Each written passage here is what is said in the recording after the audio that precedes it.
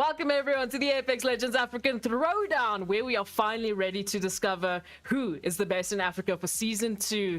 Of course, my name is Esports and I'll be your host for this evening, but joining me on your screens right now is your amazing Apex Legends casters. It's Tendo Players, it's Fire, and later it's also going to be Ira, but we'll talk about that later when he gets here. For the time being, Tendo, I mean, we're finally here. The long-awaited grand final is finally going to happen. How are you feeling about that? Yeah, man. I mean, I'm pretty excited. It's been like an eternity since we've seen some African Throwdown action, and I feel like all the teams are raring for action, and I'm raring for action as well. Yeah, so I feel like I'm just in my seat, and I'm just ready to probably stand up right now to like going crazy with all the action that's about to go down. And I mean, I'm excited. I feel like you can feel the energy. I'm excited to get today started off, and it's 6 games as well, right? So, you know, we got a little bit of a switch up. So now we're going kind of like a really long distance compared to what we're normally used to in one night. So I feel like today is lining up to be a good one. I think it's exactly that. And Fire, from your side, how's your experience been so far with Apex Legends? I mean, you got thrown into the deep end, my friend.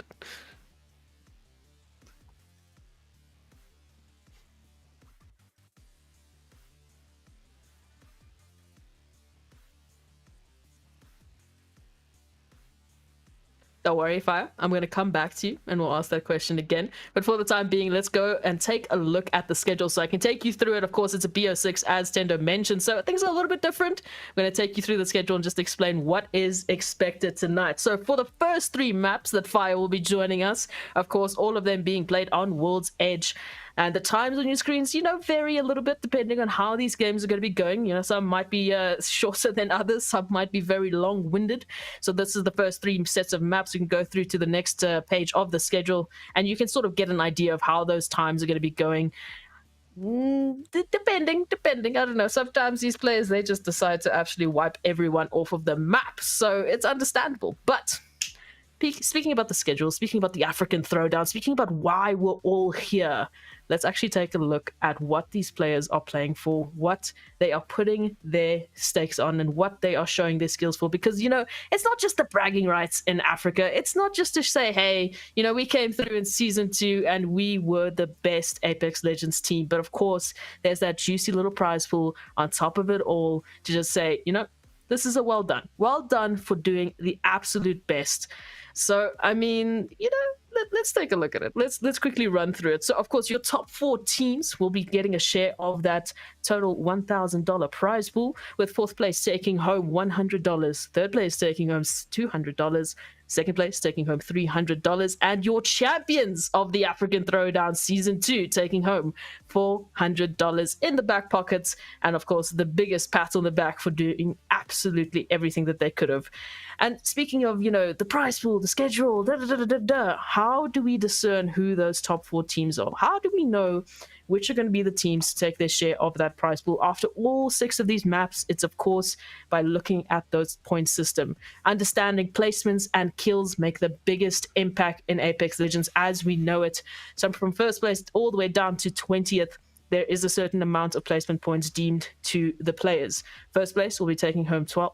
2nd place will be taking 9. 3rd place taking 7, and you can see Atita's down with 16th to 20th place. Unfortunately, get nothing. Nada, zilch, nothing at all. So you don't want to be some of the first teams to drop off of that map, because your leaderboard scores aren't going to look too great. They're not going to look too great. And of course, every single kill will land your team an extra point. So we reward those teams who stay active. We reward those teams who actually go and push and take the fights and stay proactive, which is what we want to see, because we know it's Apex Legends. Things get crazy here. Things get absolutely crazy. I mean, Tendo, from your side, you know, we've seen how some teams really have made the best work and the best use of those kill points by staying active, right? Yeah, I mean, the first name that rings to my mind has to be Carthaginians, right? I mean, we all know they're doing an absolute madness during the group stages, you know, and then into the semi-finals, just picking up kills after kills, hugging edge of zone, and just pretty much farming everybody. Will they have the same kind of time tonight? I don't know. I mean, guys, if you're not aware of who is in this lobby, I mean, just taking a look at the names, we've got 2 noobs, 1 cheater in here, like the AQUAMEN, ATK, who are looking really, really strong right now. Unfortunately, Caras aren't with us tonight, but we'll see, you know, they're with us in heart at this point. You know, we we got Carthaginians obviously in here, Nibble, Punx, Omnius, Vicimus, WRG, and I'm missing out on a lot of the names of these teams. I mean, this isn't gonna be like, you know, those group stage games and semi-final games where there's still a couple of the weaker teams lying on the outlands, right? You know, everybody in here is a heavy hitter. Everybody here could win a game, right? So I'm just curious to see how those teams that were really looking for kills and playing super fast are going to adapt in such a lobby. I think it's exactly that. I mean, if you look at the semi-final scores, you know, we had a little bit of a chat off screen. Carthaginians were the ones who took the most points. They took 116 points from their match of the semi-finals, but of course they were limited to 20 groups, while the other semi-finals had a completely different set of 20 groups. Now you've got the top 10 of each semi-finals put together in the same lobby for the first time. We're going to have the best of the best going head to head, and it's a question mark. I feel like with Apex Legends, you know, we think that we know who's going to be taking it. We think we know, you know, based on stats, of course it has to be this, but because we've had such a long break, you know, there's been a lot of tournaments in between where the teams have had time to practice, they've had time to iron out some of their faults, and now they're ready for it. I think they're very ready for the Carthaginians. You know, they've seen what they can do, and hey, maybe the Carthaginians also have some surprises up their sleeve. Fire, from your side, I know you're a big fan of the Carthaginians. You know, we talk about this off camera, so from you, I kind of know where you're going to be leading towards. But what are some of the other teams that you know you have to keep an eye out? That, like, if you were running on the lobby, you saw that team, you would be running the other way. I mean, one of the things that you do have to be careful for is, you know, the guys like Nibble, you know, WRG. Obviously, these are still heavy hitters, you know, and I think the Carthaginians do have to be cautious because, you know, they love to, you know, scout out the teams, you know, go looking for them and take them down. And just like Tendo said, I'm curious to see if that will be the same story today. If they will be going out, you know, towards guys like Nibble, who we know can also pull their weight when it comes to this single, you know, battles between team on team. So it'll be very curious for me to see how this one plays out. But I'm rooting for Carthaginians because I love the way they play. I love the way they give us the action, how they look for it. But let's see how it goes today. Yeah. Look, I can't fault you. I can't fault you. Listen, they were running around like mad lads getting the kills, but we also had a lot of teams coming out of the woodworks. I mean, I remember one of our last, in our semi-finals, one of the last games, Swamp Creatures, out of nowhere. We had not been talking about Swamp Creatures the entire day, and then they go and they get the win. They get the win. Not only that, but they pick up some crazy amount of kills. They take out the likes of WRG. You know, some of the teams that we ourselves were like, okay, no, surely WRG is the team to take this. No. Cano and the likes, they come through and they take out the competition. So there's a lot of teams and a lot of skill here that have the capability to take the W's away from the other teams. I mean, Tendo, from your side, you know, we've been sort of avoiding the topic of compositions. We've sort of been avoiding that, but now, what do you think is most likely what we're going to be looking at? What are some of the heroes that you think, we're definitely going to be seeing those? You know, I think it's interesting, right? And, you know, while you're mentioning a couple of teams here and there, I was also thinking of a team maybe that we are sleeping on that's also kind of like, you know, in that Carthaginians realm where they were performing quite well. I'm looking at JSN, right? I think we're not talking about JSN. They might come out as a big surprise. You know, they might play their game well tonight, and that might be, you know, leading towards their success. But composition-wise, I mean, it's crazy now, right? Rampart is in this discussion, and we all know how crazy Rampart can be in the lobby. Will teams pick Rampart? I think she's still a little bit too slow, you know, compared to how fast it can be in competitive Apex Legends. So maybe some Valkyrie picks. I've been seeing a lot of Valkyrie picks during the ranked sessions for a lot of teams, even doing LGS. I think Valkyrie, just based on how much mobility you get with that redeploy, has been really good for a lot of teams because, hey, if there's so many people stacked on top of you, sometimes you just gotta fly away, you know? Listen, if we're talking about Valkyrie, we can't forget those nerdish Valkyrie rotations, let's be honest, but it's fine. Yeah. We're gonna see. We're getting ready to go into the first map today of your BO6, of the grand finals of the Apex Legends African Throwdown. It's Tendo, it's Fire to take you through the first map of the day. So I hope you're sitting in your seats with some popcorn or some sort of snack because the action is getting here. We're gonna get fired up. So guys, please do what you do and take it away. All right. We should have asked Ez before she had to hand it over what her prediction was on who's going to top the table. So I'm going to swing it over to you, Fire. Who do you think is topping the table tonight? Who do you think is the most likely, you know, going to be your African Throwdown champion, right? I know you have Carthaginians, you know, on your head right now, but besides them, maybe which team is creeping up for you? I think it's definitely ATK. They have the experience. Yeah. You know, I love to root for the underdogs. Well, I'm not going to call them underdogs because they have the experience in this competition. But so far, they're coming up against guys like Carthaginois, Nibble, and JSN and all these guys who have been dominating in this tournament, right? So for me, it's like they're like the sleeping lions, and I feel like we may just see them wake up right here in the finals. So yeah, maybe we may see them just bust things open. So let's see how it goes.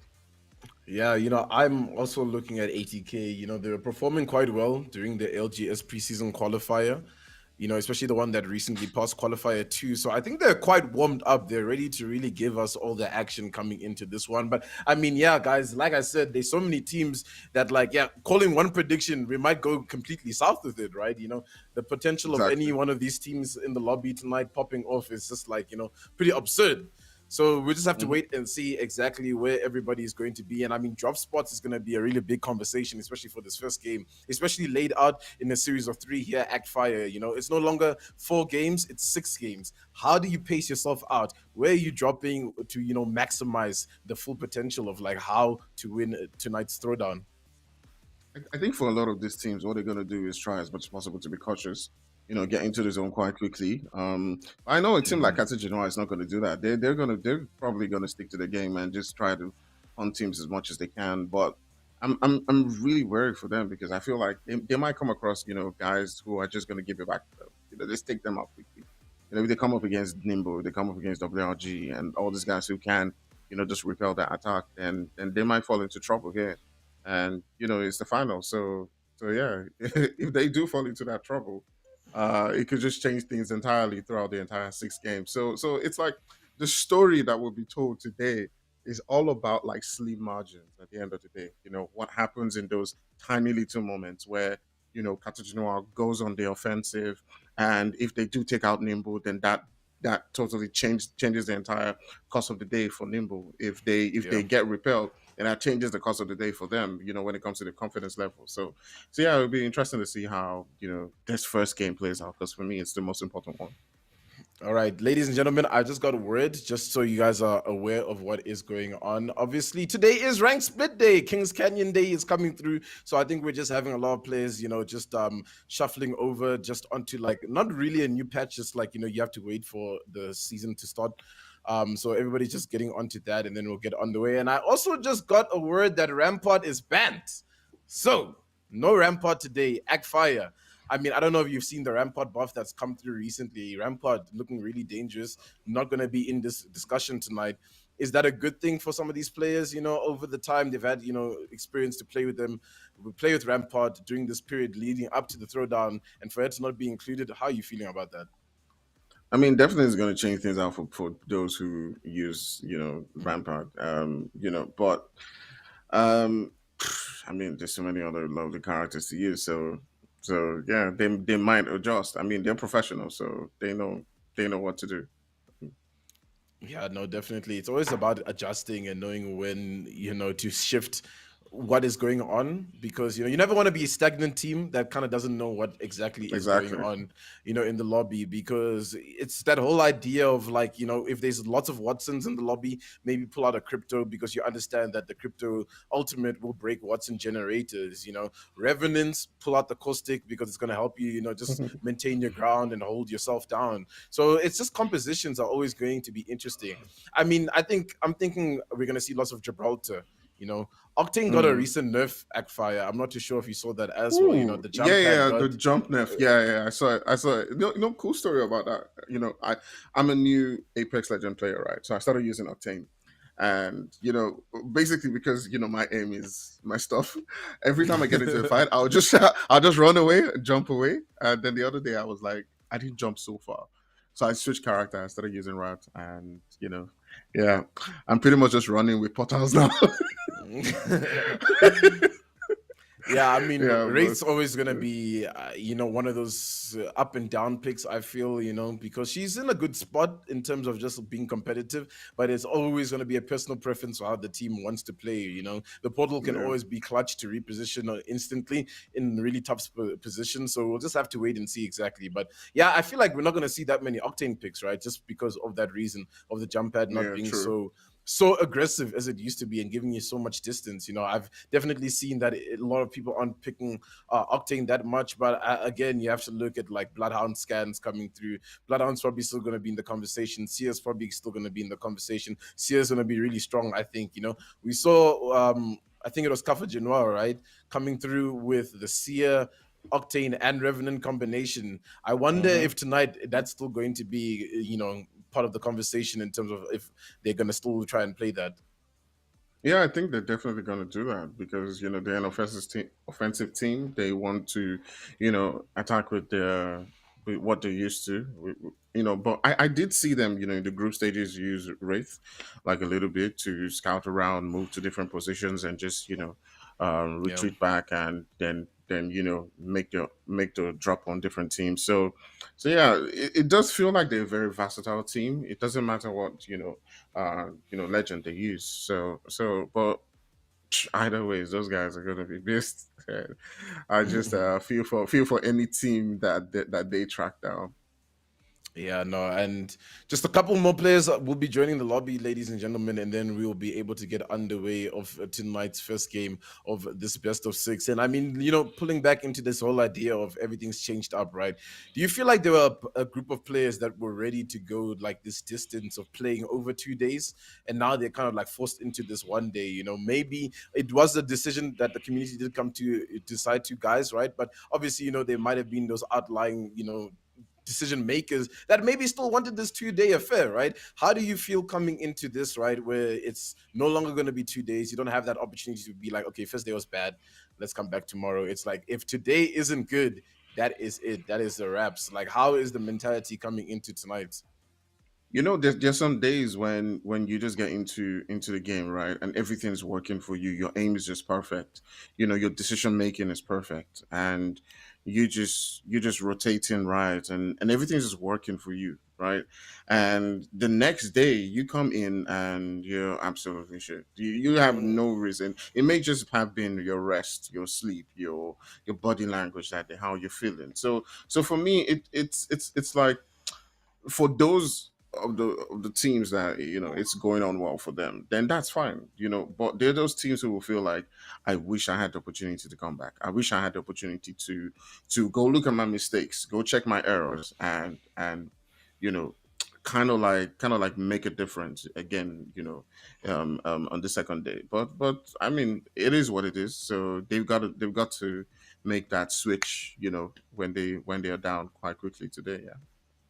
Yeah, and I think it's gonna be very much pacing, right? Because 6 games is a long time now, you know what I'm saying? And especially now with this little bit of intermission pause that we have to do because of the map switch, now you're starting to play a little bit more into your mental. Now you're starting to think a little bit more. And now, when you get to like game three, that halfway point, everything's gonna be different, right? You've felt how the squads have played, because obviously first game, I think we're not gonna have too high expectations. We don't. We just want to see the squads play their game as well as they can, because that's all you can really do, right? You come in with your first initial game plan.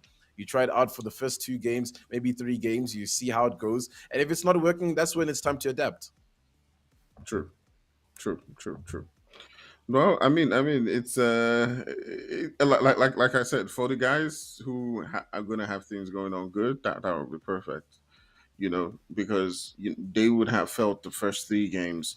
But there's always that thing where you want to go back, watch the game, and say, "Look, how did I make that mistake? How did that team hit on me?" You understand what I mean? Like how did let's take for example, Carthaginians just scouting around and they find the guys from ATK, and they're like, "How did they get the drop on me? Oh, one of the players was in a flank position. All right, I get my mistake. We got to be more cautious about our environments next time. Stuff like that. Just sling tiny margins, and it'd be curious to see how those teams now begin to adapt, because the first 2 games they're not really sure where their drop spots are. Right? They may have done their research, but teams may come into this finals and just decide to change things up. So I feel like it's from the third, fourth, fifth game where you now begin to see teams, just understand each other and understand each other's spaces. Okay, you stay there, I stay here, and we loot things out and then begin the fight.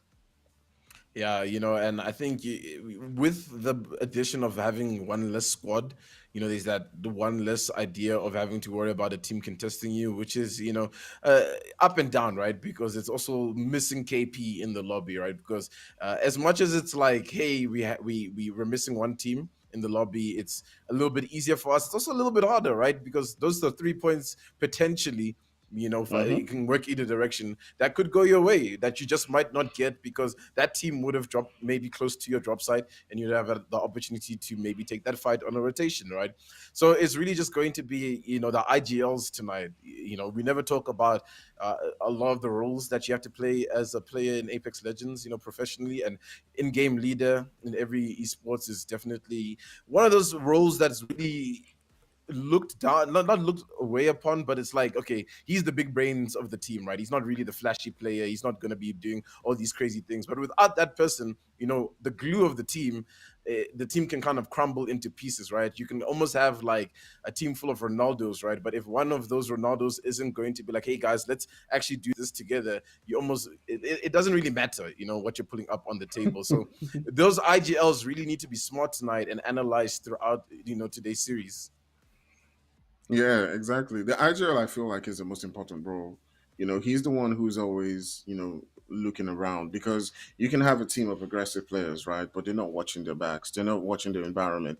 They're not making smart plays. They're staying outside the zone and they're fighting for too long, and they're not rotating to a good spot quite early. So it's always like no matter how aggressive you are, no matter how great your gun skills are, at the end of the day, it's all about your decision making, and having a smart IGL, he knows when to take the fight, when not to take those fights, when to scout, when to just hold your position and all that. So yeah, just like you said, it's for me, it's overlooked, but it's pretty much the most important role.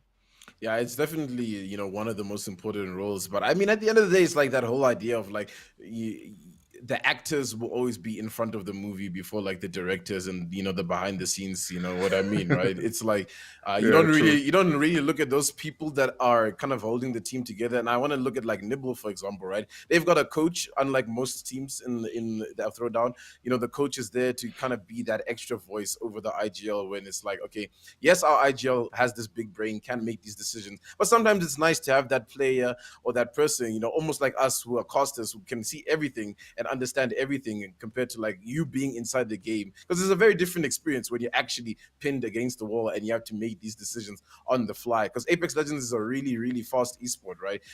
Squads will be stacked on top of each other. And I mean, you have to pull into Gibraltar is a really technical character to play, and you want to have somebody that's really good technically, with timing, especially popping bubbles. Act fire is so crucial for a lot of teams. Sometimes we've seen teams suffer during group stages and semifinals with just inaccurate bubble popping. Mm. Yeah, true, true, true. But one of the things that we haven't spoken about so far is how much different it is for, because the other day I was just watching and there was a lot of talk about the platforms that players play on, right? Whether they play with gamepads, whether they play with mouses. Do you think that is a that sort of like gives like a slim margin for these players, what they're playing with when it comes to their aiming, when it comes to using a mouse as opposed to using a controller? I think the input discussion is just like, I think it's like art, right? In art, there's different inputs at the end of the day. One person wants to use a brush, the next person wants to use like airspray, acrylic paint, etc., etc. But if you can achieve the same outcome at the end of the day, then it doesn't really matter PC, like mouse and keyboard or controller. You just have to keep practicing and putting yourself into these positions. But ladies and gentlemen, finally we Woo! are underway here with the grand finals of the African Throwdown here, hosted by NODWIN Gaming. And I mean, let's look at some of the picks. Thankfully, we get a quick overview. I'm seeing the Gibbies coming through. The Valkyries, like I said, Oh. would be a really big pick. They're coming through. They're shining. Not too many Octanes, right? Here and there, Caustic coming through. And we've got a couple of refs. Oh, okay. So Carthaginians did go with Octane. Revenant, you can see them with it. With I do see another Octane. Not a lot of Octanes though, but. yeah, it's going to be an interesting one. It does look like they want to play a fast-paced game. Good luck, brothers. All right, this is the moment of truth. We've been talking about drop spots and just how crucial they're going to be here tonight, ladies and gentlemen, and we're finally underway as we have Carthaginians who seem to be going towards the climatizers, so that's going to be a pretty interesting job if they'll be contested by anybody next to them. ATK is also actually hovering over that area. Actually, Dave decided to go a little bit deeper towards that skyhook, that tunnel side. We've got a couple of teams down the middle. You know, Lava Siphon, Harvester, Staging, they're never usually contested here at Fire. You know, I wonder if any teams have maybe reconsidered their strategy and decided to maybe hit those spots. Yeah, definitely true. But one of the things we have to notice so far is that ATK is really close to Carthaginians, and so is Nibble. Even, yeah, man. And like the top three teams on our mind, all at the north side of the map here. It's about to go down on these rotations based on the zone. Man, oh my goodness. Let's take a look at that zone, just making that shift all the way towards that southwest region. And all of these teams, you know, who are in the top three, you know, have to now begin to make those rotations in. So it's definitely going to be a crazy one because, you know, it be really sad to see one of the big boys just go down quite early. You know, Nibble, ATK, Carthaginians, you want to see them go all the way to the finals. But if we're seeing that early fight, you know, happening between two of them, definitely going to give us a spectacle in this one. I mean, it's inevitable as well, right? With how many of them are stacked there, man. I find it hard for them to not fight each other. Yes, they can be really good with their rotations, but it's really just going to depend on who's calling the rotations faster, whose timing is better.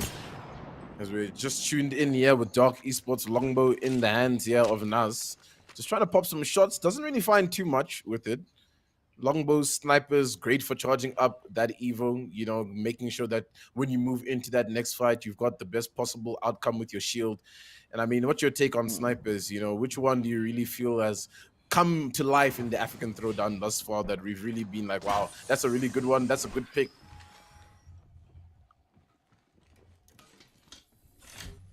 Oh, for me, I haven't really paid attention to, you know, the players like what they've been using, but the 50 car SR is pretty much the one I've seen like in, you know, all the tournaments that a lot of players have used and, you know, succeeded in. But for me, the teams who have been dominant so far haven't really been well, except I'm not sure. I need to probably pay more attention to Carthaginians and how they play. But so far, I've just seen them using a lot of ARs and SMGs, you know, to take down their opponents, you know, close range. So it'd be curious to see, you know, who gets those snipe shots, you know, in this game. Yeah, of course, they're a more aggressive team, so they'll probably be looking to hold on to weapons that will be good for them close range. Nibble over here at the trials, trying to pick up whatever gold loot they can find. Gold helmet on top of the Gutbuster is going to be really good for that defensive bombardment, of course, that he will be able to call in. It'll charge up nice and fast, especially the dome, you know, so they're really situating themselves quite well here, Nibble Esports, to try and close this one up, you know, shaping up for that end game. But they have a long rotation lane, you know, to make it to that zone. And I mean, north side of the map can do that to you, and or landing all the way south, right? Sometimes the zone's just going to be really central or pulling a little bit easterly or westerly, and you just have to make these really strenuous rotations. Nibble's on one of those, but it's good though, right? Because they're going to have to play edge of zone. They've got the composition to do it, and they can take their time with it, you know. So I feel like we'll see them in the end, just based on how fast everybody in front of them seems to be playing already. Yeah, definitely. And one of the most you know interesting things that they have to do is to find a way to rotate into that zone without, you know, coming into a lot of trouble, you know, quite early on. But they've got a team just in front of them, and you know that's also rotating into the zone. So that might be a little bit tricky for them. But everyone's trying to get into that zone as quickly as possible, like we discussed, you know, in the beginning of this game, and that's the most interesting thing so far. Omnius is another team that we haven't spoken too much about today. But when we've seen them come into fights, they've been sort of like, you know, I don't know what will be your pick on them as a team or their performance in this tournament so far. You know, I'd say they're veterans of, you know, the Apex competitive scene in South Africa. You know, they keep putting themselves in and out of these tournaments and getting that experience. So they're definitely one of those teams that can win games, you know. Will they win overall? I think they're going to have to put in a damn good shift in here. But I do believe they can do it if they can play their cards right. And I think ultimately at the end of the day, it's going to be up to Fortune, who I believe is the IGL of the team, to just get the right calls for the team. For now, everything seems good. They've got a spot in zone that they can work with. Not quite the end game that they're looking for now, but you know, they can work with it. They've got the bridge, they've got a lot of cover to, you know, so just waiting for teams to rotate and to just see exactly how everybody's playing in and around them. Slow to start off, except for ATK, who's been in the kill feed, getting a couple of kills. I think I saw Mr. Titan go down to the hands of Dust, if I'm not mistaken. So a couple of fights already breaking loose in and around of the map. But for the most part, everything's slow. Everybody, you know, has a spot to drop. Everybody's getting their loot and just trying to get themselves situated for endgame. Yeah, definitely what it is. I do see the guys on Omnius just, approaching within the same region where Doc is. It does look like a fight might ensue between these two teams, and we might see teams them just begin to pop things up. So that would definitely be interesting to see. But like you said, everyone's just trying to pick the spot, trying to rotate into the zone, get a really good spot, and that's the most important thing for now. And that's what we expect. You know, they're all trying to be cautious. You know, it's the first game, trying to feel each other out, trying to just understand the way they're playing and the decision making. And we do see the guys from ATK already making those rotations into the zone. And yeah, I'm interested to see how this one pans out at the end of the day. What's the teams starting to fight towards that lava fish side? 2 noobs, 1 cheater. I believe are close to that action just a little bit, maybe just cross-firing. We do see the team of Carthaginians already on their killing spree, as we start to pick up a couple of names. WRG coming out of Thermal Station. They got their job site. No one can test them. I don't think you should, right? You know, WRG is definitely going to be a hard one to beat out of Thermal Station. And I think WRG have claimed that. You know, I think at least, South African comp that they play, everybody knows if they're in the lobby, you do not mess with Thermal Station or you are going out for the count. Zone is pulling closer to that harvester area where we saw OG. So they're actually sitting quite comfortably. I think they moved onto that center building. Team Bench seem to be in a bit of action here. Ket firing through the flat line, finds a lot of damage. One is knocked on the side, so they're gonna have to work well together. It's actually Don't Stop Gaming on the opposite side. Nando trying to pop a battery to get himself back into the action, and his teammate grappling there to try help and give a little bit of assistance. But it's a bit of an exchange on both sides here in terms of the knocks, but one's being fully finished and one's still in play here. They can still get clutch up here. The golden backpack res could be clutch right out in the open. Sorry for the pun. But he's up on his feet, and now it's going to be a 2v3. Yeah, definitely. Team Bench is one of those teams, who was, coming into this finals. They have a lot to prove. They've got a lot to show that they can, be up on those leaderboards. And it's not just about placement points; it's about getting those kills. And they do definitely need that. But they look like they're on the back foot right now. So they got to step things up as they're popping out the shot, doing some damage right there. And he's not able to find that finish. But oh my God, do you think they might be able to win this fight up against the guys from Don't Stop Gaming? They do look like they've got the height advantage as they keep on sending those shots right there. And it's that point in the game where everybody's starting to make these rotations. We saw Punx going down in the kill feed. I mean, 2 noobs, 1 cheater seem to be going down to WRG, and everything's starting to pop off. JSN's also in here. Ket's doing a madness at the top of this place over here with this flat line, but needs some assistance. They've brought back Rondon somehow into this fight as well. So now it's going to be a full 3v3, but they're getting pushed on top of your Team Bench, and there's not much they can do. Aquatic is trying to do a madness with the PK. He finds some damage, but is the damage going to be enough here? No, it's actually Nibble to come play spoilers into this fight, and they're trying to get themselves involved here. And for now, Don't Stop Gaming are in a little bit of a tough situation. Oh, this is definitely a tough situation for them as the guys from Nibble just come into this one and try to get on that third party. They're just coming to get a drop on them and taking them out. This is definitely what you want from the champions. We want to get those kills, and they're sending it out, letting it loose, popping it off, right there with the flat line, and they might just make a drop onto them and just finish them off right now. Definitely what I'll be doing, throwing up the projectiles and getting there. Definitely what it is as they do make the drop onto them. Got the Godbuster right there, and they're looking to just seal it out right. Popping on them shots, telling them, you're not going anywhere, come back here. They're looking to finish this one up and send him back onto the ground. That's exactly what you expect from champions, right there. The guys from Nimble, and this is really shaping up to be the game that we did expect. Yeah, it's really feeling like a championship right here with how hectic everything has just popped through. I mean, we had 17, maybe 18 squads when we just started that burst of action, and all of a sudden we're down to 13. And it seems like the action is continuing here with the ATK, who seem to be really aggressive. Chambi's thrown his ulti. Isn't finding too much with it thus far, but it is going to guarantee some cover to work up onto this position. We did see OG in this spot, and it is OG that they are fighting, and it looks like Omnius is going down. It's all up to Captain IGL for you to try run away from this situation and try garner some points for his team. But for now, it's ATK, it's Nibble, it's Carthaginians in the lava, in the kill feed as well. I mean, they're doing exactly, what we thought these top teams would be doing, and they're running rampant. They're showing dominance. They're showing exactly who is boss. Yeah, exactly what we said. I do feel for the guys from Omnius. This game is the first game, definitely. They can come back. I mean, they're not totally out, but turning on to the Carthaginians, these are the big bosses, the guys we do expect right there to pop things off. As you do see iBad just sending out the shots, letting it loose, taking out the teams, and, getting kill up on kill right there. This is. I mean, the Carthaginians, Nimble, ATK, they're just running riot. And when one of these teams meets, I mean, WRG as well, you could call those the top 5, honestly, in my opinion, just based on how well they play. But AQUAMEN are also here to prove a point as Nexus gets 1 knock.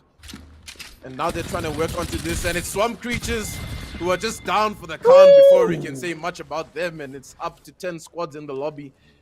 And I mean, there's still a lot of names to go down. No one's really in the zone working with it for the most part, but we did see ATK towards that part. So I wonder if that's ATK right there towards that caravan.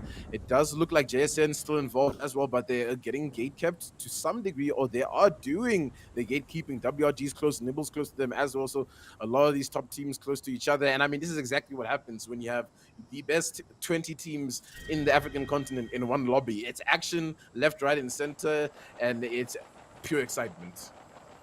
Man, I feel like the top teams just deceived all the guys for a bit. They landed and they were like, you know what, just don't worry, take it easy, you can loot. And then all of a sudden they switch things up. You can see the guys from Nimble just coming in right there, just being like, you guys have had enough rest, and it's time for you to begin to go down right there. And with that flat line, you can see Lone just popping out shots onto several different teams. It does look like it's Nimble they're in a fight with. And yeah, this is exactly what you want to see. These two teams are the heavy hitters right there. WRG and Nimble going in with that right, switching up positions right there. Who do you think is going to win this one if they do go toe-to-toe against each other, face-to-face? Tough call, to be honest with you. I wouldn't really count any one of these teams that we've been seeing dominating so far a winner in this lobby just yet, because they still have to go up against each other. I mean, JSN versus Nibble could be a fight, right now.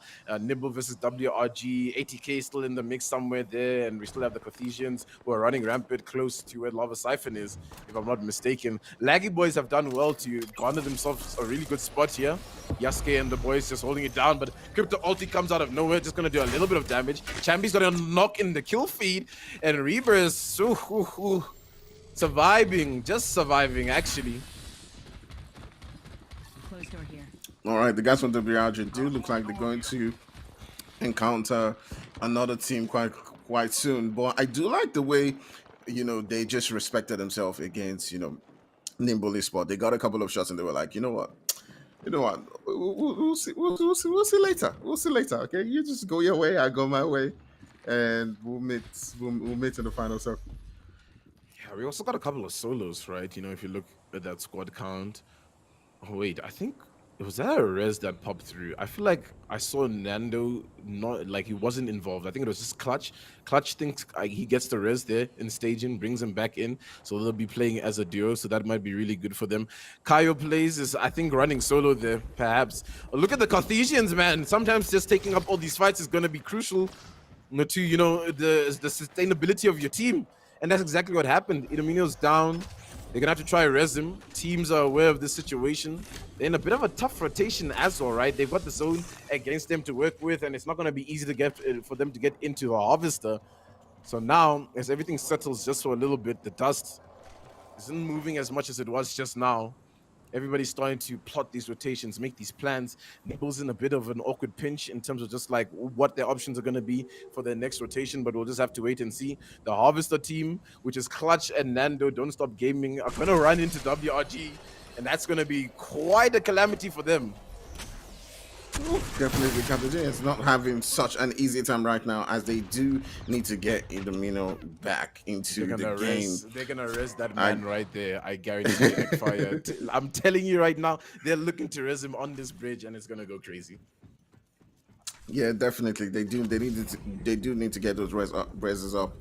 I do think they're not having such an easy time as they might have had, you know, come before they came into this game. They may not have faced, you know, this amount of, you know, strong teams as they are now in this particular lobby. So they're playing a bit more cautious than, you know, they have in previous seasons. Yeah, I mean, you can already see with Sabron only having 2 kills, right? You know, during group stages and semifinals, the man was walking out of there with 10. And it's definitely a lot harder now, that's for sure. It looks like Nando's the only one alive on Don't Stop Gaming. It looks like they found Clutch out.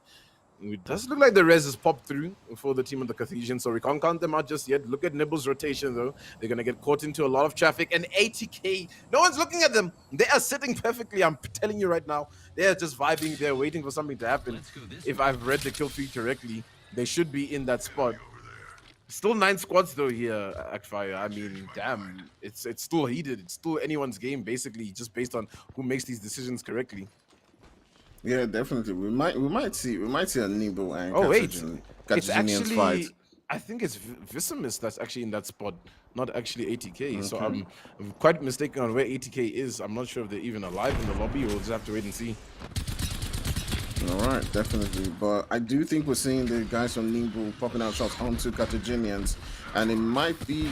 No, I'm not really sure if it's them, but we might be seeing some heavy hits coming down. But definitely, yes, it is. Just as we did say, it's the guys from Carthaginians and the Domino who's been brought back into the game can now begin to let it loose onto several different teams. As he's popping out shots right there with that Eva, and oof, man, I do feel like these teams are just, you know, holding their spots. They're just, you know, rotating because they know and respect the different teams out there. But WRG trying to get into a good spot, you know, getting taken down by the guys from Carthaginians, and my goodness, Tendo, it's a really tough one.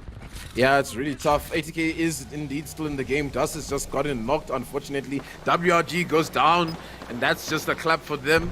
Ali gets 1 kill at least onto them. Nibble's actually entering on top over here, trying to get this fight down. Because the Genoans has just gone down to bits, into pieces. All of a sudden, it's Tenchi, the kill leader, coming out of nowhere for Nibble.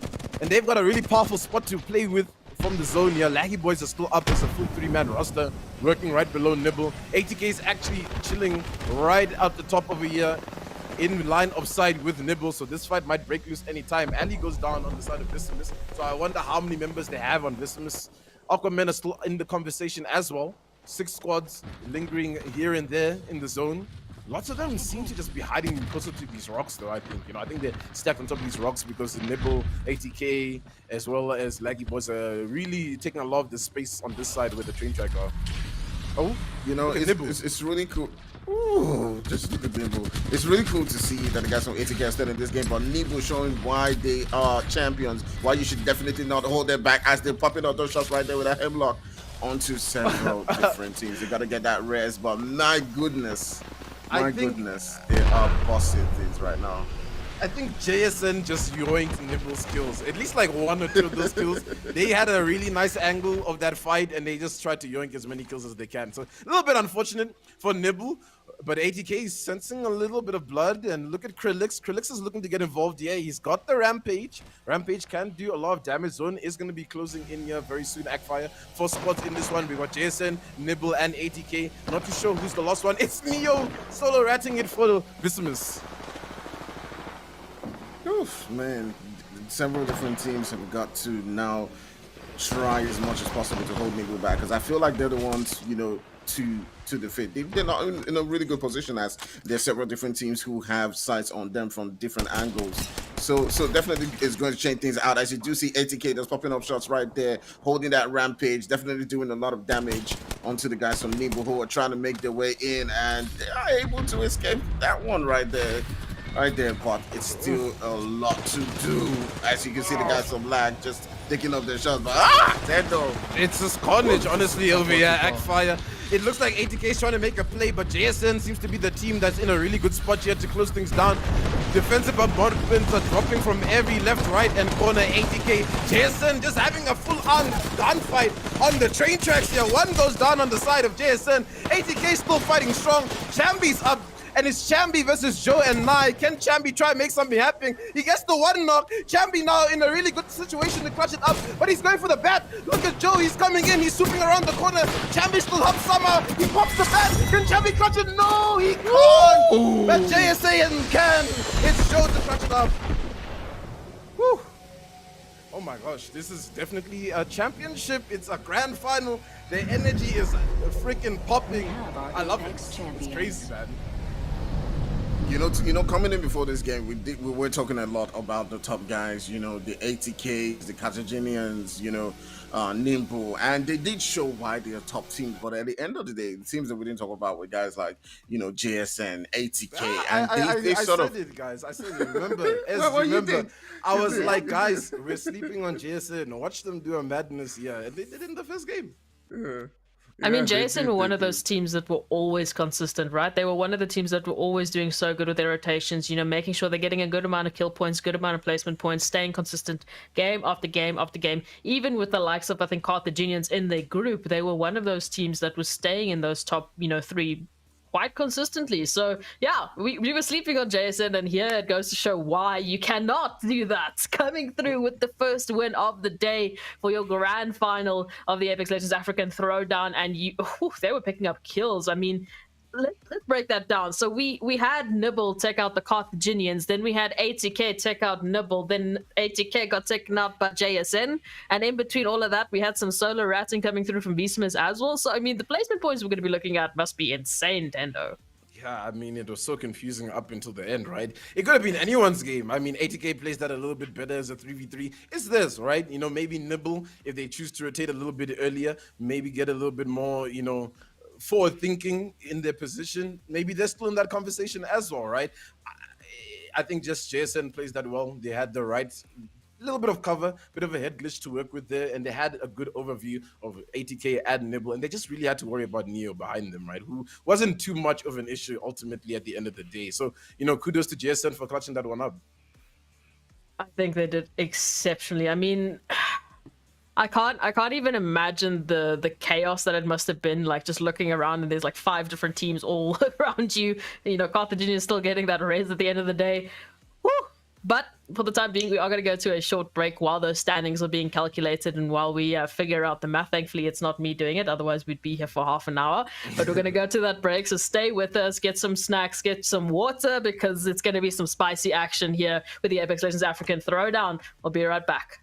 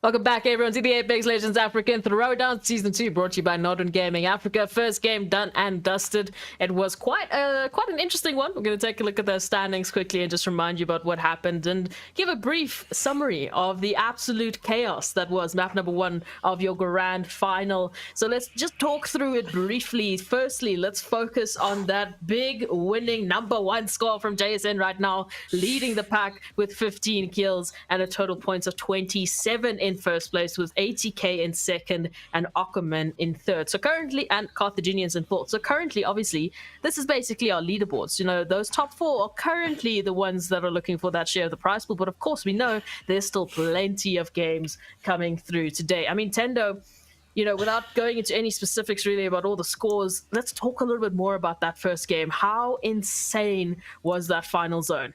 Yeah, insane final zone. I mean, it all just started to pop off, you know, and there was just kills going left, right, and center. And it's interesting to see, you know, which 3 teams were pretty much sucking up all the kills. Nibble, Carthaginians here, you know, and as well as JSN. I mean, they just came through and we picked it up. And that's exactly what we saw in the kill feed as well, right? I mean, you had a glance at the kill feed. It was literally just either Nai coming through, yeah. Tenchi, you know, Idamino, Sabron. It was just those 3 teams kind of doing a madness coming into this first one. But I mean, yeah, let's see what shift of pacing is going to happen here for the lobby to kind of catch up. And I mean, really big game coming in from JSN. I mean, they're comfortable right now to maybe fall off for the next 2 games. You know, you don't want to, obviously, but like it's like, okay, guys, we've got our big game. Let's kind of just like try and stay consistent now. And what's interesting is we need to notice, you know, the likes of 2 Noobs, 1 Cheetah, Omnius Gaming, you know, Team Bench, Nerdish, like those teams are, you know, at the bottom of our leaderboard right now, currently, because of the absolute chaos that happened in that first game. You know, dying out that early on obviously means that, you know, they're not necessarily picking up as many points as they would have wanted to. Some of them just literally picking up 1 point. But literally on the second half of our standings, we have 0 kills for any of those teams. That's how competitive it is. Ooh. Dang. Chambi coming through with your MV1 for match number 1. I mean, Fire, was that expected or was that expected? I mean, I did expect like ATK to come in, you know, with, you know, something to prove in this finals, and they definitely did that. They did put in, you know, a battle right there, you know, especially, you know, taking out the guys from Nibble. So for me, yes, this is very well expected from Chambi and the rest of his team. But the team I didn't really expect, although Tendo called it, was JSN. I mean, I didn't expect them to get, you know, 15 kills and, you know, take that win. I was expecting to see, you know, Nibble or Carthaginians on top of the leaderboard at the end of the day. But they still put up a fight, and they definitely showed that they're here to win this. So yeah, ATK. I mean, they're doing exactly what I did expect. Yeah. I mean, Tendo, you crowned him. You know, he was the king killer in the semifinals. He was the one that was able to take out the Carthaginians first, and now coming through with that 3.2k damage on the first game of today. Do you think ATK is just getting started? You know, do you think they now know what they're up against, and now they're ready for match number 2 with Chambi just going absolutely crazy as per usual? I mean, clearly Chambi was already warmed up before this, right? I mean, he just came in here and did an absolute madness on the first game, you know? And I mean, that's true testament to show how much work that someone like Chambi puts in. I mean, you'll see him, he's either in a scrim or he's streaming, playing Apex, grinding the leaderboards with, you know, trying to get on top of Predator. And it definitely pays off at the long run, right? So right now it's definitely kind of like, you know, what AQFire has been saying in terms of time for them to kind of shine and show what they've got, and they definitely can do that.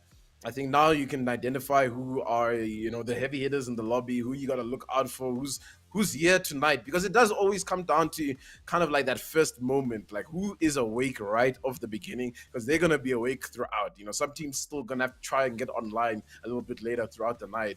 And I mean, maybe I'm looking at like OG, who were looking good in a good position, but just fell off. You know, can they get back on their feet?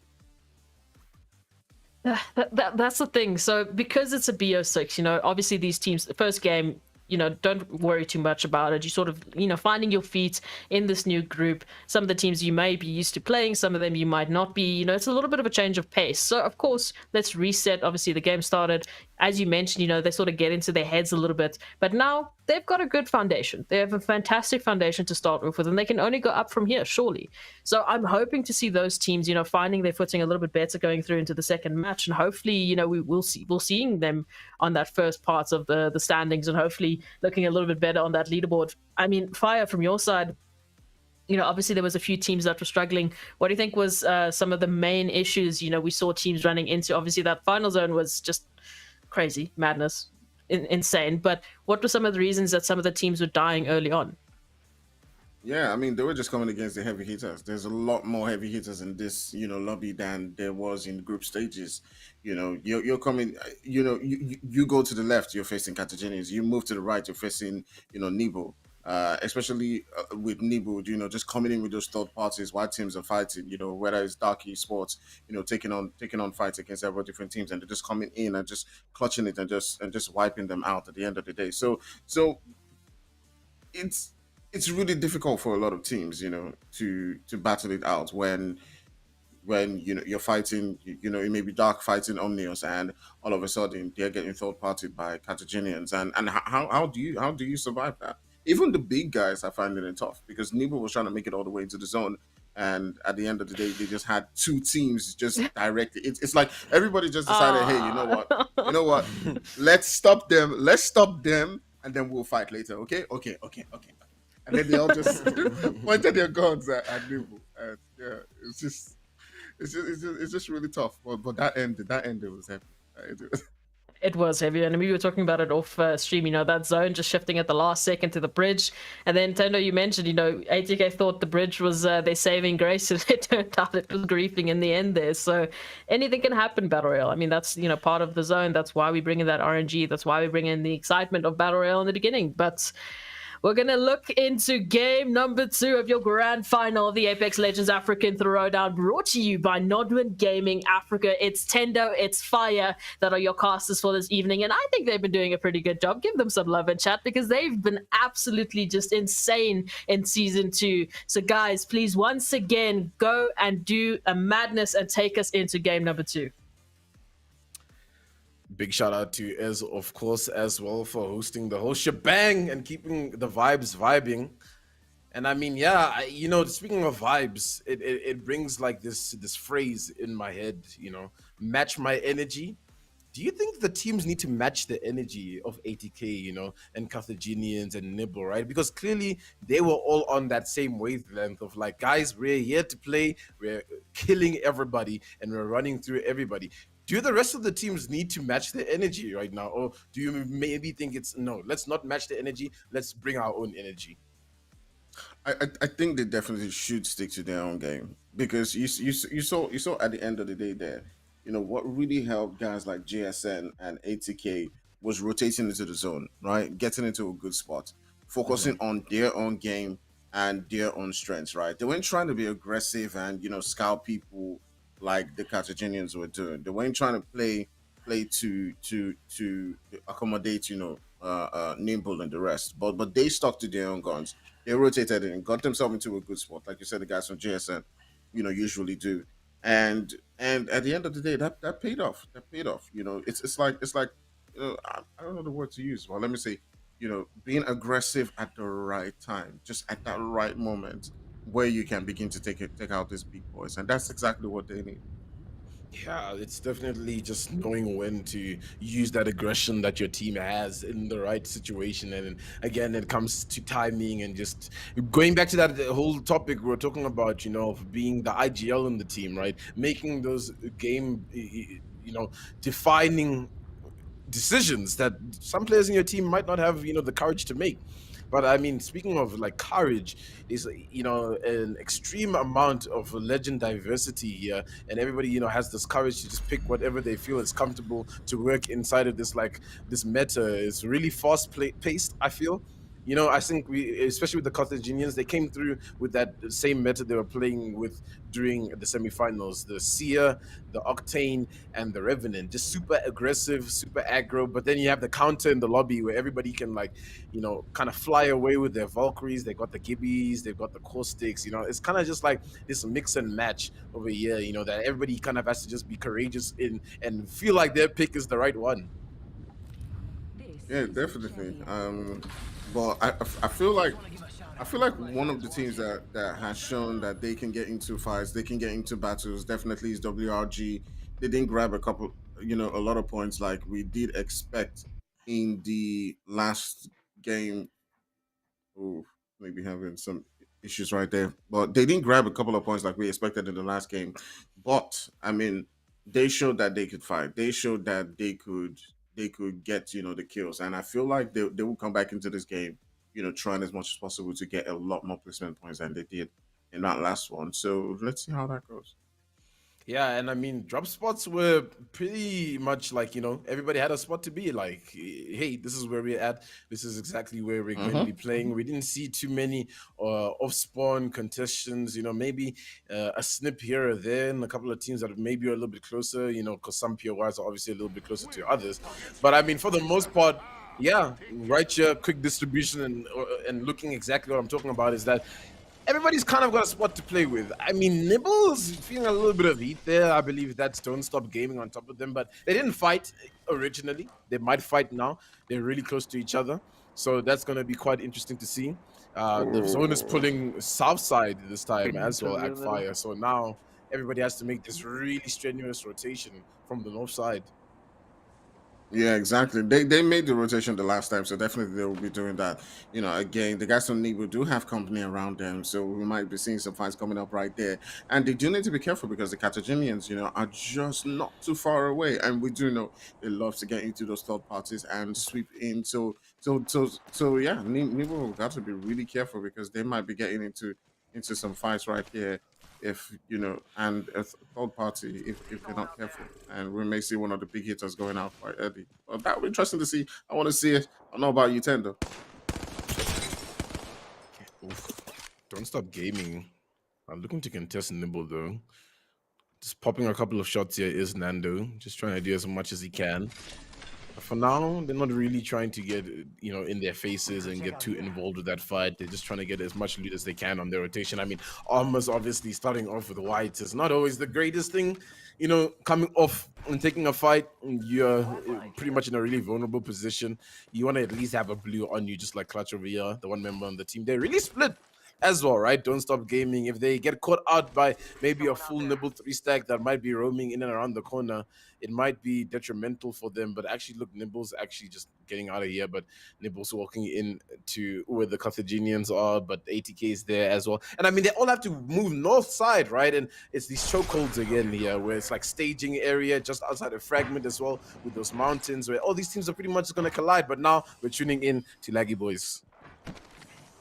I feel like personally, I want to see an early fight, that is, uninterrupted between two big hitters. So let's say Nibble or Carthaginians without a third party coming in, without shots, doing damages from several different teams. Because I felt like when the Carthaginians and Nibble met on in the first time, there was GSN, there was ATK, doing some damage coming in from, third party shots and all that. So for me, I would like to see some damage being done, but it does look like the guys from Nibble are getting into a fight right here on their own, as they might be against the guys from Don't Stop Gaming right here.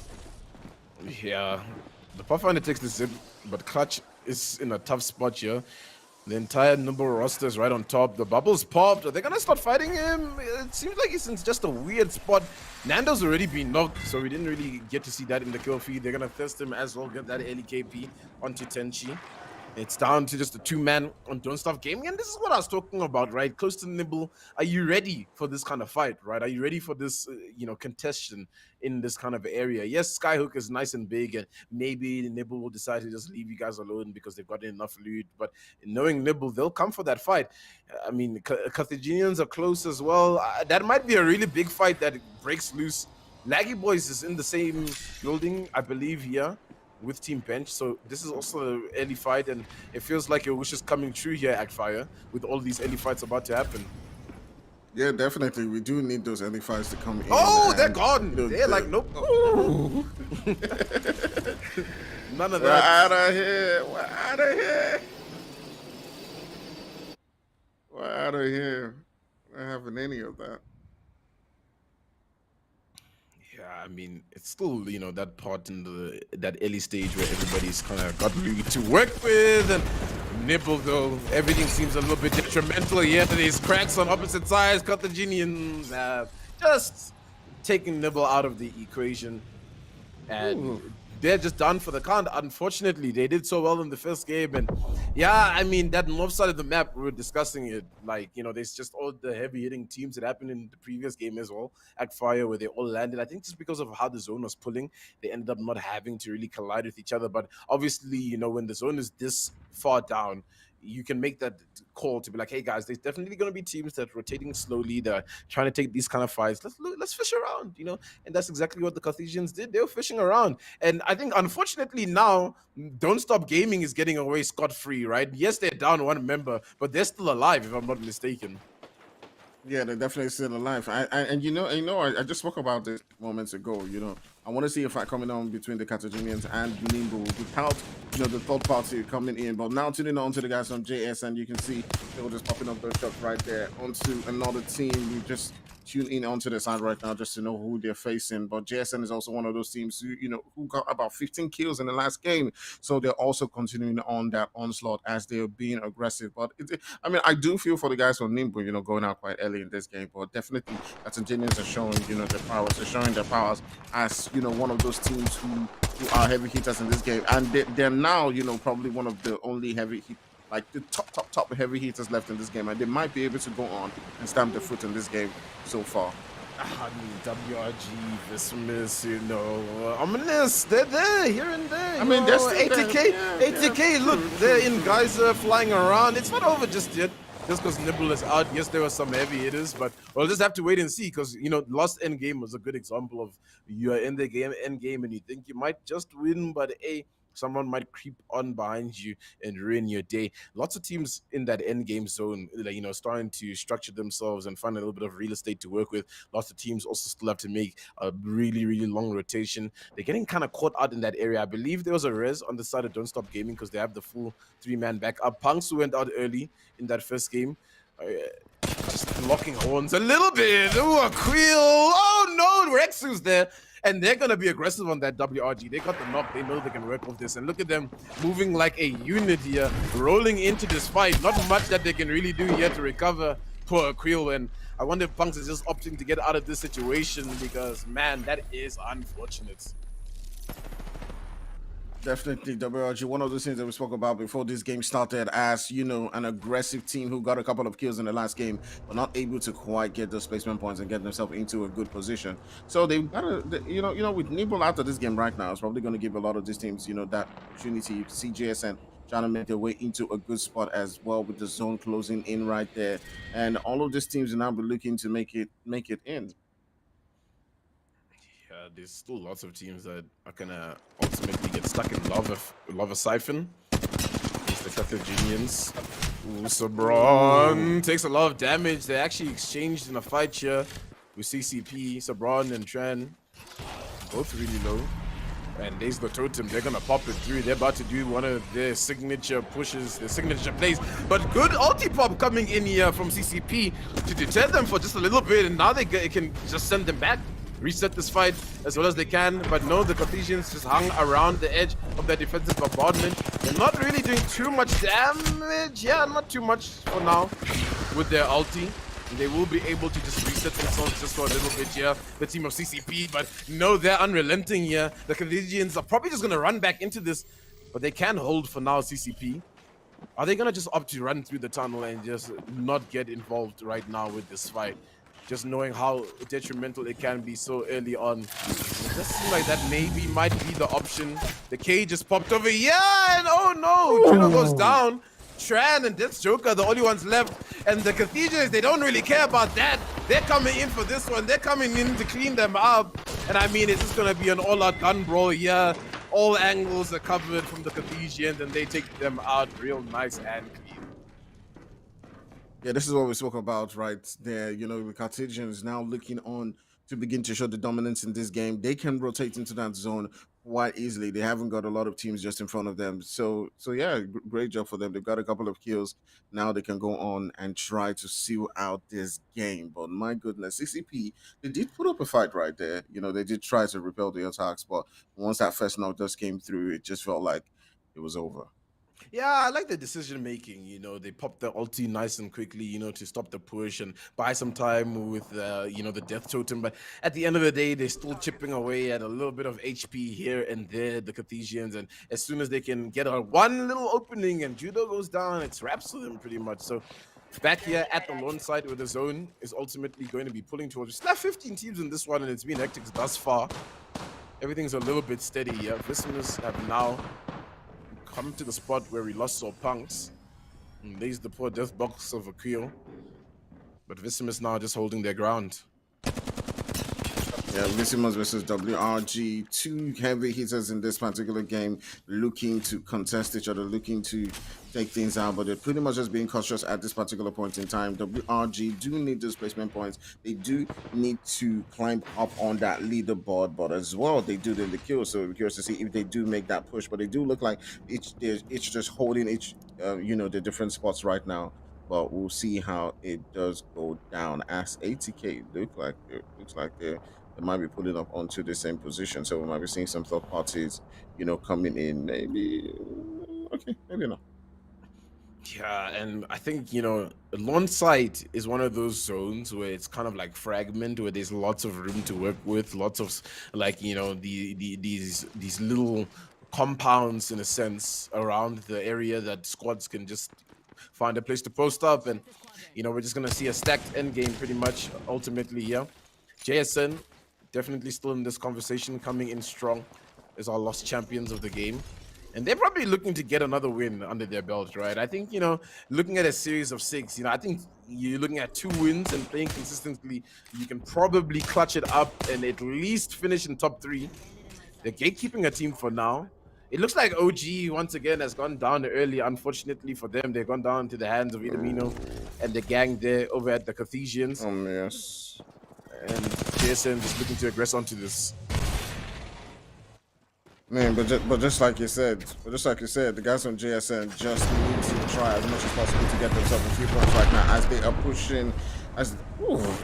All right, the push from Lag coming right here as JSN and the rest of his team are just trying to get those extra kill points. They do take out the team, and definitely what you do expect from them right here. So JSN is keeping up the aggression that we did see in the last game, and yeah, they're getting themselves those extra points. Do you think this will be enough for them to stay up on that leaderboard at the end of the day? Yeah, I mean, the longer they keep alive, right, the more points and the, you know, the more distance they can garner themselves in that leaderboard over the night. This is still the second game, right, ladies and gentlemen, right? So we still got a bit of a marathon to go. Zone is going to be pulling quite central. You know, it feels a little bit odd, you know, just looking at the zone. I feel a little bit uncomfortable. I don't know if I'm the only one here. I'm sure the teams are feeling just as uncomfortable because now you're kind of like not in that center of one side. You know, it's really tough for you. Carthaginians, they really don't care. You know, they're just going to try to get as many kills as they can on the edge of the zone, try and make, you know, thoughtful rotations here and there as much as they can, but for the most part, they'll be looking for kills, they'll be looking for damage, yeah.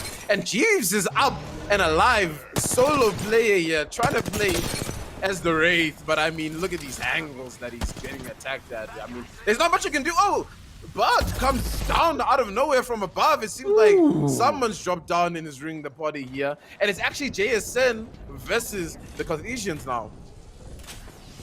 No, this is a really big play from the guys from JSN, as they do need to take out the Carthaginians if they are going to claim their spots on that, you know, leaderboard, because these are the guys you want to be taking out, and if they can take out the guys from you know, Carthaginians, they might be able to move up all the way onto, you know, the final circle. But you know, the Carthaginians, we do know how tough they are to take out of the game, but JSN is making that move. We do see them popping out shots onto Sabron, taking them out, and my goodness, JSN being absolutely wild in this game. You know, and you come back to that whole idea of like group stages, you know, Carthaginians, they're going rampant, you know, they're cleaning up everybody. Semi-finals, the same. Grand finals, you know, Ez keeps asking the question, will they do it? And clearly it's looking to be a little bit tough, you know. Yes, the first game was really good coming in from them, right? But they playing exactly the same as they played in that first game, and now, because everybody's catching on to this whole idea of they're just gonna run at us, right, guys? You know, we can just catch them out on these really awkward positions. That's exactly what ends up happening. So now you have to worry for a couple of these teams that aren't in one side here, right, at Fire. Because if you've seen this zone, if you're not in one side and on one side zone, you're on the opposite side of that mountain. If you have a Valkyrie, you're maybe a little bit safe, you know, and let's just hope you get across that mountain. But for the most part, you're gonna have to be looking for this rotation now. Yeah, definitely. And I think another thing that's, you know, definitely helped, you know, GSN is their confidence level at this particular point in time. You know, they're just trying to gun down Adam, you know, just trying to pop out that shots as he's just hanging out there on that mountain, trying to keep the hopes for his team alive. But the guys from JSN are not having any of that as they're just watching, waiting for that opportunity to take him down. Yeah, I mean, they don't want any revive going down, but man, it's a really tough one for the Carthaginians. Yeah, I think just based on the spot here, I'm a bit worried for JSN as well, right? They're so focused on this solo, who's not really a big issue for them for now, instead of worrying about their rotation, right? So now you got to think of like WRG, who's, oh no. Oh, they're sending this poor man. Does he know that they're coming? Look at Idamino, he's trying to run away, guys. He doesn't know. I don't know if he does know. He hasn't looked back once to really check. Jason isn't really pushing him, at least for the most part, and they're just letting him get away. And maybe, just maybe, these are the small little placement points that he's gonna suck up in the lobby, you know, as a bit of a nuisance as that solo player that's really gonna come back and bite a lot of these teams. But I think they're just gonna try and dog him down anyways. I mean, look at that kill feed, it's starting to pop off. It looks like Team Bench is going down to the hands of Dog. ATK is taking a couple of shots at them as well. I mean, ATK is in the conversation. ATK is just out here trying to pop a couple of shots, trying to deal a little bit of damage. JSN are trying to be a little bit antsy over here, and they're trying to get involved here. I believe Dark Esports is above them. Yeah, so JSN definitely coming into the second game, you know, they're showing that they're not about to play, they're about to change positions and get into that spot. Definitely one of those teams that always is looking to be in Dude, a are two strong teams position. busy Valkyrie flying? Can you see that? I swear. Like everybody's just like repositioning now. Like, okay, guys, it's time to react. Yeah, definitely. But I feel like I feel like it's going to be JSN's game. The way this is going down. You know, I mean, we may see ATK come in and, you know, finally grab this game on, but these teams are really stepping it up. I didn't expect to see this. I still expected to see, you know, the guys from Nibble, Carthaginians, you know, just sort of like seal out this game. But now you have the guys from S4 just popping out shots as they do come in right here and pop them shots. They're looking to clear things out, but Carthaginians, guys from JSN are still putting up a real strong fight right there. They got one player down, but they're still holding. Oh my goodness. They've just been absolutely mangled on their rotation, right? And you know, I was talking about them taking a little bit too much time. Yes, you have that Valkyrie for that reposition, but you don't know what's ahead of you, what's in front of you, and it's absolute carnage in front of you with all these spots that have already been positioned. Now he's trying to get armor swaps over here, and they're trying to shoot him at the same time. He finds one for now. He's chilling, but for how long? A defensive bombardment is going to drop down over here onto the team of Nerdish as well. We're feeling the heat. They're feeling the pressure. They might need to push down Nye, or will Nye do a madness onto them from the angle that he's in? He's managed to heal up just a little bit, but yeah, probably out for the count at this point. And WRG is just up there. They've been here the entire game pretty much for the most part. They're that team that land at thermal. They make that early rotation after they read the zone, and they're here. They're ready to win this game. But ATK, they're still here. They're still in the conversation. Man, this one is really tough to call, as a lot of the big boys, you know, from the last game have pretty much been taken out right now. You know, Nibble is out, GSN is out, Carthaginians are out, and it's just left with ATK, you know, who's sitting up on that leaderboard. So this is definitely an opportunity for WRG, who just came in to provide that last sweep onto the last guy from JSN, and it'll be curious to see how this game just pan out, but definitely an opportunity for WRG to seal off this game, and also ATK as well. Yeah, it's gonna be a little bit slow, right? Because there's lots of cover for all the teams to work with to some degree, right? Until everybody has to start stacking on top of each other. I see Swamp Creatures is also involved in the conversation, and Swamp Creatures is one of those teams that just likes to watch everybody fight and then they wait, right? I remember their one win during the semifinals, I believe it was, where they just actually did that. You know, everybody was fighting in the landslide. They were watching from a distance, and they just came in, cleaned it up, and they won their game, right? And maybe they're looking to do the exact same thing here.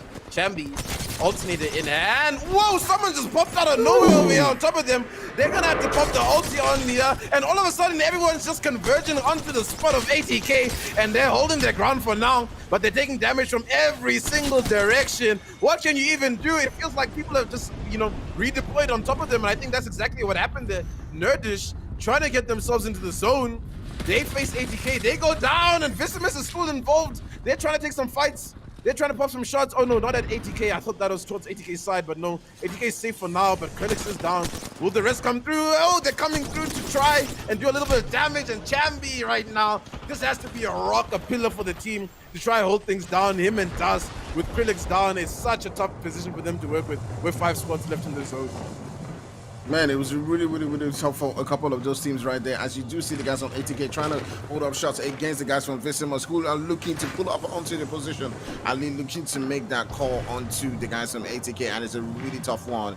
And they might be able to just get that rest just in time for them to go into that final circle. So we're down to just 5 teams, and it's really interesting to see how the guys from Vicimus are going to be playing this one. Really great game for them, you know, getting into those final circles. Definitely what they need, getting a couple of kills. ATK does look like a team that has been, you know, playing this one quite well. They've defended their position, you know, really good. You still got the guys from WRG who are still in this, as ATK keeps on trying as much as possible to hold their spot and defend against several different teams who are trying to make the drop onto them. Who do you think is going to close this one out? Oh, ATK is going for the ballsy play here to redeploy, ladies and gentlemen. And they'll be gliding in the sky like angels. And who's going to be their victim here? WRG is below them, Vicimus is below. And they're looking to take on WRG, guys. This is the grand finals of the NODWIN Throwdown here. It's going crazy here. WRG versus ATK. Who's going to come up on top here? It looks good for ATK for now, but no, actually WRG is doing the absolute madness. And they hold things down for themselves. 3 spots left in this one. 1 member's down on WRG, and look at Cano. Cano's trying to be cheeky. Cano's trying to get involved. Vicimus is still alive down below. Look at Cano, he's swooping in. He's trying to get as many angles as he can here. Oh, this is Vicimus ulti. Can Vicimus make a play as well? But no, Ali goes down out of nowhere. It's just a split fight from every single direction. Everyone's forgotten about WRG. Actually, I'm lying. Radical's fighting WRG while his teammates are fighting Vicimus. They're alive. It's all up to Cano versus Lone. What is going on in this final game? Cano swooping in here. Can Cano clutch it up against Lone? The fight is looking grim for Lone. The armor swap is huge here for Lone, but it's not enough. No, Swamp Creatures clutches up, and our very own Wikipedia editor comes through with the big clutch. Man, I wasn't expecting that to happen at the end of the day, for Cano to take that one away all on his own. But my goodness, definitely a really good game for them as they do seal that one off. But definitely the moment that was really crazy was when ATK made that drop onto WRG. I did think they were going to take it home, but WRG really held that position quite well. Really interested to see. You can't call him a Wikipedia editor anymore. He's a professional now with the Apex Legends African Throwdown. Thank you very much. Clutching it out with an absolute insane rat. I think he was there in the top 5, somehow just slinking his way in between all the teams. Picked the perfect time to pick up some kills there, you know, with the Vicimus fight that was breaking out there. Turns around and finds Lone. Didn't even have an armor swap, and this man made it work. Woo! Not coming through with an absolute MVP play for his team. Tendo, did we know our Wikipedia editor is this cracked at Apex? I mean, look, you're gonna be like watching and editing Apex, you know, Wikipedia the whole time. You have to learn a couple of things here and there, watch all these pro games, right? And he's putting it into show, right? And I mean, that entire team was actually alive there of Swamp Creatures as. And what actually ended up happening is the team made this rogue call to kind of just like juggle all the fights together. You know, you had Radical and Arson trying to fight Vicimus while Cano's being cheeky onto WRG, and they're just trying to interchange with each other. And that's why it was just so crazy, right? Because it was just somehow Swamp Creatures were able to just juggle things together. And I called it. they're that team that just watch everything go down, and then they're like, okay, guys, this is happening in front of us. Let's go and do this and win it out. They are swamp Nah. creatures. I thought we mentioned it in the beginning when we started the stream. You know, we said in one of the semi-finals, Sword Creatures just out of nowhere, just went and took a W out of. And once again, who did they take out to get that W? WRG. Who did they take out to get this W? WRG. Once again, it's like the semi-finals are just repeating themselves coming through to this. Fire, I mean, I asked you this in the beginning, but I'm going to ask you now since I have the opportunity. How has your experience been with Apex getting thrown into the deep end like this? Man, it's been crazy. It's been crazy. I'll tell you this for one. It's probably one of the fastest games that that's out there. It's different. It's not like any other battle royale that I've seen, and it's really interesting and enough for me to want to play it a lot more than I am doing now. I'm telling you, it's a little bit of an addiction. You can tell. You start it, and then all of a sudden you're spending that custom money on battle passes, and it grows from there. I mean, Tendo can probably speak more about it than I can personally. If we're talking about battle passes and skins, but it's fine. Moving on. I mean, Tendo, from your side. That was insane in terms of the heavy hitters that we kept having, going up against each other. I mean, we obviously, we had the likes of Nibble, getting full circle revenge from the Carthaginians, making sure that the Carthaginians would want to take out Nibble this time around, and a little bit of a revenge story there. Idamino with the run Forest run solo, trying to get away from JSN, making it work, and then all of a sudden JSN finding themselves in a perfect third party between, I believe it was Nerdish and WRG, and then they get taken out even though they were doing so well. And that redeploy from ATK, don't even get me started on that. What is the luck with that? I mean, Valkyrie's coming into a big play tonight. Yeah, I think just that ability to reposition is so clutch, right? I mean, yeah, it's kind of rough. How does that gunfight go? Maybe if ATK is a little bit more ready for that, maybe. It's just tough to call, man. It could have gone anyway. I think ATK could have won that gunfight, maybe WRG, but ultimately, just with the position, WRG is just in a safe spot. But it's almost just like an all-in play for ATK, right? When you redeploy on that, you're just trying to get that one extra squad out so you can get that extra placement point. You've done enough. There's not much we can do. We're pinned against the wall. We have to just do as much as we can at that point, right? I think that's the risk that you run with that Valkyrie play. Obviously, it's so OP, especially within that later zone. That Valkyrie passive coming through, being able to detect where everyone's around, and you can sort of, you have a little bit of time to make your decision. Okay, do we want to drop on those 3 dots, on those 2 dots, on those 1 dot, and then you take that risk. But we've seen time and time again how sometimes that Valkyrie redeploy really works out for some of the teams. And then, I mean, a classic example is Nerdish, the times that they dropped on JSN in those final zones, and they just weren't ready for it, because as soon as you drop, obviously the team that's already on the floor, already waiting and swiveling their head looking for this redeploy Valkyrie that's coming in, they're going to be ready for you. And it's unfortunate, but I think ATK managed to survive some crazy times. Looking at the standings, of course, White Rabbit actually running away there with the W because of the extra kill points that they picked up. So currently tied with Swamp Creatures there, weirdly enough, but they had more kill points, so that's why they're in that first place. JSN coming through in that third place with 13 points, and the Carthaginians sitting in 4th at the moment, but they tied with ATK in terms of points. So it's so close. And I mean, if we look at, the standings this time around, we're seeing a little bit more of those points going through, maybe 1 or 2 kills going to the second half of those standings. But hey, Tendo, I mean, what are your thoughts about this? How is this shaping up to look for the rest of those teams? It's exactly that storyline of like, guys, this is the best 20 teams in one lobby. Any one of these teams has pop-up potential. I mean, Swamp Creatures is kind of like a dark horse in the tournament, right? They come in kind of like as this ragtag team, just trying to make, a name for themselves. They've got the Wikipedia editor, of course, inside there that, we highlight every now and then. And they just play Apex consistently all the time, and they're just getting better together as a team, right? And they're just able to pop up and win games here and there. I mean, any one of these teams can win a game tonight. So it can be so explosive and volatile that you just don't know.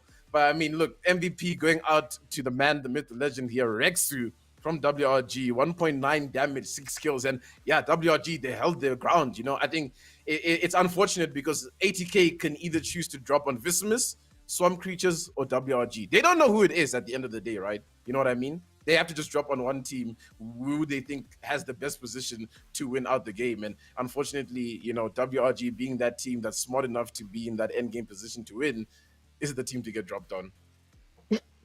Exactly that. It's that 50-50 risk. Which of the 3 dots are my better 3 dots? How would you know?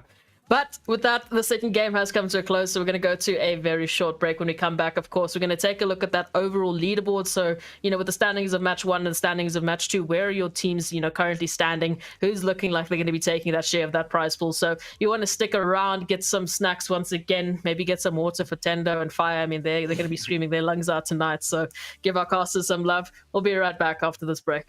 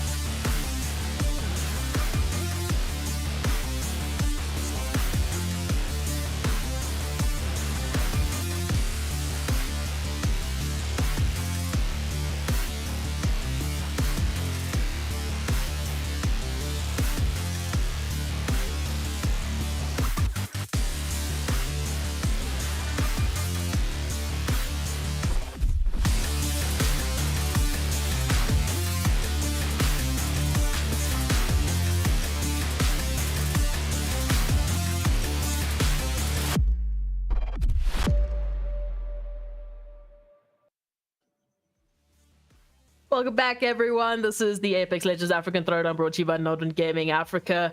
Game 2 was insane. It was not a little bit insane. It was very insane. So we're going to take a look at those overall standings.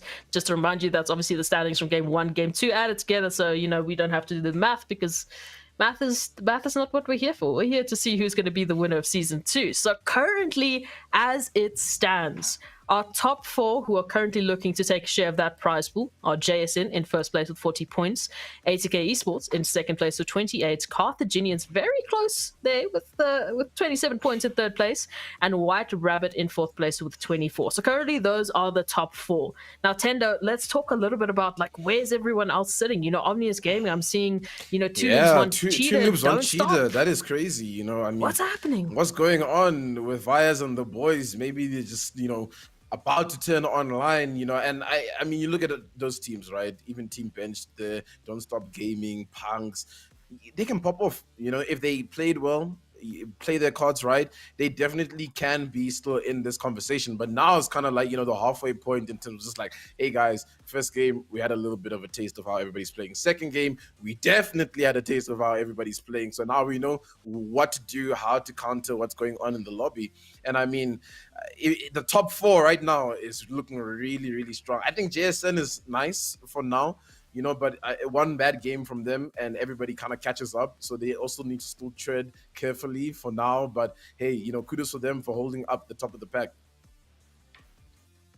I can't believe how this has been turning out. But I mean, currently it's looking fantastic there for JSN. And of course, you know, some of the others, you know, slipping through there. But I mean, we had a surprise team come through, of course, in game number 2 to take the W. So, I mean, that does not stop us from looking at the rest of the games and thinking the exact same thing. Like you said, maybe, you know, two noobs, one cheater, they're about to switch on, and we've seen them do crazy things, you know, in previous seasons in their respective teams, and maybe they could do it again. And of course, so many other teams that are fighting for the share of that prize pool and all the bragging rights coming through from the Apex Legends African Throwdown Season 2. So, of course, let's get into this map as soon as we can. It's Tendo, it's Fire to take you through the third map of your grand final for the African Throwdown. Give them some love, guys, please. Let's go into it.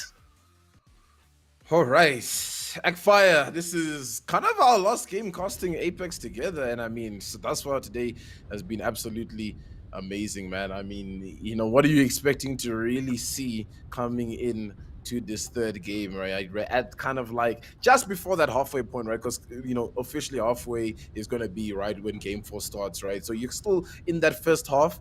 What is next? What is the plan? How do you attack this? Like for me, I'm hoping to see guys like Nibble, you know, Carthaginians step it up a notch. Be a little bit more cautious because, you know, for guys like the Carthaginians, you know, they're coming into this game and, you know, they're coming with the same game plan, right? Although it does look like Sabron has switched it up, you know, switched up his legend. But, you know, they've been coming up with the same game plan and getting taken down. You understand?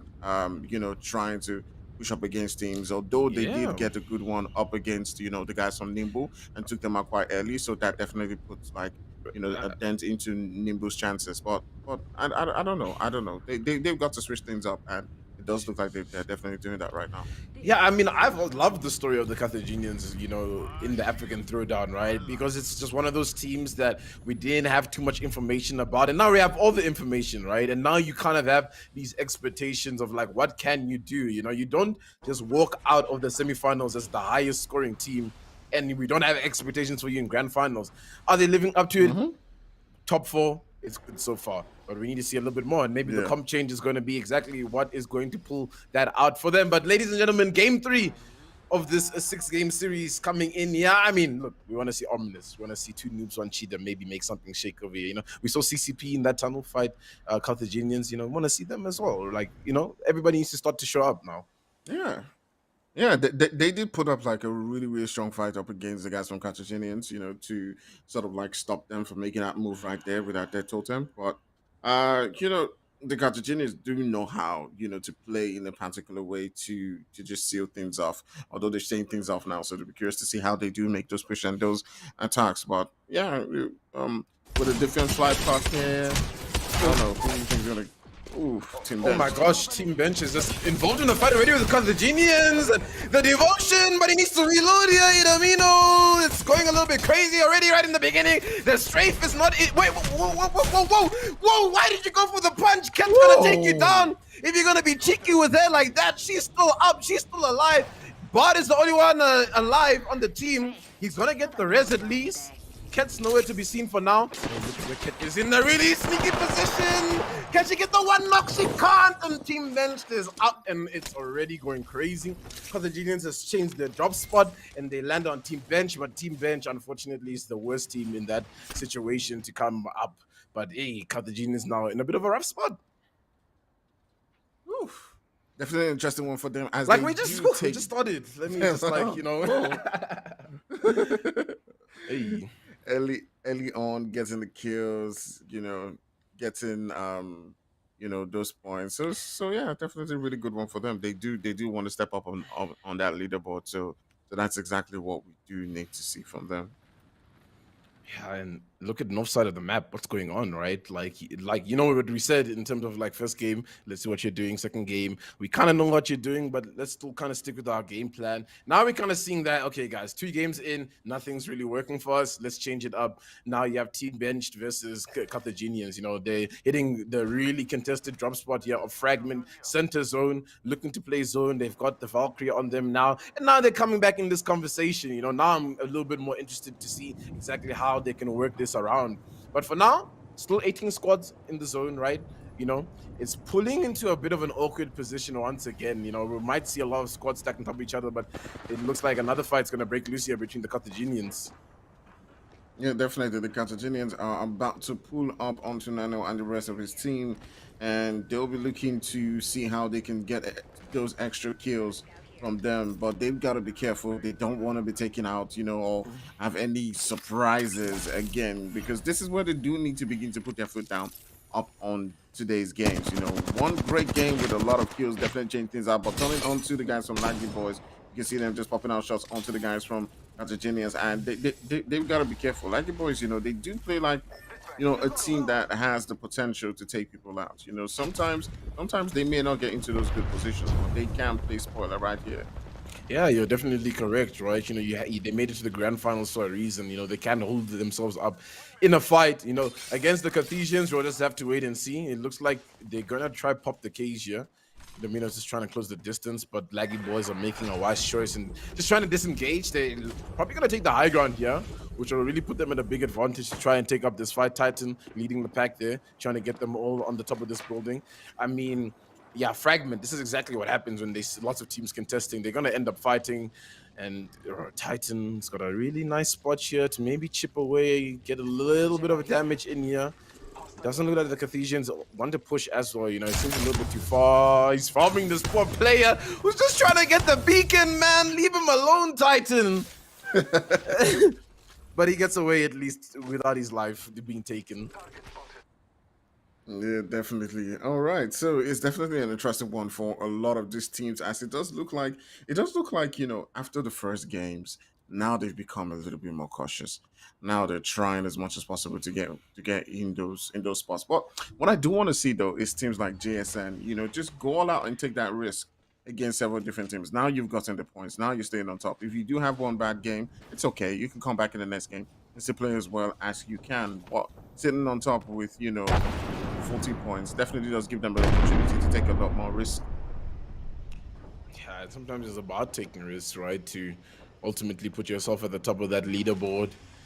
And we've got a couple of teams here at launch side, just locking horns a little bit, not really looking to get too involved here. Holy Guacamole gonna back off from that zone, is starting to close on in. And I mean, you know, compared to what we've seen in the last 2 games, teams are actually making these really fast rotations, right? I think we have a lot more teams in the zone, and we're tuning into AQUAMEN going down to the hands of Neil on the side of Vicimus. And yeah, AQUAMEN, they kind of gone all of a sudden, man. We just tuned in, and Vicimus just plays that quite well. You know, I think they were a little bit occupied there, obviously, you know, with Punx taking that fight, didn't watch their back, and Vicimus is here to clean it up. And now Vicimus has this spot that they're most likely looking to contest, and they got a good spot to hold things down. And I mean, you got to look at the team here. you know, Neo, Ali, you know, Junior coming in to replace Scare.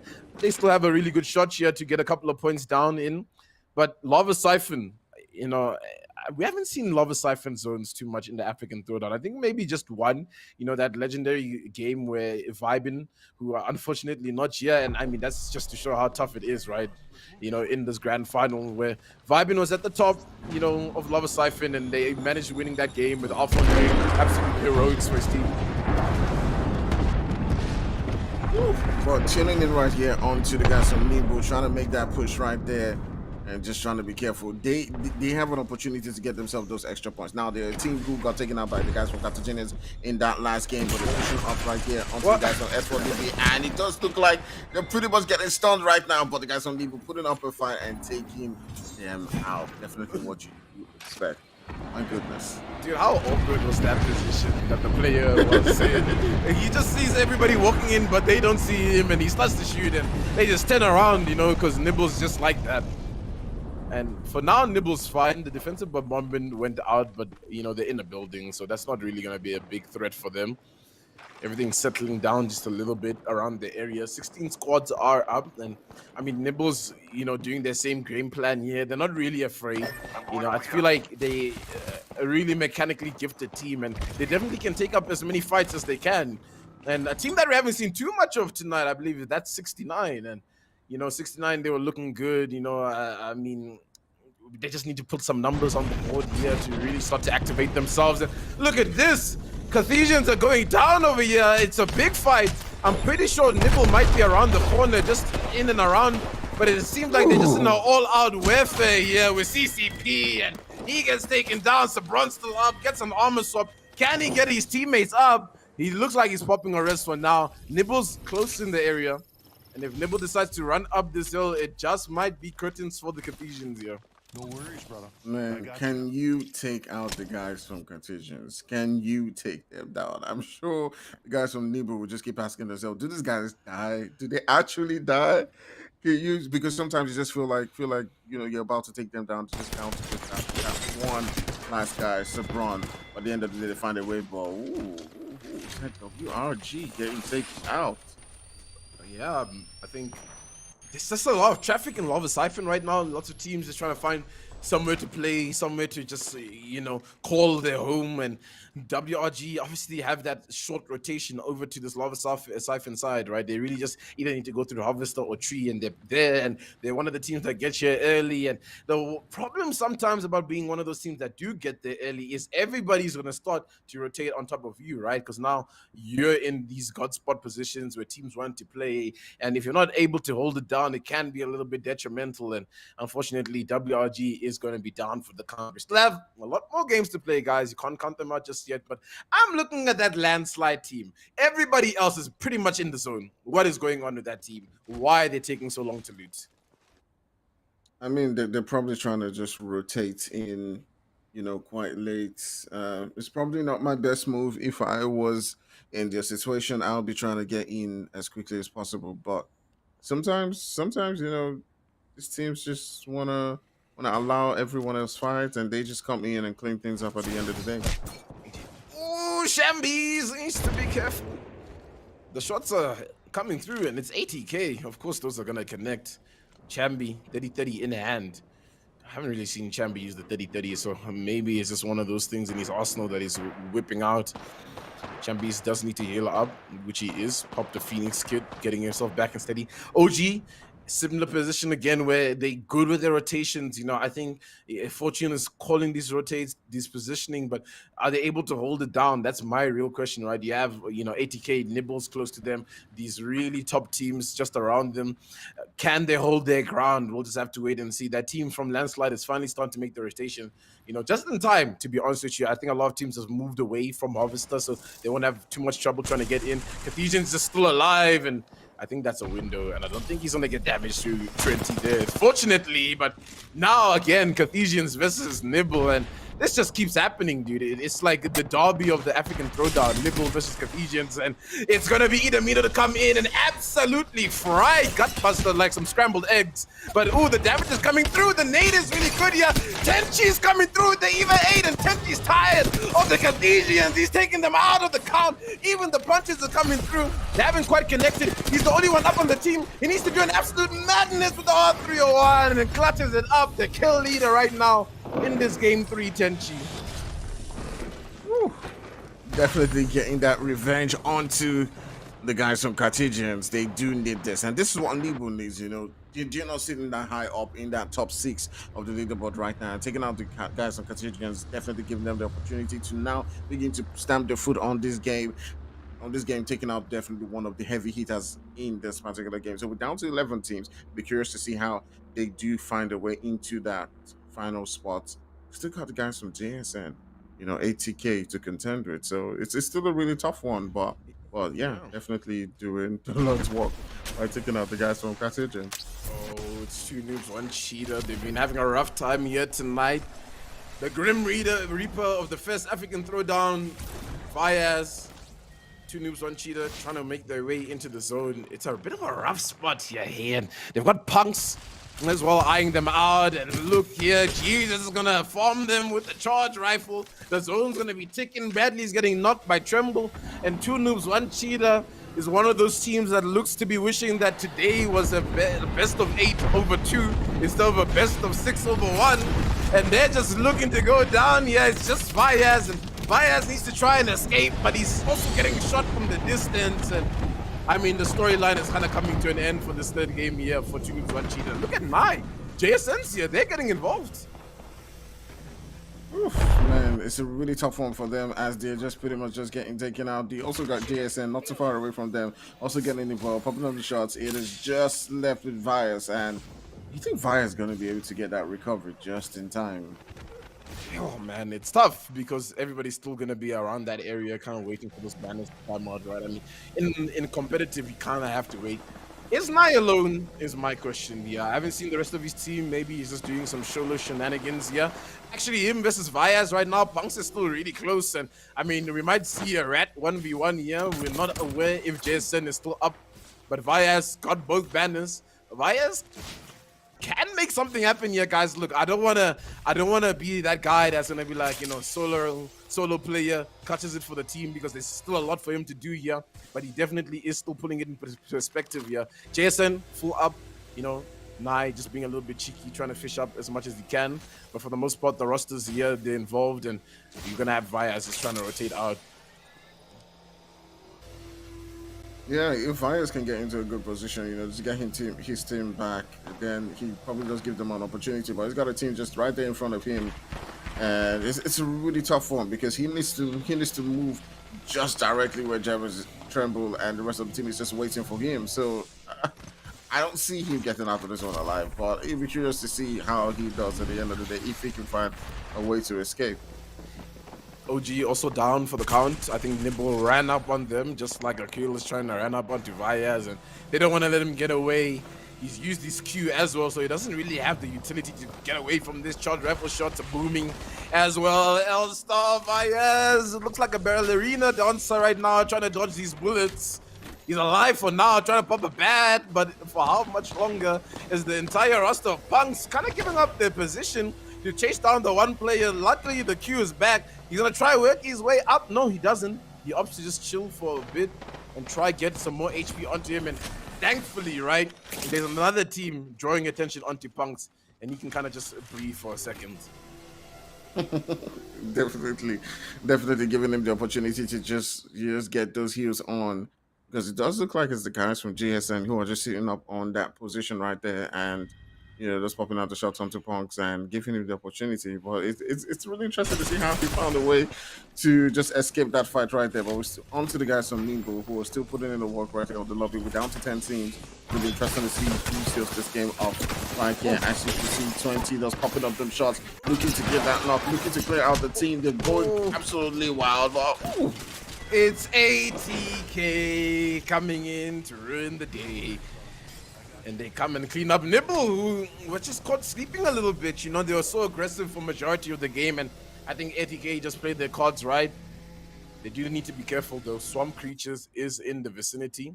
And Swamp Creatures just plays the same game all the time. I don't know if you've noticed Fire. They don't fight people. They just wait for other people to fight and then they fight. You know, they just try get these good positions in zone where they can rotate and find themselves in a good spot. ATK does well to take out Nibble. So now I think, you know, we're thinking of ATK, maybe even Punx, you know, if they're still alive, if they've made their way in from the tree to kind of win this game out. In the positions they're in, there's two teams, you know, in that lava siphon building there. A bit curious to find out who it might be. Vicimus is the one. We're just holding things down. Dark Esports as well. Dark Esports, yeah. Yeah, so, you know, Dark Esports have been consistent throughout the throwdown, but haven't really been one of those pop-off teams, and maybe this is where they're lining themselves up to pop off. Yeah, definitely. They might have the opportunity to look to close things out. You know, they like you said, throughout the throwdown, they have been consistent. They have found a way to get those points. They're in the finals right here, so they are a strong team. But JSN is still in this. They're still putting in the work, putting in the battle. They are on top of that leaderboard, and a lot of those teams who are around them, or just, you know, in that top 6, have been taken out of this game. Well, it's just ATK who's still in this, so that definitely does give them, you know, a lot of breathing space, or, you know, gives them a few smiles to see how they can pretty much just take this game home. But I feel like they, you know, like we said, they could be a lot more, you know, adventurous about how they want to push on teams. Like they should be going out on, you know, all attacks right now. Yeah, there's so much traffic here at this lava siphon building that's just in the edge of the zone. We have like 4 teams almost stacked on top of each other, just exchanging damage back and forth. And a defensive bombardment actually goes out from Dash and takes down a Creel of Punx. Punx were on the edge of the zone there, so, you know, I think they're having a tough time to get into this one, and unfortunately it looks like they're going down. Don't Stop Gaming is still involved here. Look at Nando and Clutch. I think they're playing as a duo. Unfortunately, the one member's down. Swamp Creatures is as well involved. I mean, Dark Esports we saw here as well. Vicimus probably still involved. 9 squads here.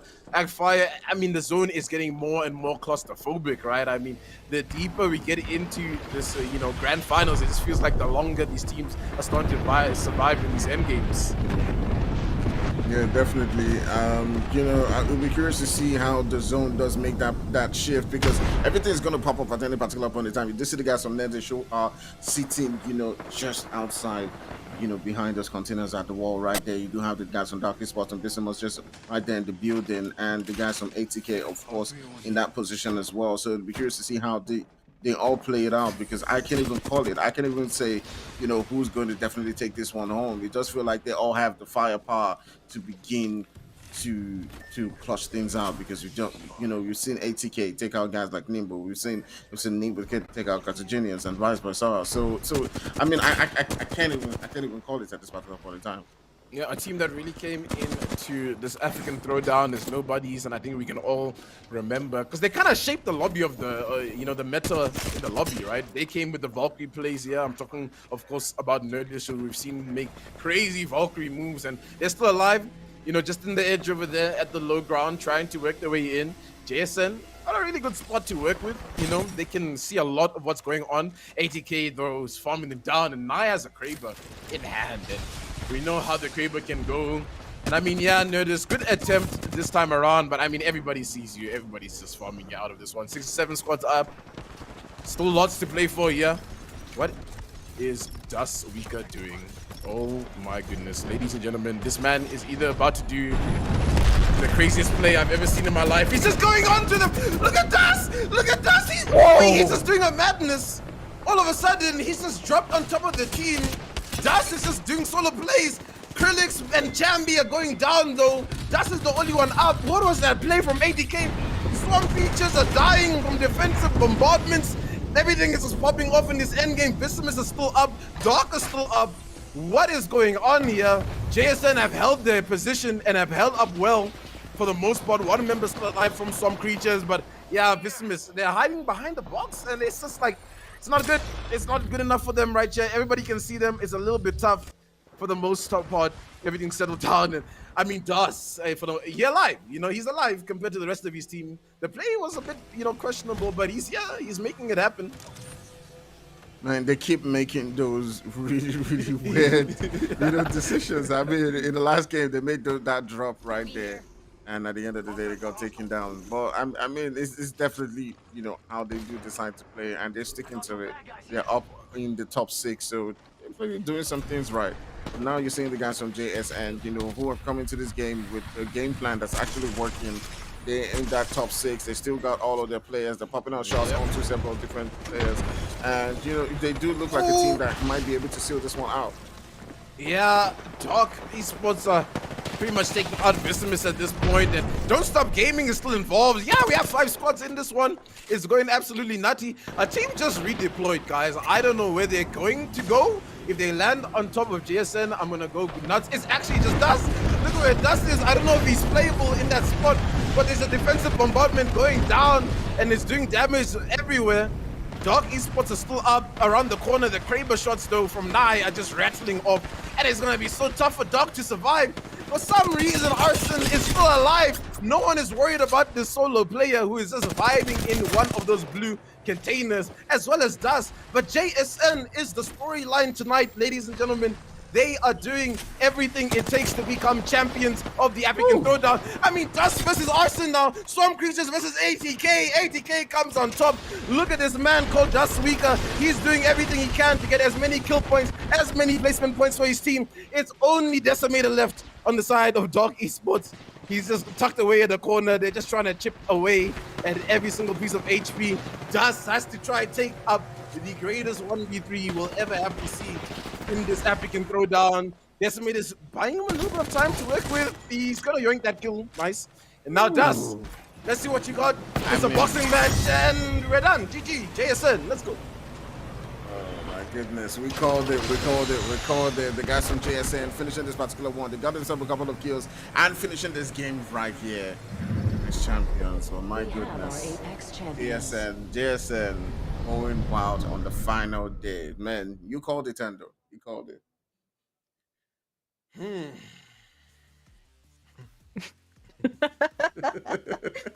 Okay. Okay. First. Absolutely, congratulations to JSN for taking that W. Really, consistency, they're showing it again. I mean, they showed it to us in the group stages. They showed it to us in the semi-finals, especially in the semi-finals, with the Carthaginians going on a rampage. They were still the ones staying consistent. They were still the ones picking up points. And once again, coming through to your grand finals, who's the one staying consistent? It's JSN. They're already at the top of that leaderboard. They're already in that first place for that prize pool. Now they're just padding the points. And it's a case of it's getting to that point where teams need to actually just gun for JSN to try and stop them from getting more points, because at some point it's going to teach it to impossible to try and catch up with JSN. Then again, we have a few teams doing some crazy things already. Tendo, what do you think was the plan there for ATK? I mean, it could have gone, either way, I guess, depending on how that fight sort of panned out. But it was a bit weird. It was a bit weird. Yeah, I mean, look, I'm not the pro here, right? So I think they were just trying to kind of open up the playing field for themselves, right? Because I think it kind of makes sense, right? Jason ultimately has the best spot in the game, right? They do. Dust can get over there, maybe do a little bit of damage. Maybe the idea was to try and ape onto JSM after Dust does a little bit of damage, and then they open things up. Because, I mean, look, we saw how bad that end game was for like Dark Esports, Swamp Creatures. You don't want to be in that pit. You want to be up there, And I think that's just what the play was coming in from them. Crazy play, nonetheless, but sometimes you got to make crazy plays to become champions, right? And JSN, it's strange, right? Because you probably look at the 20 teams in this lobby and you think to yourself, who is going to win tonight? It was never JSN, at the tip of our tongues, right? It was always maybe Carthaginians, we said ATK, Nibble, WRG. But I think decision-making wise, it's definitely JSN today, right? They have all the right decisions. It's exactly that, but they're making the tough calls. They're so good at deciding their positioning, deciding which fights do they get involved in, which ones do they not get involved in. And I agree with you. I mean, they had such a prime position. If ATK could have taken over that would have been their W in the bag, done and dusted. And again, like I said, maybe if that dome wasn't there and the passive could have come through, maybe the stuns come in, the rest of the team pops through, then it could have been a different fight. Valkyrie's got such an insane ability to really get some beautiful flanking positions. If the rest of the team was in that position to, join the fights, or the dome wasn't, it could have happened. It could have happened. But... Yeah, I mean, ultimately, it's also just like, I don't think Dust's idea at the end of the day was to also stay up there as long as he can, right? It was more like, let me do damage for my team and I'm going to drop away. Get off, yeah. And hopefully they can clean it up and then I'll come back up, with them, and with him escaping, he was able to get, the placement points, right? Exactly. Because teams were dying. So yeah, it was a really tough decision. I think today is about decision making. I think ultimately everything has just come down to who's making the right decisions, and it's the tough ones that, have been the right ones. It's also just there were so many teams in such a small area. I mean, we had this tiniest zone ever, and we had 9 teams somehow packed on top of each other. So it goes to show, the route that you think you're going to be taking that might be the safest probably is not going to be, because there's so many teams stacked on top of each other. Fire, from your side, I mean, that final zone is so chaotic. Can you imagine being in that situation to try and make that decision? Okay, well, where's there a spot for us here? Yeah, I do think ATK was making the right call. It was just probably not executed properly. But trying to take that position away from GSN, I do like the fact that they're bold. They're really bold. You got to give it to them. Maybe it might work in the final games that they're gonna play, but they definitely need to make those ballsy kind of moves if they want to seal out those games. But they're still getting themselves good placement points and a couple of kills. So yeah. Working out.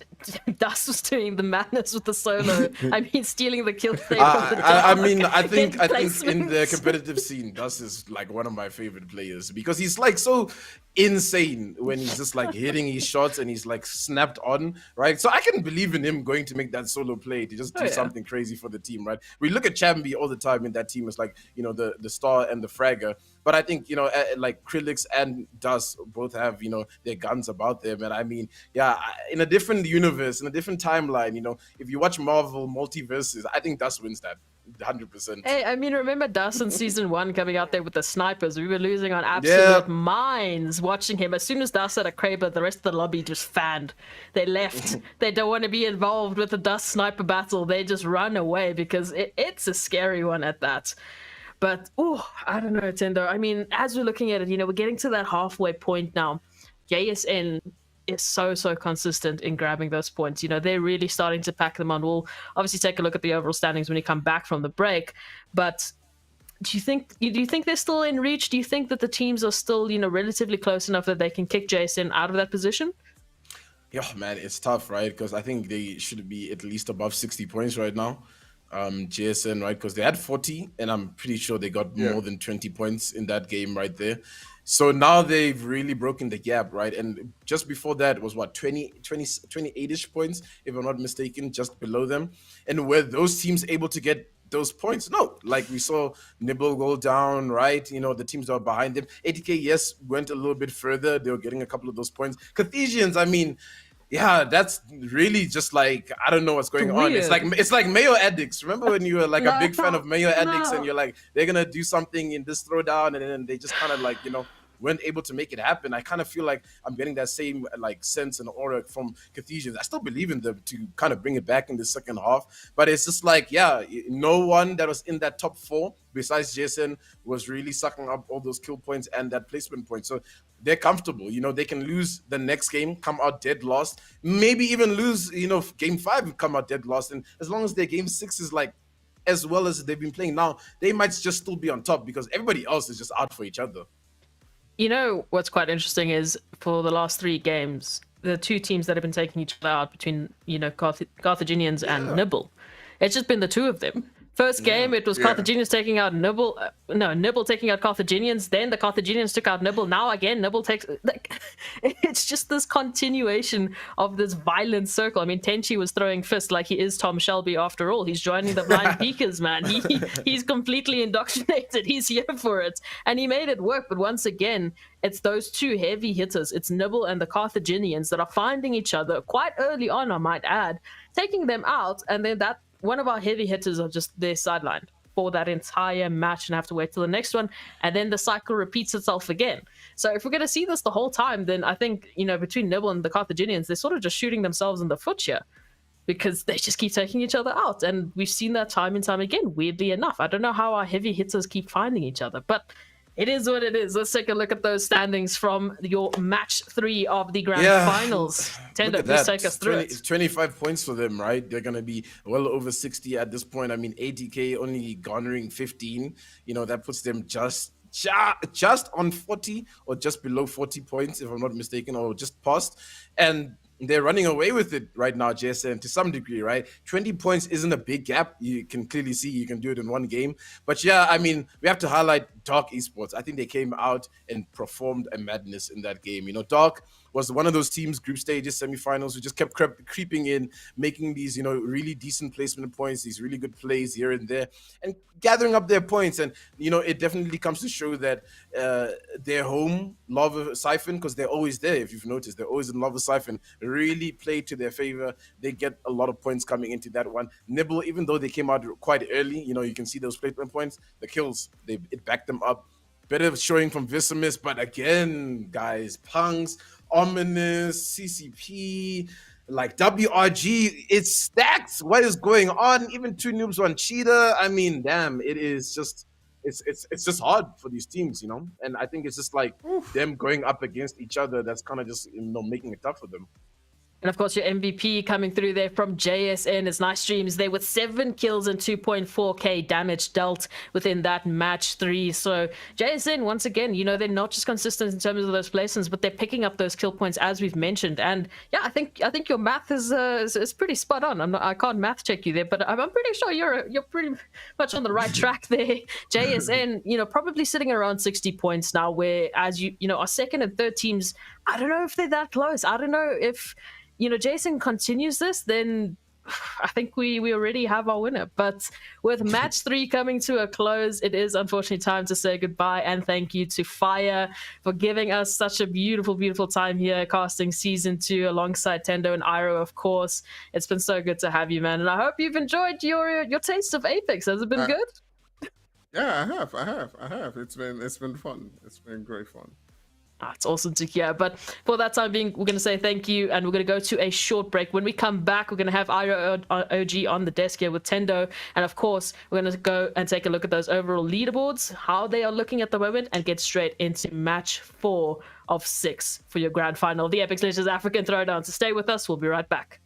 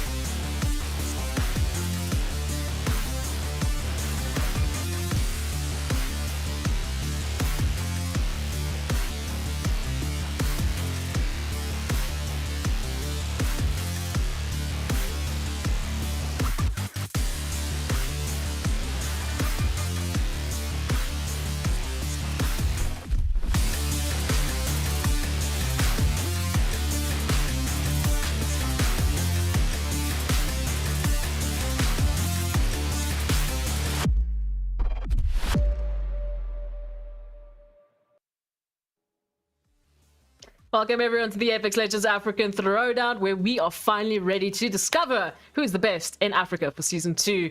Of course, I am your host, and we are joined with Tendo Plays, your caster, and now we have a new addition to our casters. It's Iro OG joining us back again for the last half of this grand final. Iro, I mean, I know you've been watching, man. What have you been thinking so far?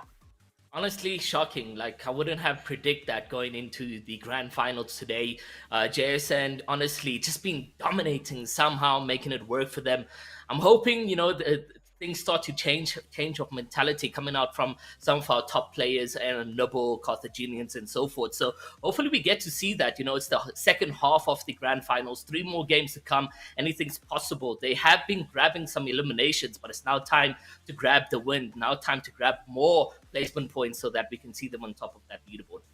Talking about the leaderboard, let's actually take a look at it and see where those teams are currently sitting. So yeah, Tendo, hey, you can quick math, eh? Jason sitting there with 65 points. ATK just following there with 43 points in second place currently. Carthaginians in third place with 34 points. And Vicimus X actually taking that fourth place spot there with 28 points. But look how close Nibble and Swamp Creatures and even White Rabbit, I mean, all of them actually, your top 8. Basically your 3rd to 8th spot, it's a good game, and then bam, it's done. But that first spot, JSN with 65 points, ATK and maybe Carthaginians are the only team currently that I'd say is the closest to picking that up.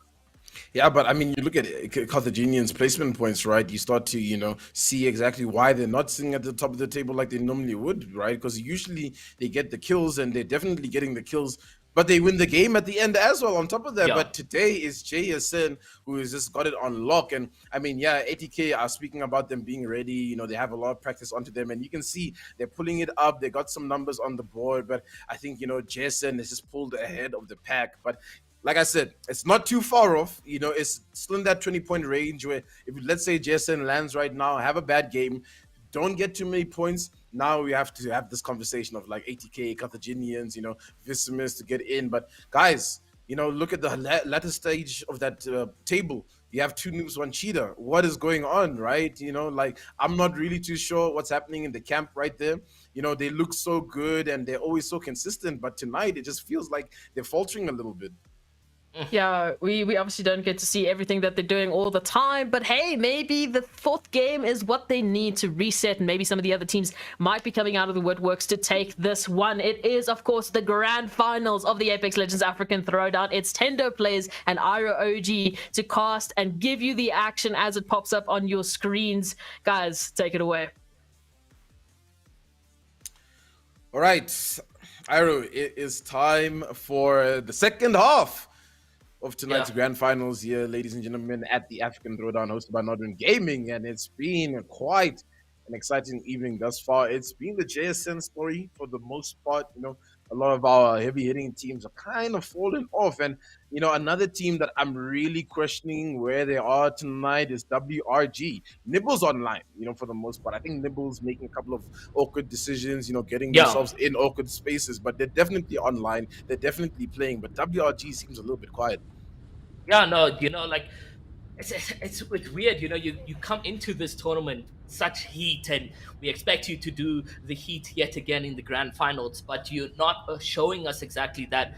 But like I say, we're at that half point right now. People get to rethink and maybe reevaluate the decisions going into those rotations. So I'm hoping that maybe this is like a turnaround for such teams like WRG to really start to shine, bring up those momentum plays that we get to see from them. We always do see them in the end game, whether it's going up against Nibble or whatever the case may be, but we do definitely see them. So hopefully, game 4, this is where we get to see that action. And I mean, it's shocking to see what the first 3 games look like.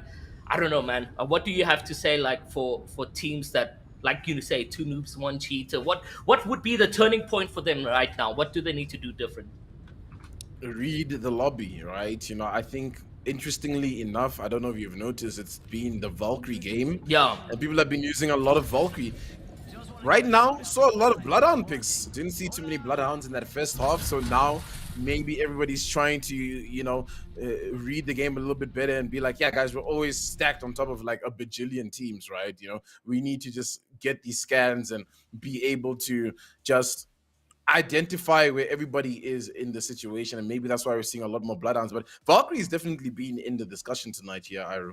But it's surprising as well to see, the Valkyrie. We did see it a little bit, not too much coming out from the qualifiers and semifinals, but now it's a widespread chosen legend to go into the grand finals. And for the most part, we are seeing some clutch plays, even such a dramatic. I did see when ATK, used the Valkyrie out and landed directly onto WRG. Bad mistake from them, and WRG just ate them for dinner, man. But the Valkyrie is really well if you want to get out of sticky situations, and we do get to see that a lot of the times from these teams using them at the right time.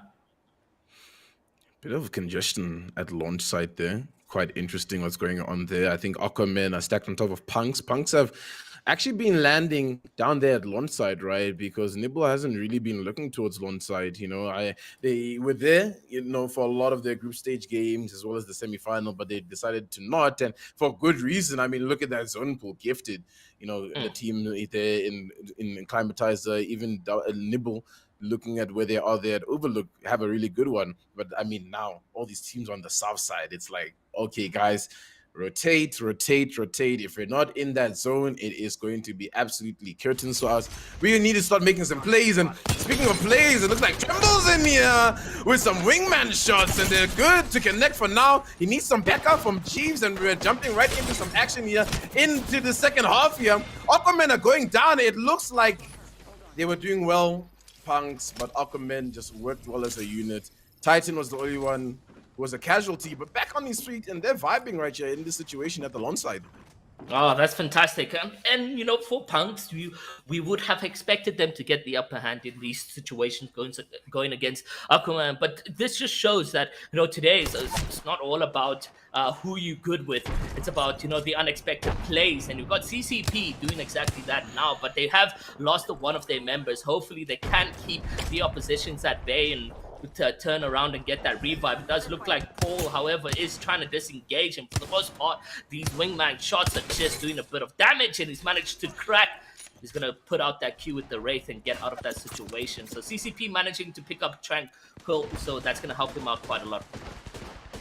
I find these new additions, well, not quite new, these season 6 additions, right? Because they've just added a couple new additions onto the map. But ladies and gentlemen, with the Rampart event, they obviously added Big Mara there as well, close to Lava City, right? But I'm talking about these season 6 additions, these structures, the launch site, the countdowns, awkward fights, right? Whenever we tune into these kind of fights, it's always a little bit awkward for these teams because of just how there's so many jagged edges to worry about. There's low ground, there's high ground, and I mean, Iro, when you look at those fights, like it's that end game at launch side where we saw ATK have to make that ballsy play and drop onto WRG, right? It's just like, how do you deal with these areas, right? Honestly, what is the play? Yeah, it's very tough. I mean, even with WRG, they had a slither of space to work in, especially with the zone being quite behind them. It just wasn't well. But Nibble Esports, I mean, they finding themselves in action and trying to pick up the pace, but it's a stun from that Arcstar over there, and he's now managing to heal up Tenchi.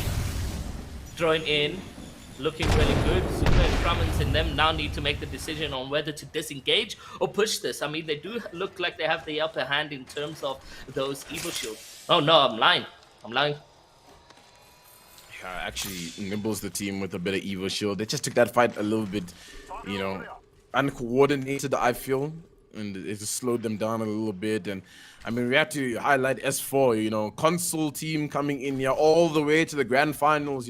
Apex Legends was like, hey guys, we're gonna broaden it up, including these console players into these competitive events. And this is exactly what we're getting to see and witness. And I mean, look at the rotations. They've been super fast coming from all the teams. They're already moving into the zone, right? Usually maybe they're lingering around and we'll see a lot of edge of zone fights. Still over there towards that west side. I mean, yeah, guys, you're fine for now. Zone is close, but you don't want to get caught in transition. And speaking of getting caught in transition, WRG versus JSN here seems to be breaking loose, and some shots from Nai.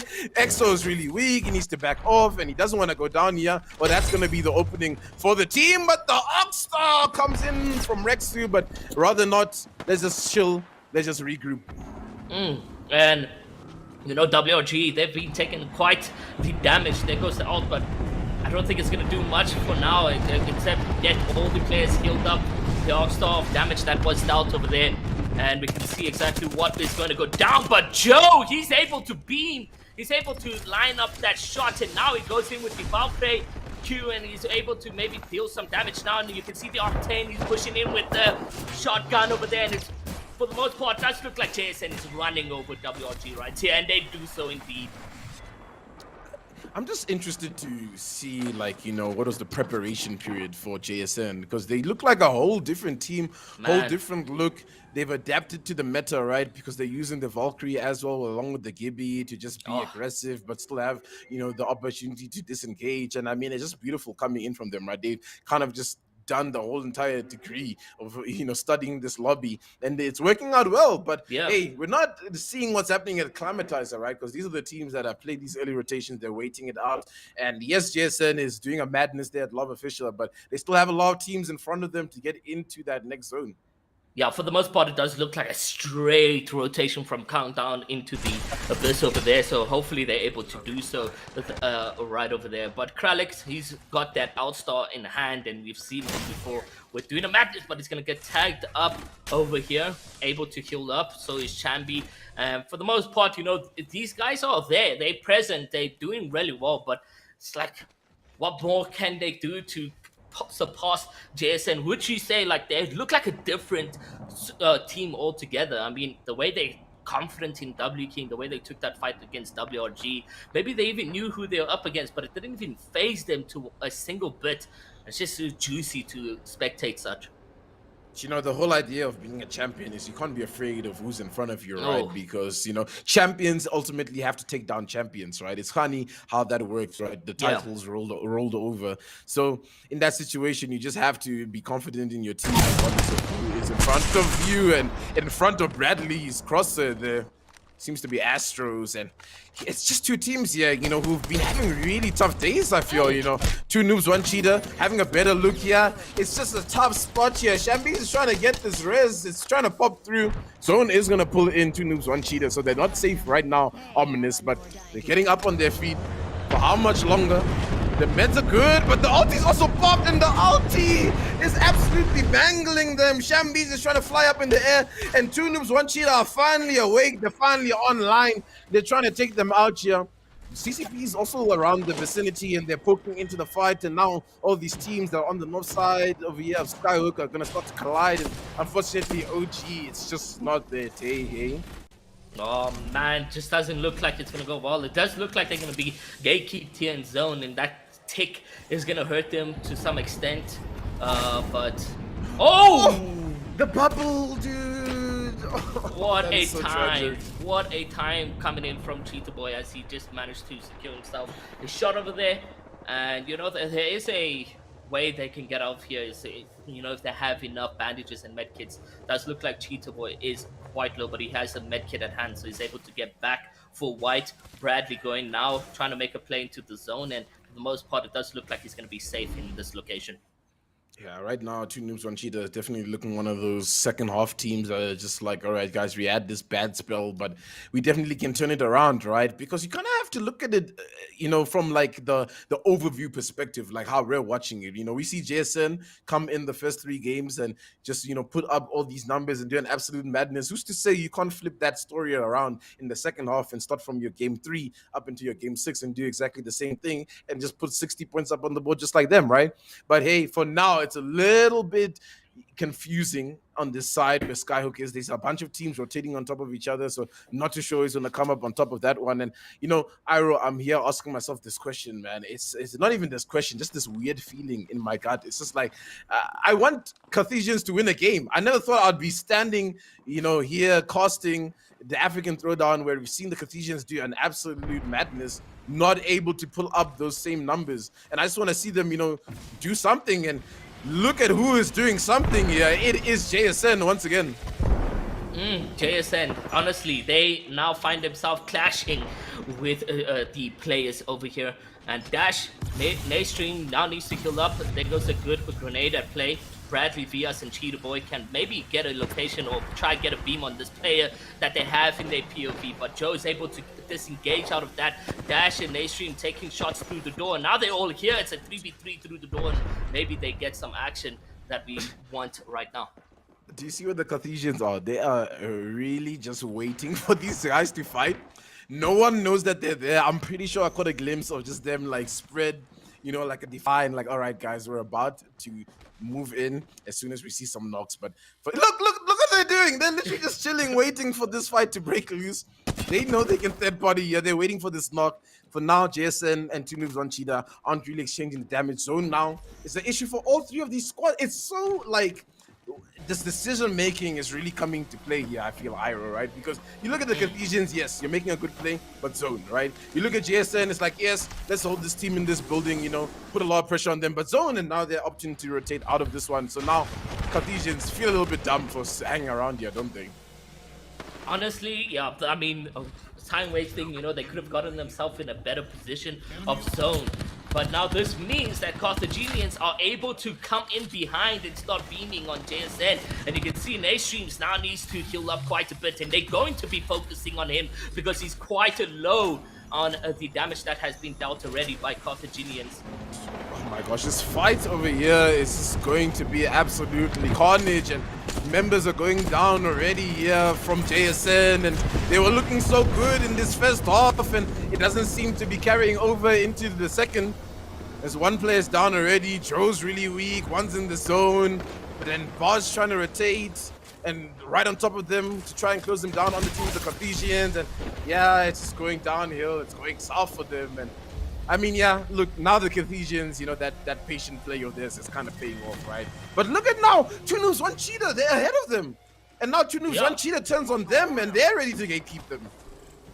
And honestly, that would change the leaderboard as it is already. You know, JSN getting out quite early. I'm not sure if the solo player managed to know he is. Dash is still alive. He's just chilling in the zone quietly, waiting for these players to fight. And he's trying to now make a rotation far right as possible to get out of the situation. But if he's able to stay alive, that will be key. You can see JSN pop a Octane Q to get out of the situation. And that is a good decision making coming out from them. And now you're seeing an active game number 4, 10 squads down. I mean, this is not what we were seeing in the first 3 games. Yeah, definitely. And I love the aggression coming in here from Vyas. You know, he's really starting to feel it. And the team here of 2 noobs, 1 cheetah is showing exactly why there was such a force in the semifinals as well, right? You know, even in their group stage games, you know, they just went online for the most part coming into the grand finals. But hey man, demon hours sometimes wake you up, right? You know, you're gaming late at night, and that's when you really start to feel it, and that's exactly what's happening. And Dash is out of this conversation, so now JSN not picking up too many points. So now, you know, that storyline is opening up here, Iro, of like JSN drops game 4, and now there's one team here that needs to just drop that 20 bomb that's in that top 4. You know, we're looking at like, well, now only really 80k, right? Because Carthaginians are kind of in a tough spot. Not too sure how well they're gonna make it into this next zone. Can't count them out just yet, but now it's like, okay, we need one of you guys to close the distance for this most spot.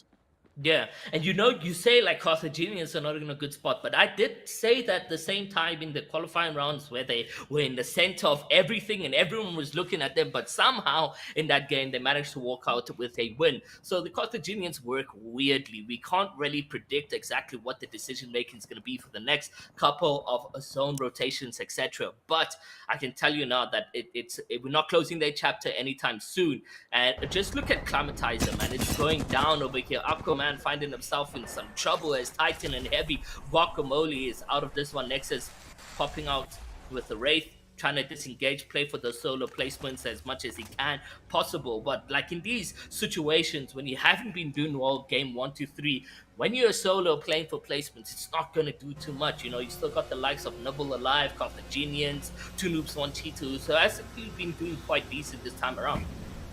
And once again, you know, it's swamp creatures. You know, I don't know if you can see where they were just now. They're waiting, they're watching outside of Climatizer. Look at them. You can just catch Radical's name right in the corner there where it says African Throwdown, hosted by NODWIN Gaming. By the way, everybody here, we're having a lot of fun. And speaking of teams having fun, it seems like Team Bench is a little bit online as well coming into the second half, and I've seen a couple of kills coming in for them. And in fact, Rondon is the current kill leader, and it's kind of just like that power position, right, where the end game is. You can see a lot of teams rotating on top of you. You can pick the right fights, and I think I also commend Vicimus, who have been making some excellent rotations throughout the day, find themselves in the zone as well. But for now, still 9 squads, you know, so it's still pretty packed. There's still lots of traffic to get through for a lot of these teams trying to make their way in. Yeah, and for the guys that are already in the zone, you know, they've made the perfect position, and you know, you've got some other teams who are playing on the outskirts. But Carthaginians finding themselves in a battle over here. Domino has taken up quite the damage. He's taken a battery to kill up. And it's them versus Nibble again. It's them versus Nibble again. I don't know why this fight keeps happening. 20 goes down to Cheetah Boy, who's just griefing at this point from a distance. It's all up to Tenchi and Gutbuster to try and make something happen, but their back is against the wall. But just as well as Carthaginians, who are taking a lot of heat from a bunch of other squads shooting into the building. And right now, this storyline, Iroh, it just keeps going on and on and on of Carthaginians versus ADK. But the totem push comes through. 100 damage beam from the alternator comes in from Tenchi, and look at them. They're backing off Carthaginians. They know they're taking up a lot of smoke. They need to calm down. Yeah, and smoking this late game means your utilities are being used up quite drastically, and you're still very much in the early part of the end game right here. So, you know, Gutbuster, Tenchi, for the most part, as a duo, they've managed to do the most, and they now need to try kill up. And here goes the Seer. They know exactly where they are. They are located. Will the decision coming from Sabran and them to make the W key is the question. Yeah, they do have the man advantage, right? So they can definitely clean that one up. But it is Gutbuster and Tenchi, right? You know, some of, you know, the greatest players in South Africa. So it's a bit of a tough one to just be like, hey guys, let's just run in there and no win, you know? Because you don't really know what's going to happen, especially with Tenchi with that alternator.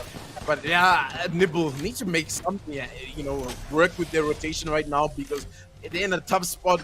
All the teams right now in Climatize are going to see them, as well as the Carthaginians. So they're kind of, in a sense, griefing each other, just holding each other in this position, while the rest of the teams are just vibing.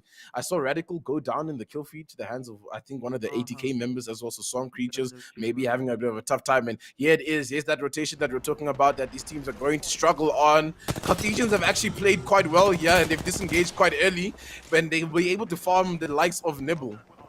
Yeah, and that definitely helped out with that evil farm. You know, they've gotten a decent amount, but now they found Vias, and Vias is just sliding down.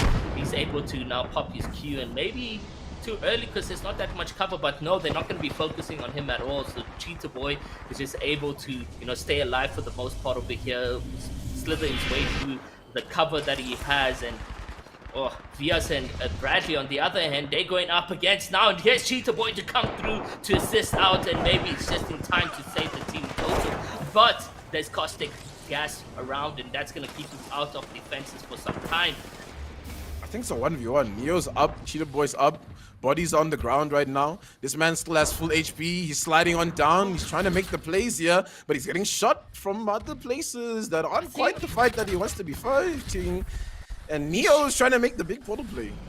He's chosen to disengage from this situation, and now Neo is coming through here as well. And now Cheetah Boy's going back. Is he gonna go try for the revive? What's going on? He's going back right now. He's trying to make a crazy play to get the revive here, and he's doing it onto the man himself, Vias. So now they're up on their feet. They might be able to get the third as well, and all of a sudden the tides have turned on both ways, because Neo pops the portal and gets one of these players out, but now it's Nibble, who we thought were out for the count. They're still in the conversation. 6 squads are up, and they're just like struggling to work with all this disparity between high ground and low ground. And look at Carthaginians. They're just here to farm up that damage and get in as much kills as they can possible. Nothing yet, nothing too dramatic for the team Carthaginians here in the end game, but they still lay ammunition onto the oppositions right here.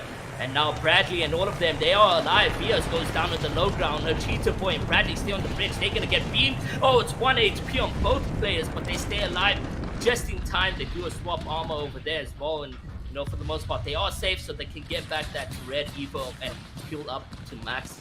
And yeah, hopefully the team do connect back, because you do see Vias on the outskirts, and they do find him. It's Idomino taking these shots, and Vias does look like he made the wrong mistake. Where do you go even in that situation when they're belting you down, man? And from the high ground, it's just unfortunate, right? Because the rest of his teams there don't know how you ended up in that position. The Carthaginians have put themselves in a tough spot, though, I think, on the low ground, but they're working. They're making it work.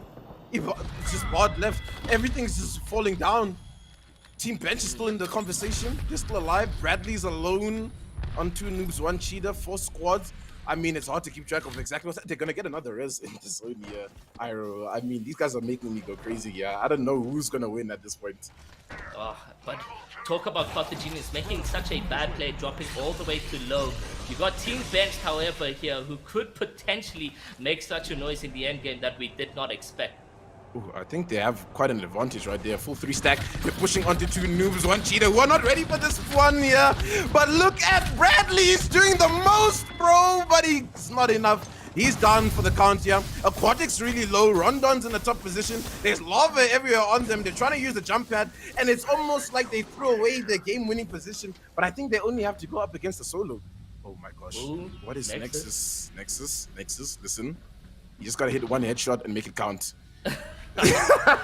He's not gonna take the shot. He's just waiting for it, and it's a bit of a tough spot because now it's like what, 2 solos and the Team Bench team all up. I mean, look, man, I don't like to spoil movies and movie endings, but I kind of think I know how this one is gonna end. I don't know about you, Iro. I mean, it's pretty obvious. Hey, Nexus is gonna win, bro. Like, I'm telling you. There's commentator first. He gets taken out immediately. And it's just a 3v1 situation. We can, start reading into game number 5 over here. Yeah, I mean, look, I think kudos goes out to Team Bench. They played the zone to perfection. They've been here pretty much the entirety of the game, along with who was with ATK, who are unfortunately not here. And I mean, they just have to wait it out, wait for the zone to edge this poor man them down here. And I mean, it's pretty much wraps for them. And they're starting to bring it back, right? But now it's like, okay, Team Bench wins the game. But where was Team Bench in that overall leaderboard? They weren't really up there at the top. Is this one of the teams that we want to see winning to kind of just like, okay, cool. I think he was just like, I'm not going to give these guys the KP. I'm just going to die to the zone. Yeah. You guys are not going to get your points tonight. And yeah, but Team Bench take it up. Either way, they get the win. That is a decent amount of points. They got some kills. They managed to take Vias and Cheetah Boy out of the games in the end game. We don't know exactly how active they were throughout the entire thing. I didn't get a glimpse of their Rondon kill was points. kill leader at a point. So oh yes, that is correct. They were doing quite well. That is correct. We got Team Bench coming through with a W, and yeah, you were right. I mean, in terms of standings, yeah, we'll talk about that later. But for now, just congratulations to Team Bench coming through and getting their W in the 4th game of the grand finals. I'm telling you, man. Yeah. I'm telling you, these teams are so surprising. You can't sleep on any of them because at some point or other, they're just gonna grab it. They're just gonna take it away. Man. And I mean, I think we got a shout out Ket coming in here. I believe is the only female player in the entire throwdown and clutching up games, guys. You gotta get in here and play, guys, because it is up for grabs. Everybody is insane and they're ready to bring it tonight. So I mean, shout out to Team Bench. Like I said, they played the masterclass just holding that position. I call her Captain Clutch for a reason, and it's because she's been doing a madness in Apex for many tournaments, and it's good to see Aquatic as well coming through. I mean, coming through from Season 1, Blind Peak is still here, and with the rest of the team, it's just such a good vibe. But let's talk a little bit about that standings. So Carthaginians obviously making it to 2nd there, solo. Yeah. Just beautiful placement points there. I'm not sure what their kill points were, but they were pretty close. They were one of the closest teams to JSN, and of course, JSN going out in 10th place with, I mean, who knows how many kill points, but they can't be picking up that many, consistent 20-point games. So now, ATK Carthaginians, the story, as you said, it's looking really good for them to maybe turn it around here, Tendo. Mm-hmm. Yeah, I mean, it's interesting now, right? Because I said it's like, okay, Team Bench wins that one out. Yes, you said, Carthaginians get that extra placement point, coming in 2nd place, but did they get enough kills? Like you said, that's where it's gonna really matter, right? Because I think tonight it's coming down to kills. Who's able to be more active in the lobbies? Who's winning out their gunfights and making the right decisions? So it's gonna shake up the table just a tiny little bit, right? And the real overlooming, like, you know, question now, does JSN bounce back, right? Because sometimes, you know, you can be on such a high horse, like, guys, we've won, you know, we've won the night, we can just relax, come into the second half, we got this, and then it's just this, you know, it just goes down, down, down, down, down, and all of a sudden everybody's caught up. We're into game 6, and it's anybody's game all of a sudden in game 6. So now, does JSN turn on again for game 5 when they come back into this one? I mean, that's the real question for me, because that's going to ultimately decide tonight. Yeah, it's a lot of maybes at this point in time, but obviously, you know, we put in that Jason going out early as a maybe as well. It happened there. And we've seen these sort of, you know, comeback stories before. Obviously, season 1, we had the reign of DNMK coming through, so there wasn't much of a story there to talk about. Yeah, I mean, in comparison to like that grand finals to this grand finals is, like, how does it, like, you know, how's it shaping up? It's so awesome. Wait, are you the host now? Are you asking me questions? No, listen. It just came out. I was like, you know what? Look at this man. He's trying to take my job, guys. But I'll answer that after the standings. Damn. Looking at it now, Team Bet. Damn. Okay. Okay. Picking up just 1 point away from a 30-point game. Absolutely just madness coming through from Team Bench. They are making a statement. And I remind you, right, when we were looking at those standings, you know, from 3rd down to 8, we were looking at 20-odd points, 27, 28. They basically just got that in one game.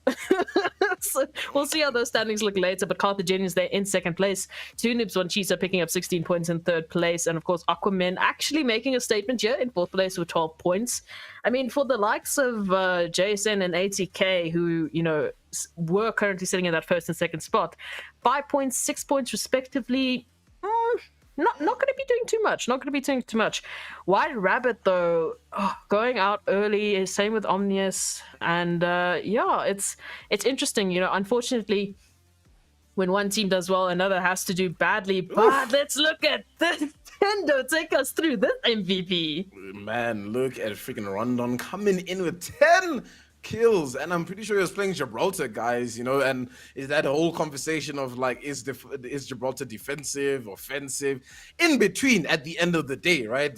Clearly coming in here with a 10K, absolute scenes coming in from Team Bench. I mean, they're pulling themselves out from the pits, right? And I don't think they've been performing too badly. You know, I think they've been getting their points here and there, so they might just be on like around that 40 mark. If I think I've seen a couple of other, you know, points that they've been gathering up correctly. So it's interesting again. But like you said, like 5 points, 6 points for, you know, ATK and Jason respectively, not that much, but the gap is still there, right? Because you don't get the Carthaginians coming in with their 20-point game, right? So now they just closing it a little bit, and it's again game 5. Now it's the question: does Jason just pick it back up? And then it's almost like, man, you know. It's exactly that. And I mean, to answer your question, comparing season 1 to season 2, it's a different ball game. We actually have such competitive teams. We have around about, you know, 19, 20 odd teams that are all capable of taking that W, as you've just seen the Team Bench, you know, taking a W of their own. But let's quickly go to that short break, and then when we come back, we're going to start with game number 5, and we're going to get the ball rolling, because this is season 2 of the Apex Legends African Throwdown, brought to you by NODWIN Gaming Africa. Stay with us.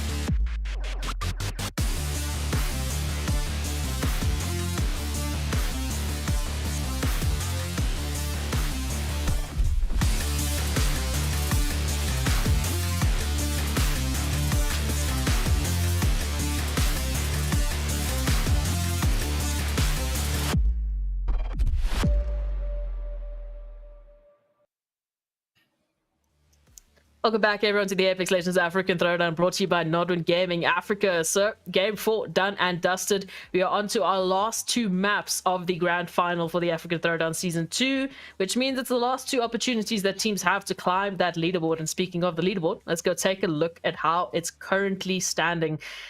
And of course, you know, we did quick math, Tendo. We did quick math. Now, JSN sitting on 70 points. And the Carthaginians actually grabbing that second spot still with 51 points. Take us through it. Yeah, I mean, you know, it's starting to shape up to be a little bit of still Jason's storyline, right? I mean, look, that's still like a 20-point gap that the Carthaginians and the ATK have to close up. I mean, ATK just a little bit more, Nibble as well. And I mean, look at Team Benched. They pretty much come from being in that latter stage of the leaderboard to sitting just close to that money, right?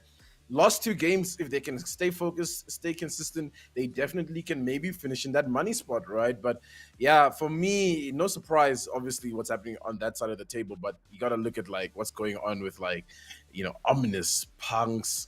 You know, these are teams that are doing quite well. I mean, even WRG sitting at 8th place is a bit odd for me to say, you know, even 2 noobs, 1 cheater, but it just shows the quality in the server right now that it's tough. You know, and you have to be fighting all the way to the very end. I don't think it's JSN's just yet, everybody. I think, you know, it's definitely, this is it. This is game 5. If JSN goes out early for game 5, if we don't see them in, let me say, top 5, you know, I think that final game, that 6th game is going to be really interesting. I think so. I mean, we literally just saw Team Benched getting, you know, 1 point off of a 30-point game. And there's about 20-odd points now difference between, you know, Jason and the Carthaginians. Like, everyone can do the quick math. Please don't make me do it. But you get the idea. Ira, from your side, as we look at it, of course, Jason's been pretty consistent going out there in 10th place. Do you think it's going to happen again? Do you think the teams have sort of put a target on Jason now because they know that that's their only path to getting into that sweet money spot?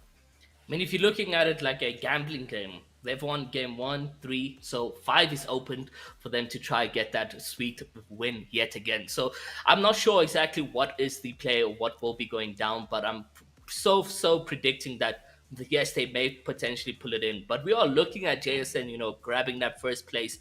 The pressure's there, man, and they're looking a bit overconfident for me for the most part, and they're just trying to see every single team out of this lobby, but it's not going to be that easy. As you know, Tendo mentioned, the quality between these teams is very, very hectic. So I'm interested to find out how JSN is going to play this time around. Maybe they turn it down a notch and win it, but if they continue on the path that they're going, they're going to get, you know, they're going to be dealt with their own overconfidence in taking fights.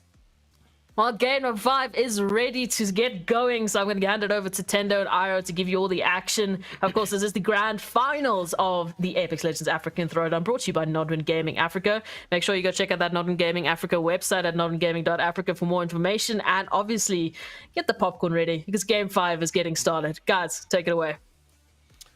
Game 5 is that moment where you have to look at the leaderboard and really make these tough decisions, I feel here, Iro, because like, you know, this is where it's going to count. You can't come into, and we always say, that final game hoping for something to happen in that final game. This is the game where you hope for something to happen, I feel, right?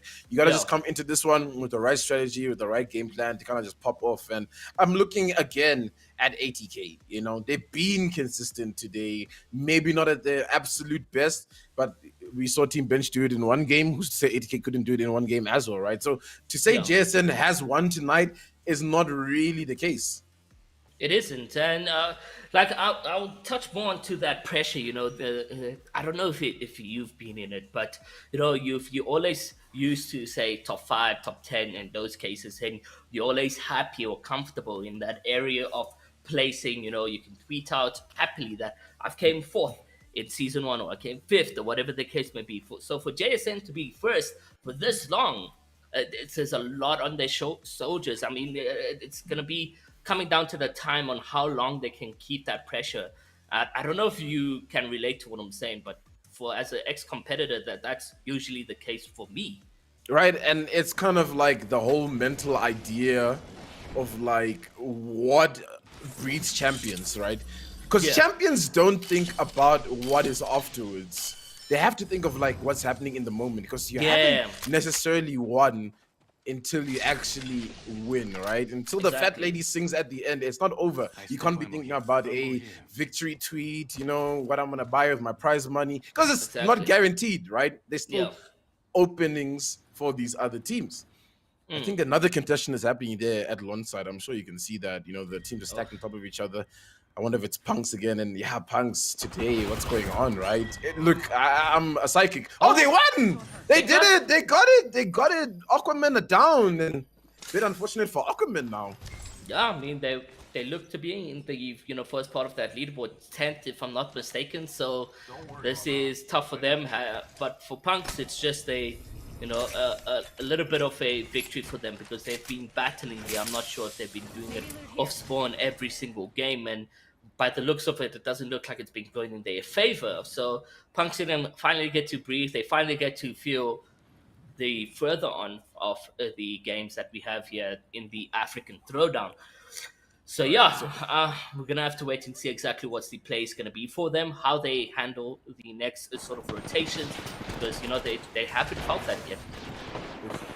And I was about to touch on a point here, but it doesn't look like CCP is giving me enough time. Judo gets one knock on the clutch, and it's Don't Stop VA Gaming versus CCP. And Judo's doing an absolute madness to try and clutch it up for his team. The flatline shots are good. He has to reload his R301. A bit of a tough 1v1. He doesn't have the HP to work with here.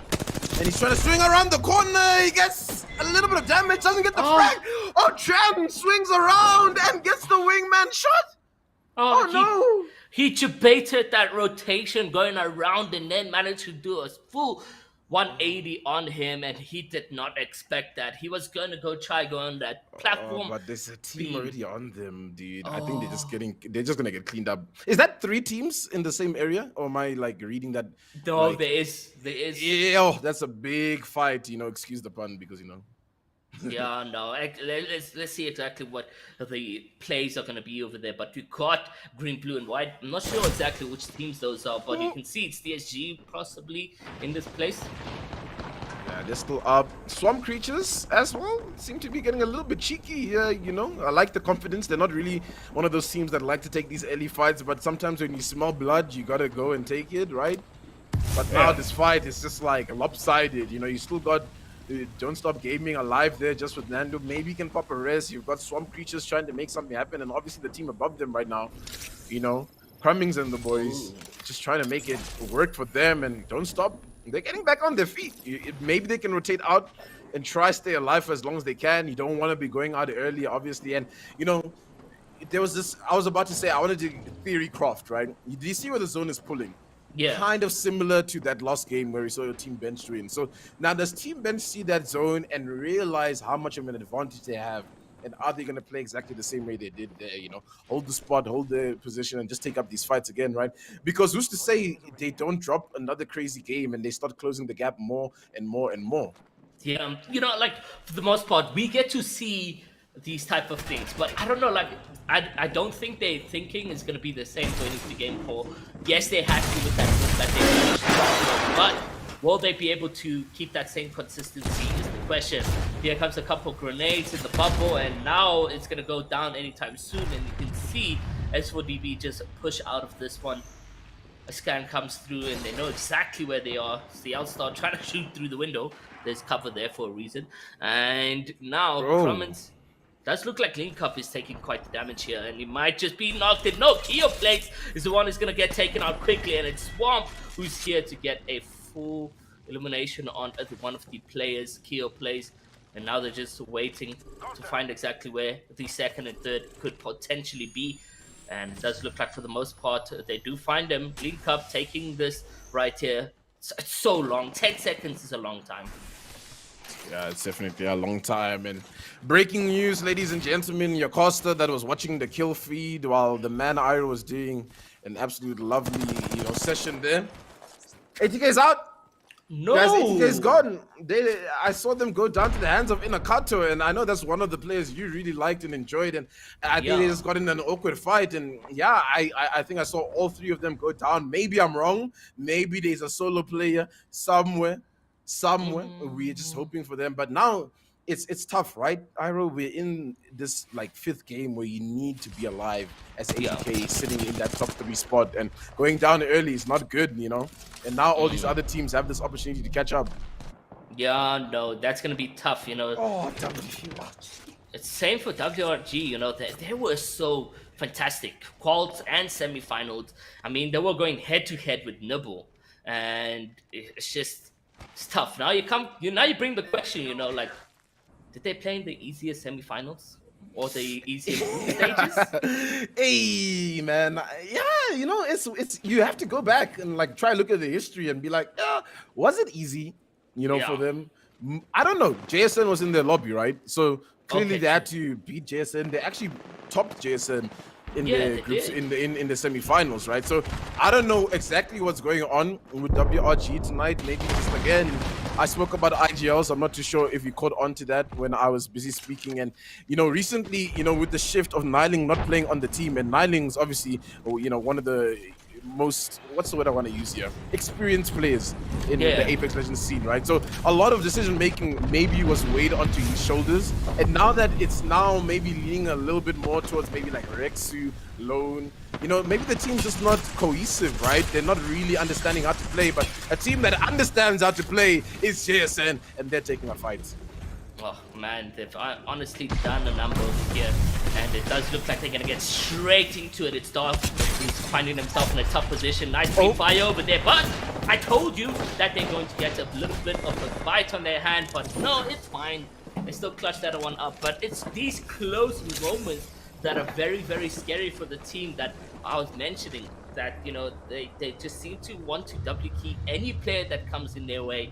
And I mean, imagine if that was the Carthaginians or Nibble, but for the most part, JSN is still holding themselves well. They've managed to take out WRG very easily last time around. It's just going to be interesting. I mean, how do they play so well this time around? What were they thinking? Plays going into the game. It's just phenomenal to see a different type of JSN in this grand finals.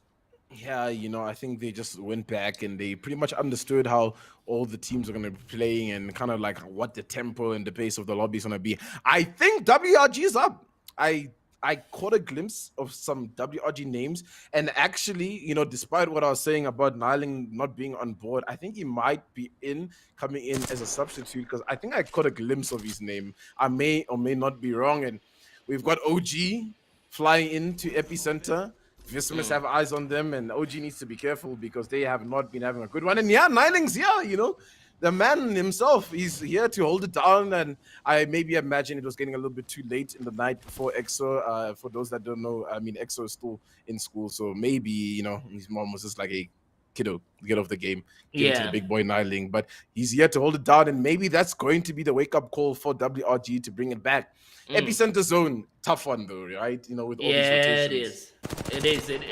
It's lots of cover though. I mean, but like to a certain degree, you know, you got all these teams that are gonna be on the iceberg positions, and they will be able to do the most. And now, you know, like as I see right now on OG, you know, he's got a gold. What do you prefer, like red or gold? What is generally the most better decision to go with? I think it's so dependent on like which legend, right? You know what I mean? Gibby, definitely give them the red, right? Because then he's just a tank.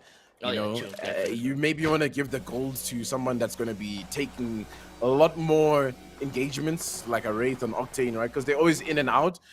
It's always easier for them to just pop a quick little cell and get back into causing that pressure, right? So I think you just need to try and juggle that armor to best suit whoever is kind of serving what kind of role in the lobby, right? Because you don't want your sniper to have the gold armor and not farm up Evo shields, for example, right? Because then it's like a waste of that armor, right? You just want to give to somebody that's not really looking to do that. But yeah, for the most part, ladies and gentlemen, everybody's starting to make these rotations. Swamp Creatures again on one of the legendary late rotations as they work their way in. 13 squads still up in the zone, and it's Team Bench who, you know, came all the way from the top of the map to down here. Quite an interesting rotation for them. Yeah, no, and it does look like they also did manage in the moment to grab two of those eliminations. Aquatic Arms just looking to get involved over here just a little bit. It's a Arcstar thrown into the build, but they still safe for the most part. And Hopefully they play this to their advantage, but it does look like they're going to be double keying the situation. Yeah, they got that depth protection, so they are not fearing any of this. And Aquatics in there doing so much damage onto Radical. Radical is alive on Flesh, and the dome is popped as well. And some creatures and Team Bench are just having an all-out warfare here. But it looks like Team Bench is going to be the one that's on top, because Rondon has showed up and he's taking names here. But Aquatic is down. Everything is just going crazy. I think there's other teams starting to grief the fight as well. One member is still up here on some creatures. Kano, Wikipedia editor, sneaking his way inside here. It's 2 noobs, 1 cheater who are here to grief the day. As well as, I think, S4 just around the corner. I mean, all the teams seem to be converging onto this location. I mean, they've probably seen that kill feed very active, and they really want to hand out that grenade. It's just gonna sit there. Nothing seems to be happening over there, but Kano is still alive as a solo. And now look how everyone's sort of in the zone, and this is where it's gonna be tough. Rundick looking really low on HP as well. Yeah, really low. He's gonna have to pop some meds, and if they have heat shields, it might be a really good time to get that call. And Kano is still alive somehow.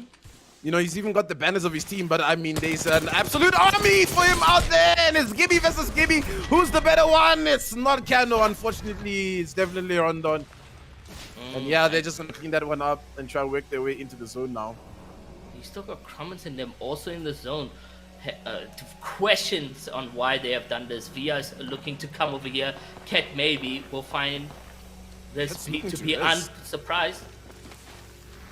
Oh, Via's. It's a one-on-one with Ket, and it does look like Vias is doing the most damage over here. He's gonna get that knock. Yeah, ballsy play coming in from Vias, but I mean, it's the time of the night to make ballsy plays, right? Especially for them who've been having a really bad day for the most part. They're gonna have to try and make something happen, even if it's these risky in the zone fights, and especially when you know you have an advantage to try clean up 2 quick kill points, right? Because obviously one on Team Bench is down. But look at Rondon. He's doing as much as he can. Unfortunately, Ket is already knocked, so it's just going to be Rondon. And as well, now you have to micromanage the zone, because if you take too many ticks and they hit you just for a little bit of flesh, it's going to be tough. And you see he has to hit that med kit, man. It's just so tight what's going on here. He will get the med off, at least for the most part. Oh, he's dropped down onto him here. But look at Rondon's even 8. It doesn't miss. But Vias is here to clean it up and save his teammate, thankfully. Thankfully, indeed. But now, Team Bench, you know, with the potential comeback has just been stopped in total place coming out from Vias, and them have they made the decision to go straight in and double key in the zone. But now this could be a bit of a sticky situation, because that zone's gonna start closing in 30 seconds. They're getting the revive. Do they have all the heals necessary? Because you know, for the most part, Team Bench and them sat in zone for quite some time. Those medkits were being used, and it was just a tough play for them. But now they've got to make that far rotation. Vicimus looking to find themselves in action over here, and hopefully they will get out of this one.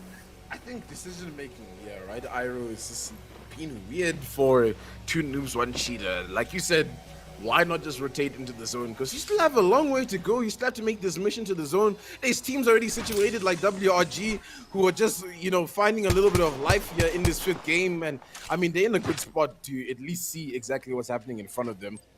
And everything is chilled for now. The squads are just trying to plot their rotations, but I mean, it's all about to pop off as it usually does on these zone rotates. Yeah, no, WRG though does look like they're on the brink of the zone, and maybe the zone will still form on them somehow, because it is the end game. Idumino also over here, Carthaginians. So, you know, JSN getting taken out. Oh wait, how are they taken out? I haven't seen them actually. JSN's alive. I believe I did see, was it Dash get a knock in the lobby? So JSN is still very much alive and pumping in this lobby, ladies and gentlemen, as the Carthaginians are looking to get a little bit angsty here and get involved in a fight of their own. Carthaginians here. Oh, I've had almost dead over here, but he manages to get some damage as well. And now full Evo shield on him. He's going to take a Q out of this one and go straight over cover and hide behind the cliff zones that they find themselves in.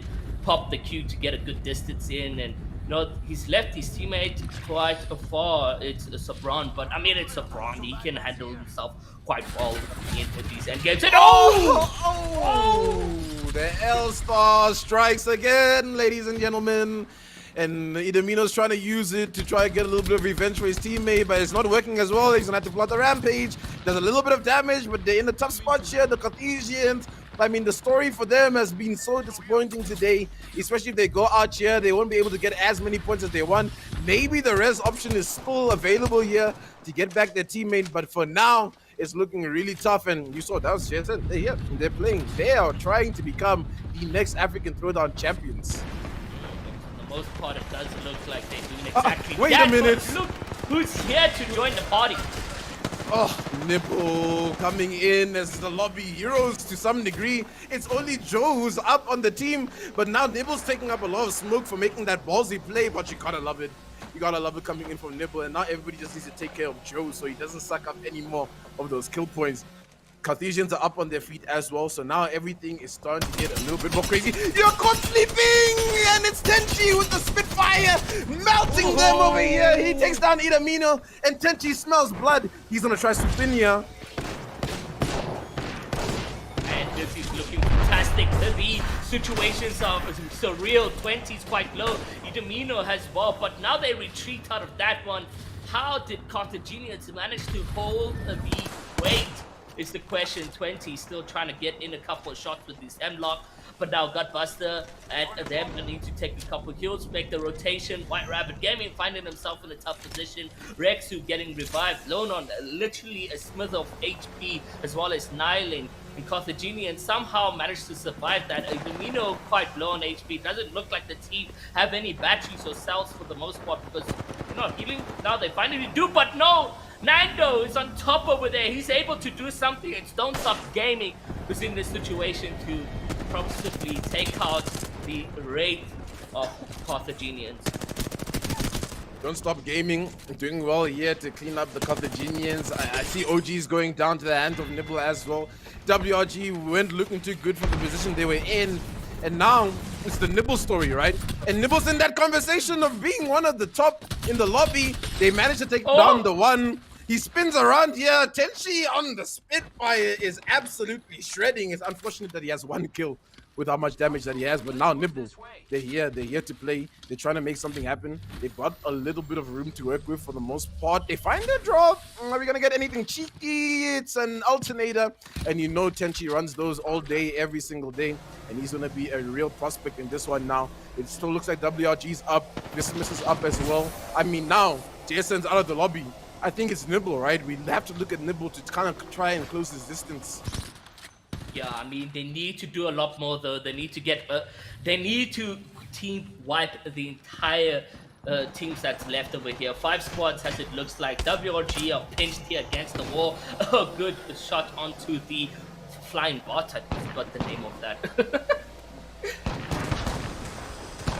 Alright, so WRG's position is not great, right? You know, they're in zone, but it's kind of like hard to hold, especially when there's a team above you, right? Because then when everyone's gonna start to focus them because they're easy pickings, and Rexu finds some easy pickings, which is somebody's head on the opposite end over there, on the side of, I believe it's what, Don't Stop Gaming.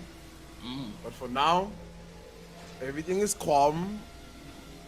Does Nibble, look like, yeah, Nibble's looking a little bit cheeky, right? They look like they wanna get involved here. yeah, I mean, I would, you know, at this point, you've managed to take out such big names, JSN, you know, you're probably looking at the kill feed, Carthaginians has been taken out. This is a time to grab as much points as possible when you can do this right over here. We've got so many teams still in this one, 15 players as well, so the scenes are hectic, but Gutbuster is here with his R301 to rail down his enemy over there. And Nibble have a nice side of the zone that you think here, Iroh, right? I do. Because everybody's like in front of them, and they can kind of just micromanage what's happening in front of them. ooh, but across them is DSG as well, so they need to be careful on how they take the peaks over here. But it's good to see how they formed this defensive line. Gutbuster and 20 obviously just there, just in case DSG wants to take any of that action. Yeah, the gas is just kind of griefing WRG a little bit here. It's not really comfortable where they're at right now. Look at Nerdish. Nerdish have just been vibing, you know, the entire African Throwdown. They always find a way in these top fives, you know. I don't know how. It's the Valkyrie plays that they've introduced to the rest of the lobby, but they're just making it work. Look at, like, this Vicimus versus WRG fight. And there goes the one on WRG, I believe. No, actually, that's a Vicimus player. So there's a bit of a crossfire coming in from DSG, I believe, from the opposite side. Neo goes down. They're going to be able to get him up in the building, at least for the most part. Why is Nerdish down here? Whoa, what's going on with this drop coming in here from DSG? It's just a bloodbath. There's gas. And with the punches, the one player's grappling away. Bolt's trying to stay alive. It's not enough. Killer takes him down. So now it's 4 squads. WRG's up at the top. We still have Nerdish, right? Nibble's here. Vicimus. So it's, you know, these 9 players versus this one, if I'm not mistaken. Or maybe, oh no, they haven't completely killed Nerdish, so they're getting back up on their feet right now. So the full team is still up. You know, this is still very much in the playing field. I mean, anyone's game right now, Iroh, right? Yeah. I mean, look, the DSG, questionable. You know, they had the advantage, but they went straight in for the one-on-one situation and clearly did not go to the advantage. But now, you know, you've got Rexu, who's able to line up a beam and off, and he's managed to pick himself a knock. But Dylan's looking quite low on HP, so he's low, and here's an ult coming down, railing down the bomb. And it's 20, it's got Buster and Currency, who potentially could walk away with this, as everyone is just a slither of HP. Everyone is a slither AP, and no one's looking at Nibble. Nibble's playing this one to a T. I think this is a Nibble Esports win. They played everything correctly. It's just Rexu and Nibble come through. And I am just crossing fingers. They dropped like a 20 bomb here, right? Then it gets exciting leading into this final game, right? Because now we've got a bit of a competition, right? Jason goes off early, and now it's open. Now it's happening. And I know Ez is smiling in the background, right? Because she saw Nibble versus Carthaginians once again. It's just like, it's a storyline that's just happening here. I don't know why they just keep running into each other. Yeah, no, I was crying. I took it down in my notes and I was like, I did it again.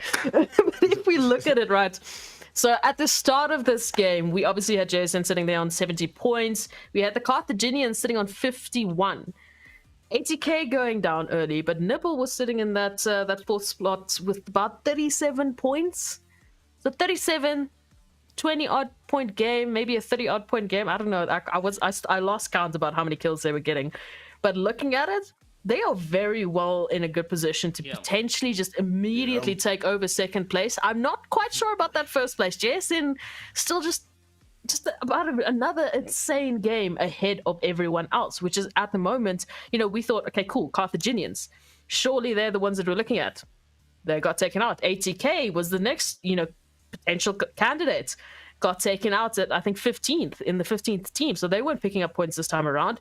Nibble Esports is on our next hope, basically, to see if that competition is going to change, to see if that money spot is going to change, because we know top 4 teams are the ones going to be taking home that prize money. So as it stands at the moment, I think Nibble, you know, might have actually just taken away 2nd place from the Carthaginians. Yeah. Whether or not that's going to be enough to secure them maybe 1st place, I don't know. Jason is, I think, just leading at the moment. I don't know for how long. We only have one more game left, Tendo. One more. And they were picking up kills as well during that game, right? It wasn't as if they went out and they weren't being active, right? They were still as active as they normally are. So they probably picked up at least, I'd say, 7 points coming into that one, right? So maybe sitting just below 80, I feel, right now. But you look at that Nibble game, like you said, they were just over 30 points, right? So let's hope they dropped like something around 25 points, right? Because now that final game is definitely, okay, either Nibble's going to win it all, or it's going to be, you know, Jason that wins it all, right? Just based on how those numbers go. Whichever team kind of slips up in this 6th game between the two of them, I feel like is, you know, gonna put up the platform for the other one to become the champion right now. I feel like that's kind of like what it's shaped up to be.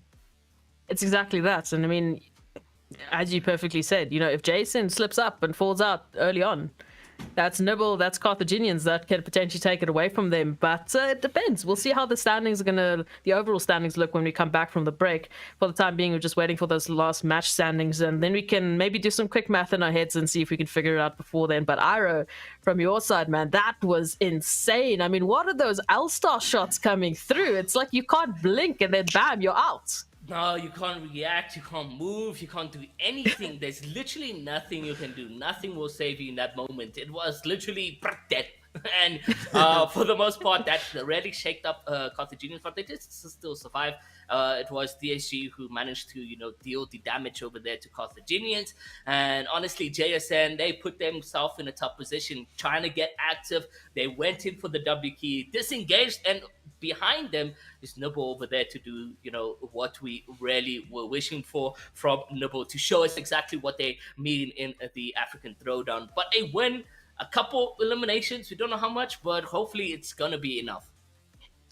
It's so bizarre. DSG was one of the teams that we were absolutely screaming out of our minds with when we were looking at the group finals and the semi-finals. They were one of those other teams that were grabbing W's. And then the grand finals, they've been very quiet, but they came through in that 5th game. Not, I think, as far as they would have wanted to. I think they would have obviously loved to take the win out of everyone else. But, I mean, Nibble there with that last moment play, the bombardments just going ham. Everyone was so low. They played that to absolute perfection. And this is why they're getting those 22 points, sitting in first place for that match, number 5. Don't Stop Gaming in second place. They with 12 points, actually tied to Nerdish and White Rabbit ZA, who all have 12 points from that one game. And JSN slinking in 5th place with 8 points, with the Carthaginians with 7 points. Now, Team Benched, as well, another team that was extremely close to taking the points away potentially from Nibble. But now, Nibble just skyrocketed themselves up that leaderboard.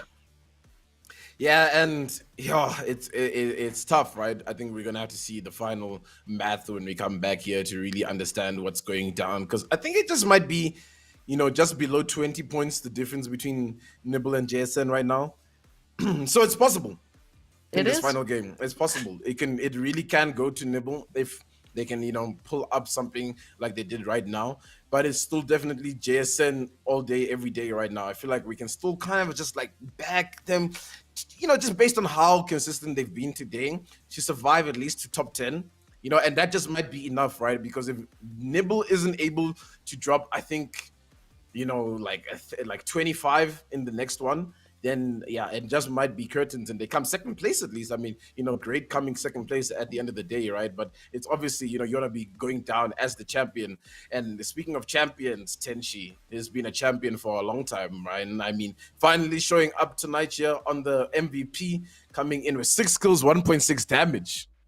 Ooh, it's that Spitfire, man. I'm telling you, he was melting everyone. Then he picked up an alternate as well, just on top of that. This game is playing everyone. If they're giving Tenshi red guns, you should run away. But speaking of that, we have one more match left for your grand final, the Apex Legends African Throwdown. So I'm going to yeet right quickly to a break so we can get into that game as quick as possible. Stay with us. One more game, and of course the overall standings, and us crowning the winners of the Apex Legends African Throwdown Season 2. So you don't want to miss it. Stay with us. We'll be right back.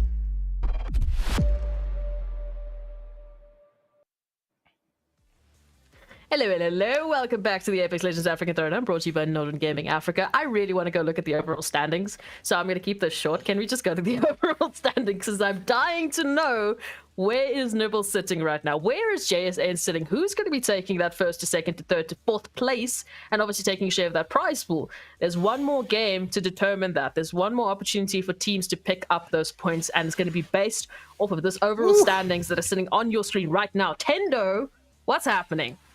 All right, so I was doing a little bit of math behind the scenes, right? So I was kind of predicting the table to look like this, you know? So it's actually, you know, I think everybody's looking at this like, okay, well, JSN's won, right, guys? But that's only 19 points difference between, you know, them and Nibble. And then looking at the Carthaginians, it's only a 20-point difference.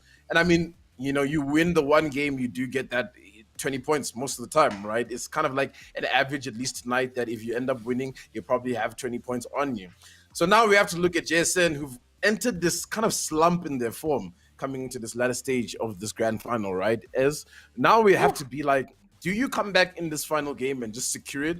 Or are you going out early because the nerves are just crumbling on top of you? Because as soon as that happens, right, it could even go up to 80k. If 80k has a crazy game right here, I'm not even like looking away. I'm lying. I don't think 80k can catch up. But definitely between Nibble and Carthaginians, they can still catch up. They can make it happen. They need to just drop one crazy game, 130 bomb, look up to the heavens, pray to the Apex gods that all the teams rotate onto you, and they might finish first place, right? So let's just wait and see. I mean, ugh. Oh, but it just goes to show how different season 1 has been compared to season 2. You know, we were talking about it. We were talking about it off camera that, you know, first season we were like, okay, by game like 4 or 3 on the second day of the grand finals, we already knew who was going to come first without a doubt in our mind. We weren't even like, okay, but maybe if he does, okay. No, there was none of that. There was no maybes. We knew who it was. It was just a question of, okay, who's taking second and third and fourth.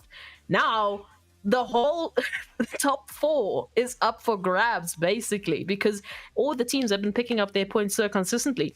It's not the top 4 we were expecting. I don't think anyone could have predicted this because there were so many teams we could have put in that top 4 slot, right? We had, I think, we easily had about 15 teams that I was like, definitely like, yeah, they could win it all tonight in one night. So again, it just goes to show how the talent in Africa has improved, and I'm so keen for it and I'm so here for it because it means that, you know, that competitiveness is increasing. It means that the talent is rising. It means that you're going to be out of breath by the end of tonight, but it's okay because we're all going to be having a good time. Ira, from your side, how's Apex, man? You enjoying it? Loving it, man. The scenes are absolutely crazy, and you just got to love how it isn't a set story in line for, you know, a certain team. But JSN do have the advantage going into this game. How they play it out, if it's placement, hiding in the zone, or whatever the case may be, they just need a couple points because, like you mentioned, Tendo, it's a 19-point game, you know, and we did see Nibble grabbing about 22 last time around. But even if so, JSN just grab 4 points. I mean, they could potentially just win this by a one point difference. So literally, that's what all JSN needs to do: stay hidden, stay in the zones, and they walk away with this game. But I feel like Nibble is just jumping from jump tower to the next, and they're gonna try their level best to do that game we so loved when they picked up double-digit eliminations, and hopefully we get to see the action coming out from Nibble. But I mean, there's still Carthaginians who are 20 points behind, who can still set in a massacre of note, and we have seen them as well with the totem, you know, go in crazy. So yeah, Apex Legends for me is anxiety. I'm anxious to see exactly what is going to be happening because you can't put a foot on right now exactly to who's going to be winning the African Throwdown Season 2. So you heard it here, folks. Ira OG says that Season 2 of the Apex Legends African Throwdown is anxiety. Going into it, there's one more game left. There's one more opportunity left for these teams to pick up their points, to grab themselves a share of that prize pool, to grab themselves a share of the bragging rights. They are the best Apex Legends team in Africa. This is the Apex Legends African Throwdown, brought to you by NODWIN Gaming Africa. Tendo and Ira have got you covered with the casting, so I'm going to give it over to them because I'm going to lose my mind in the background. Guys, please take it away. All right. Iro, last time we'll be casting Apex together for a little bit, and I mean, the stage is set so perfectly, right? There's so many theories that we could craft coming into this one, right? Jason goes out early, and Nibble goes on a killing spree, and all the Carthaginians, and all three of them end up dying in the game we watch. It's just like, what's going on? Like, you know, we know who won. We're kind of just like playing this last game out. Like, there's so many theories we could craft coming into this final game. Yeah. What's one of your theories, you know? Oh man, I don't even want to start thinking, Tendo. Like, I just want to see what will happen. But if I start thinking, maybe I'm setting in stone some outer universe reality that I make, you know. I believe it's called Costicus. I didn't want to say it, but yeah, no. Honestly, I don't want to think too much on this one. I wanted to let it flow. I wanted to surprise me, but more so, I want it to be amazing. You know, let's see exactly what will be happening. I'm not going to ask you the question back, Tendo, because I'm pretty sure you feel the same. Yeah, I mean, I'm definitely here to just watch what happens. You know, I think if you look at JSN, you have to give it to them if they do clutch it out, right? I mean, they've played the most consistent tonight in terms of just getting the numbers and keeping themselves at the top of that leaderboard. They've been the top the entire night. No one has touched them at all.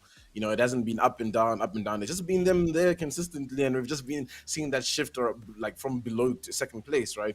But I'm looking at like these teams that are just not here tonight. You know, where are you? You know, Punx, Omnius, you know, even WRG sleeping a little bit. 2 noobs, 1 cheater for me tonight is probably, you know, my what do I want to say here? Like the saddest story for me, you know. Yeah. So strong as a team, you know, so consistent in competing competitively in Apex Legends, but can't find their feet, you know, in this grand final. Oh man, it's one of those days, you know. We have to ask what they had for breakfast. Maybe it wasn't Wheat Bix, so we can only wait to find out exactly how they're gonna end, you know, their chapter. Maybe they go out with a bang, and yeah, it's just those decision making that we get to see from the team that sort of puts them in a tough position. I mean, we saw that last match, you know, full on go into the zone, and that wasn't the play there. They should have gone into a better decision and go into the rotation, find themselves a good position, and then they can start to farm up those kills, farm up those damage.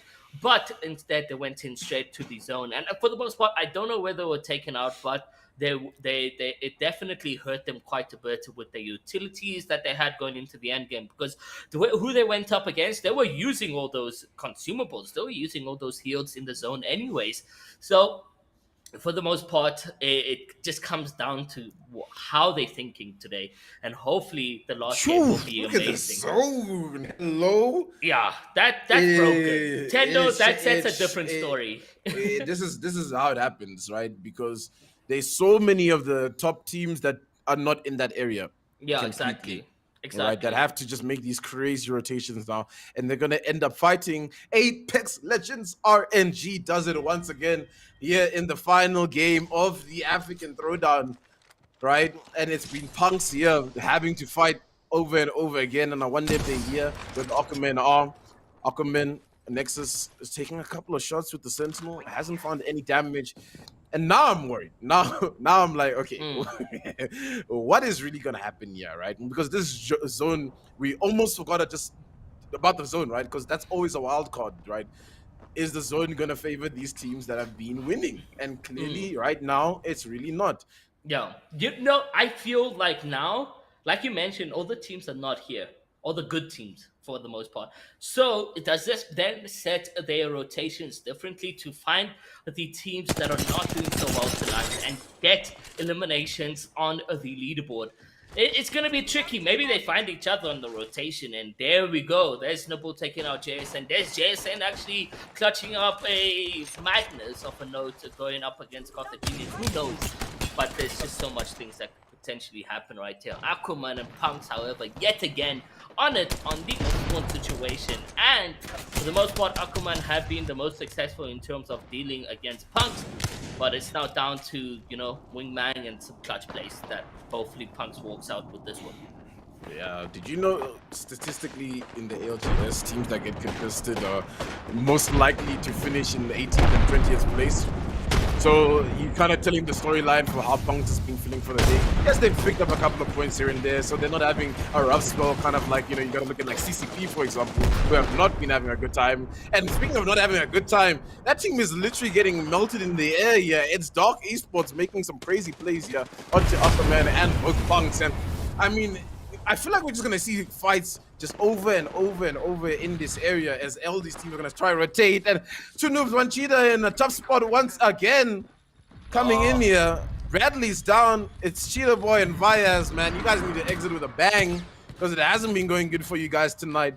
And just maybe they can clean up this one. Yeah, just hopefully they can. Hopefully they can bring back Bradley in the situation of there. For the most part, luckily for Punx and AQUAMEN with this third party of note, and oh no, The Carthaginians are here. Carthaginians are here. Somehow they just coming in early action, and this is what we are talking about. You know, we can't really entail what is going to be happening, and Carthaginians is very much active. But if they play this wrong, you can see those. Look at those evil shields on the oppositions they're going up against. If they play this wrong, they could just be out of this one.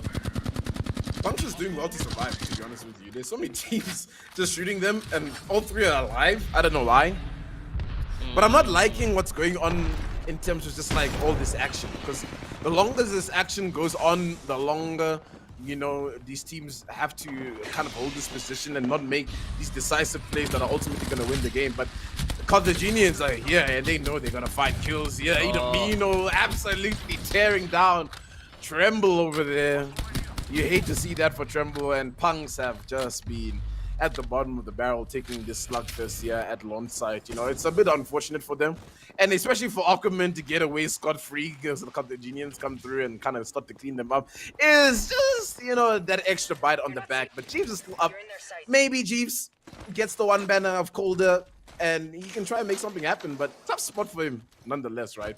Yeah, man. You know, for the most part, Punx is gonna be a tough thing for them, you know, off spawn. You know, they looked like they were about to celebrate that elimination onto the AQUAMEN. Then it was Dark who came in, and then it was Carthaginian. So for the most part, it just hasn't been a Punx day as the team gets taken out. And you know, for the most, they can take a good chin, you know, today just to say GG's, man. At least we played our hearts out all the way to the end, and that's what I love about competitive scenes in South Africa, is that they don't easily quit, even though they are pushed against the wall. Yeah, you always have to keep pushing, right? You know, that's what crafts champions in the esports. And 13 squads, by the way. We've kind of just been chatting. I don't think I've seen any of the crucial names going down. It's kind of like, you know, those outlying gamers that haven't been having the best of nights already, kind of going and doing their course and going out early. The AQUAMEN are looking to come back onto this right now. Mr. Titan's up here, and Mr. Titan might just ruin the dreams here of the team of Carthaginians, or is it going actually the opposite way around? And it is, as Idamino finds the one frag.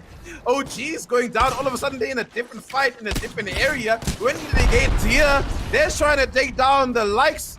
Wait a minute. Oh, it's Jason.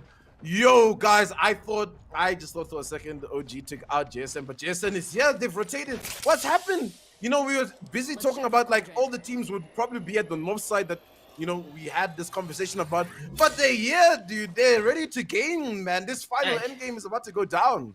Hey, man, I'm shocked myself. You had Carthaginians early in here, now Jason as well. And where's Nibble? I don't know. I can't really tell with the colors on the screen, but just look how little players are left. Yeah, like last game of the night, everybody's just like, you know what, guys, Full it set. is what it is. Let's just slug it out and hope for the best. Yeah, and I mean, you're kind of playing into that playstyle of the Carthaginians, JSN, and Nibble, right? Because those are three aggressive teams that love to fight, and everyone's kind of just like feeding into their kills right now. Nibble's here as well. They're already here. They're making these rotations, guys. Oh. Everybody is here. They know they can still win this one out if they play it well. But I mean, you got to be banking on GSN to get no points and Carthaginians to get no points, and that's clearly not the case. Yeah, no, for the most part, doesn't look like Nibble have picked up anything just yet. Has, you know, there's no assist on the player who we are on. So for the most part, I don't think that anything came in for play. But no, it does look like WRG may just get into a one-on-one situation with Carthaginians. It's a Braun taking up quite the damage. Trying to go in for his ult play, but he's not going to place it down yet. Lone as well was traded in with quite the damage. You know, he could get out of this one quite easily with Valkyrie, and there goes the pop. I don't know if that was too soon though, because you know, Idomino and these guys just go in for the kills, go in for the battle. And there goes the ult as well onto Niling, and then so now they got the cover of the thing, and that's going to fix them quite a bit, because now they're in this tight circle, and you can see Zebron and Ibad, they're just here to take this action, take advantage of what they've done and squeeze it into this little position. They got the windows, they sent back one of their players, however it's a knock on the there, and Rexu alone is just left alone in this situation. They come back jumping in hard. It's Nyland who went down quite early with this situation, and what can they do in this play, because they're so squished, there's not that much movement for the team. Lone has taken up all the damage. Rex is just trying with that Peacekeeper. Will he manage to clutch up is the question. How long can the player survive? They're going with the armor swap onto Nyland, so Rex is back at a good amount of HP, and you can see Rondon is now also getting involved over here. Yeah, Team Bench have sniffed the blood and they want to get in the action.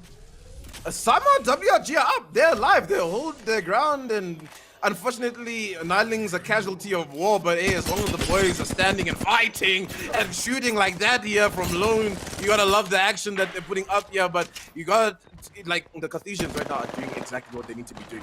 Taking fights after fight after fight, because the only way they catch up to JSN is to fight themselves, you know, and they're just trying to close that gap as much as they can.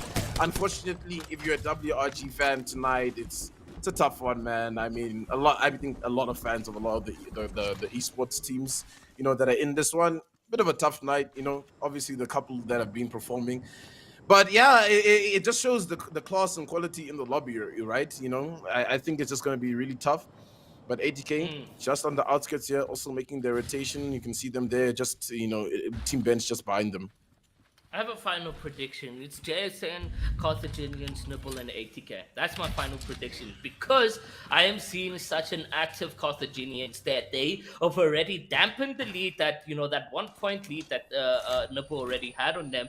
You can see Nibble have no eliminations. They're still on blue Evo shields. So that means they haven't been active. They haven't been dealing with one-on-one situations. So even for the most part, long distance fights, they've been in the same position for quite some time.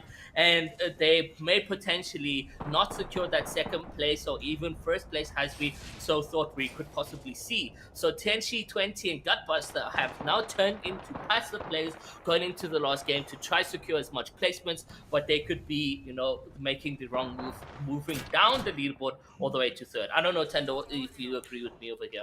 Yeah, you know, you can't really fault Nibble's player. They're playing to win, right? You have to ultimately get those 12 placement points, because that is like, you know, if you're not going to find the teams in front of you to fight, like, it's not worth it, right? And yes, you know, you want to be the champion, but second place is still good. Third place is still good, right? Maybe at fourth place you feel a little bit disappointed. Maybe you could have done better, but it's still, you know, a great achievement to get. And I think Nibble here definitely has got that locked down, right? They're just playing to be champions in terms of just trying to do their best over the night.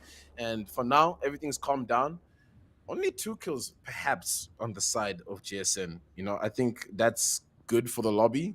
Carthaginians are pretty much catching up, like you said. They're dampening that lead. You've got WRG still alive, deep in the zone at the Harvester. Carthaginians on the edge of zone, trying to work their way in. ATK's behind them as well.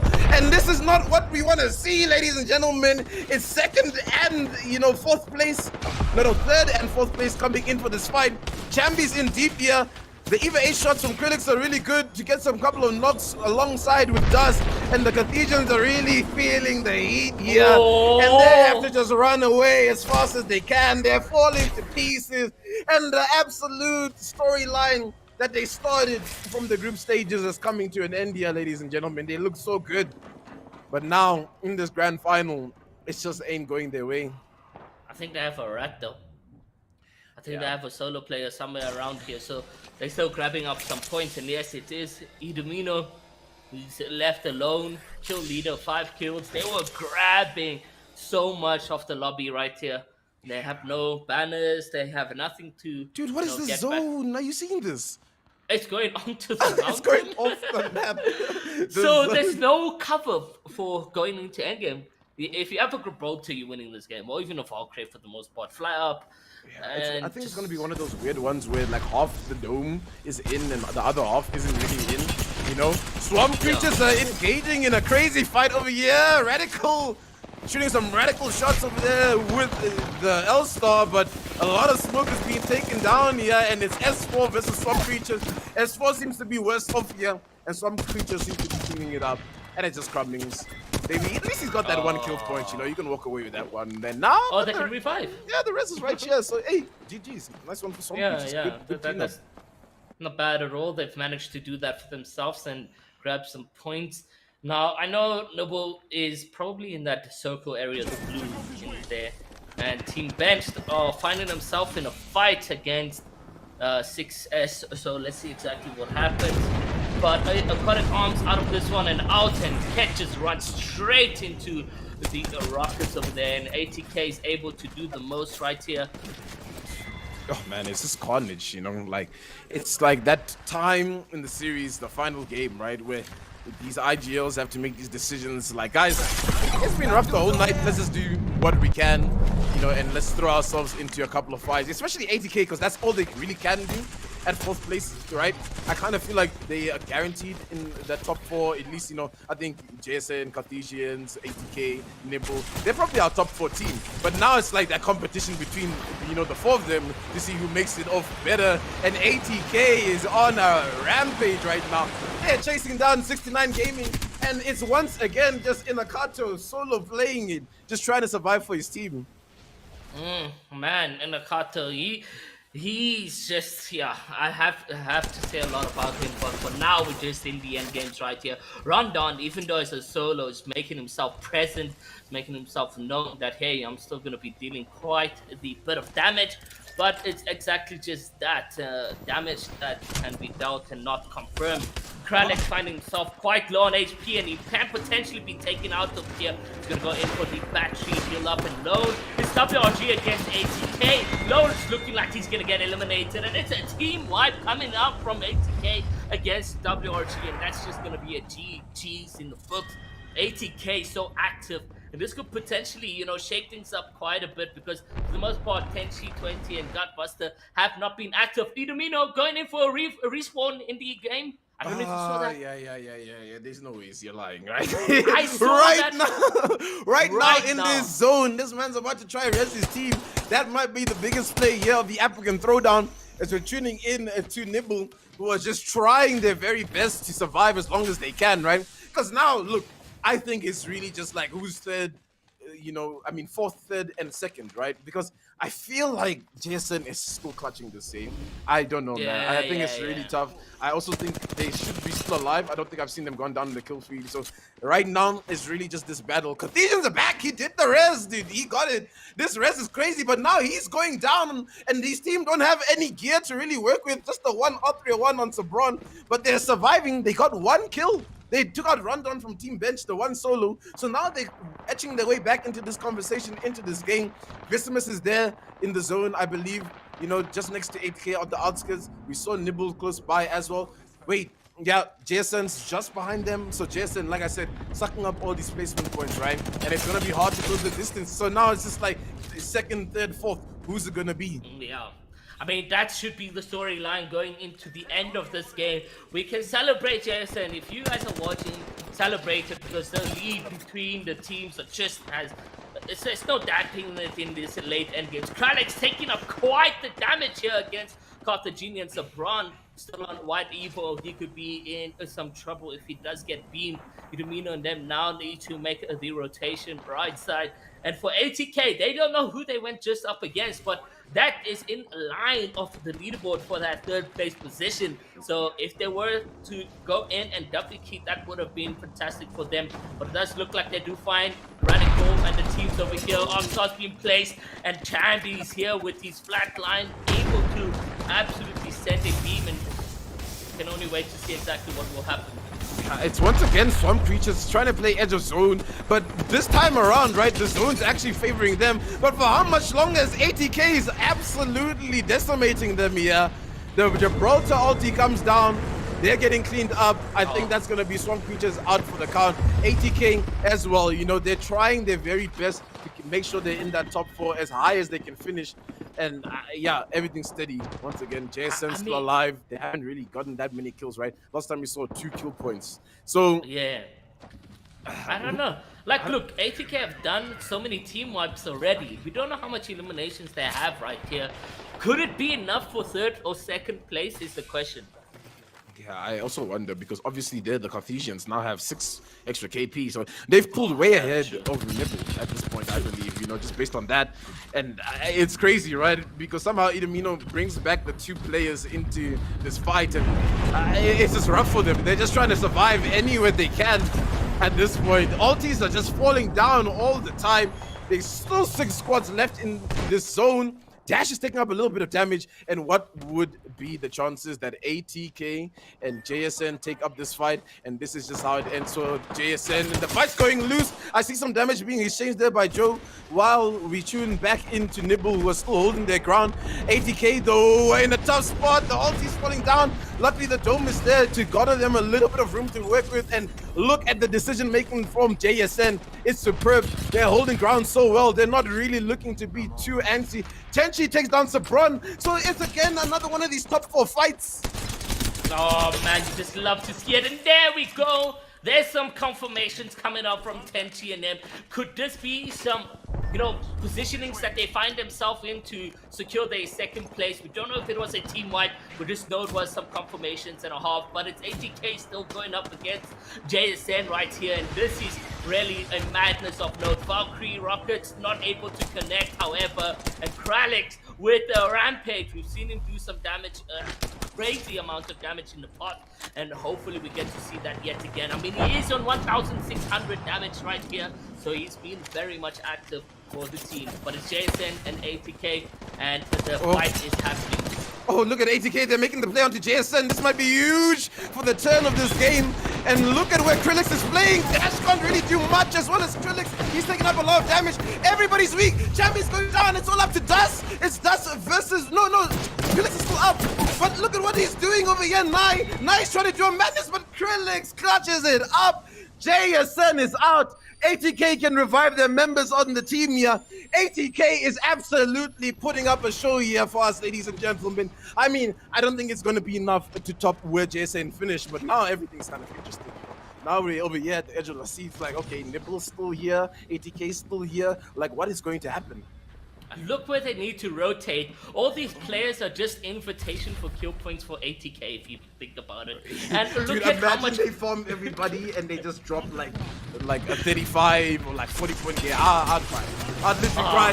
Oh, Nerdish is going down as well, unfortunately, and Nibble's just gonna clean these ones up every single day of the week. Yeah, and you know, for the most part over here, at least we are starting to see those eliminations count.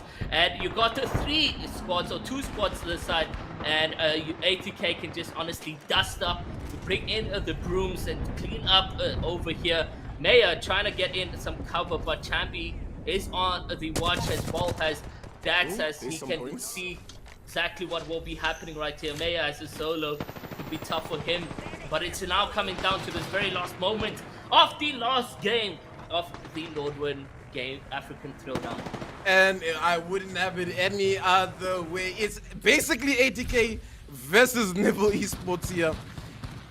We got that one outlying Nerdish player who I must commend. Nerdish, they've done so well, you know, throughout the day in this series.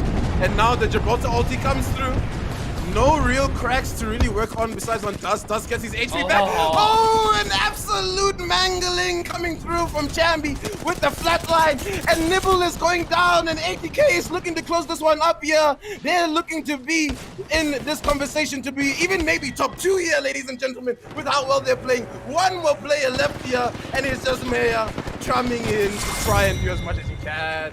And ATK Esports come through. I think that's a 20 bomb for them. Honestly, I think that's a 20 bomb for them. When they took out Jason, they had 11. I don't know. I'm not sure. My maths are just bomb. I feel like that has to be remembered for like forever and ever, right? I mean, that is such a game for them. They put their hearts into that game, and you could just see it and feel it, man. I mean, like, how are we just done with? Give me another game, guys. Give me another game. Please, another game. I am telling you, to have a grand finals of a BO6 instead of, the normal 8 maps over 2 days, it's a bit weird, but Apex things, it's fine. Making it work. I can't believe I'm going to say this, but that was the last match of the Apex Legends African Throwdown Season 2, brought to you by NODWIN Gaming Africa. So now, I'm not going to be looking necessarily at, I think we might look at the overall standings and the MVP again, maybe. We'll check now. But the fact is, we're going to soon know who's going to be the champion of the Apex Legends African Throwdown for Season 2. And I mean, wouldn't it be a story and a half if, the likes of ATK comes through, and even if they don't take the first place, if they just go and suddenly grab second place away from Nibble, away from the Carthaginians, are you mad? Yeah, I think it just shows the quality of ATK, right? I think we're looking at maybe game 3, 4, where everything kind of started to falter a little bit. I think, they started to pick it up, but, it was still a bit rough. But now they came in. They were awake. They played everything correctly. The rotations were so good. And I mean, that man Chambi, and that man Krillix, that man does. I mean, that team though. Oh, beautiful. That team though. Beautiful. They have been absolutely nutty today. I can't even imagine. I mean, having that sort of energy towards the end of it. We started this at 7. We started talking and you guys started casting at 7, but these guys have been playing games since 7 p.m.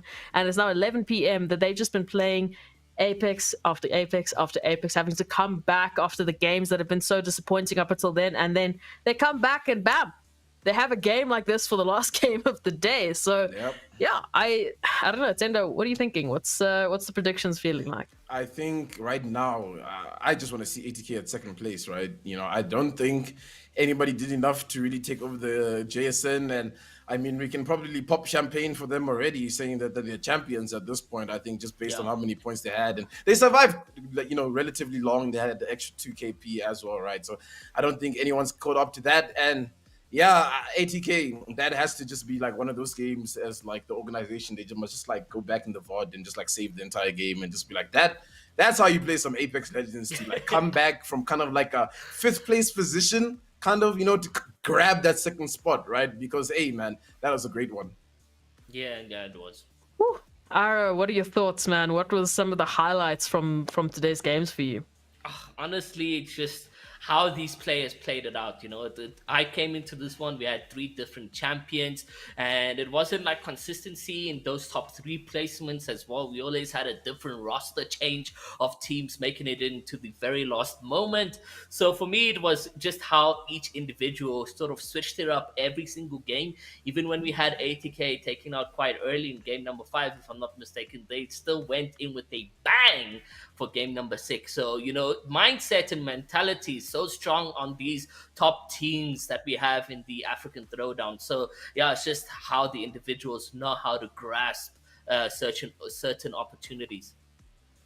I do want to remind everyone that's watching, please make sure you stick around when we get to the end of the stream, because we are going to be giving some love to our local communities, Apex Legends streamers. So hopefully you guys will be here for the raid. And also I want to reiterate some of the amazing countries that we actually have participating in the Apex Legends African Throwdown this season.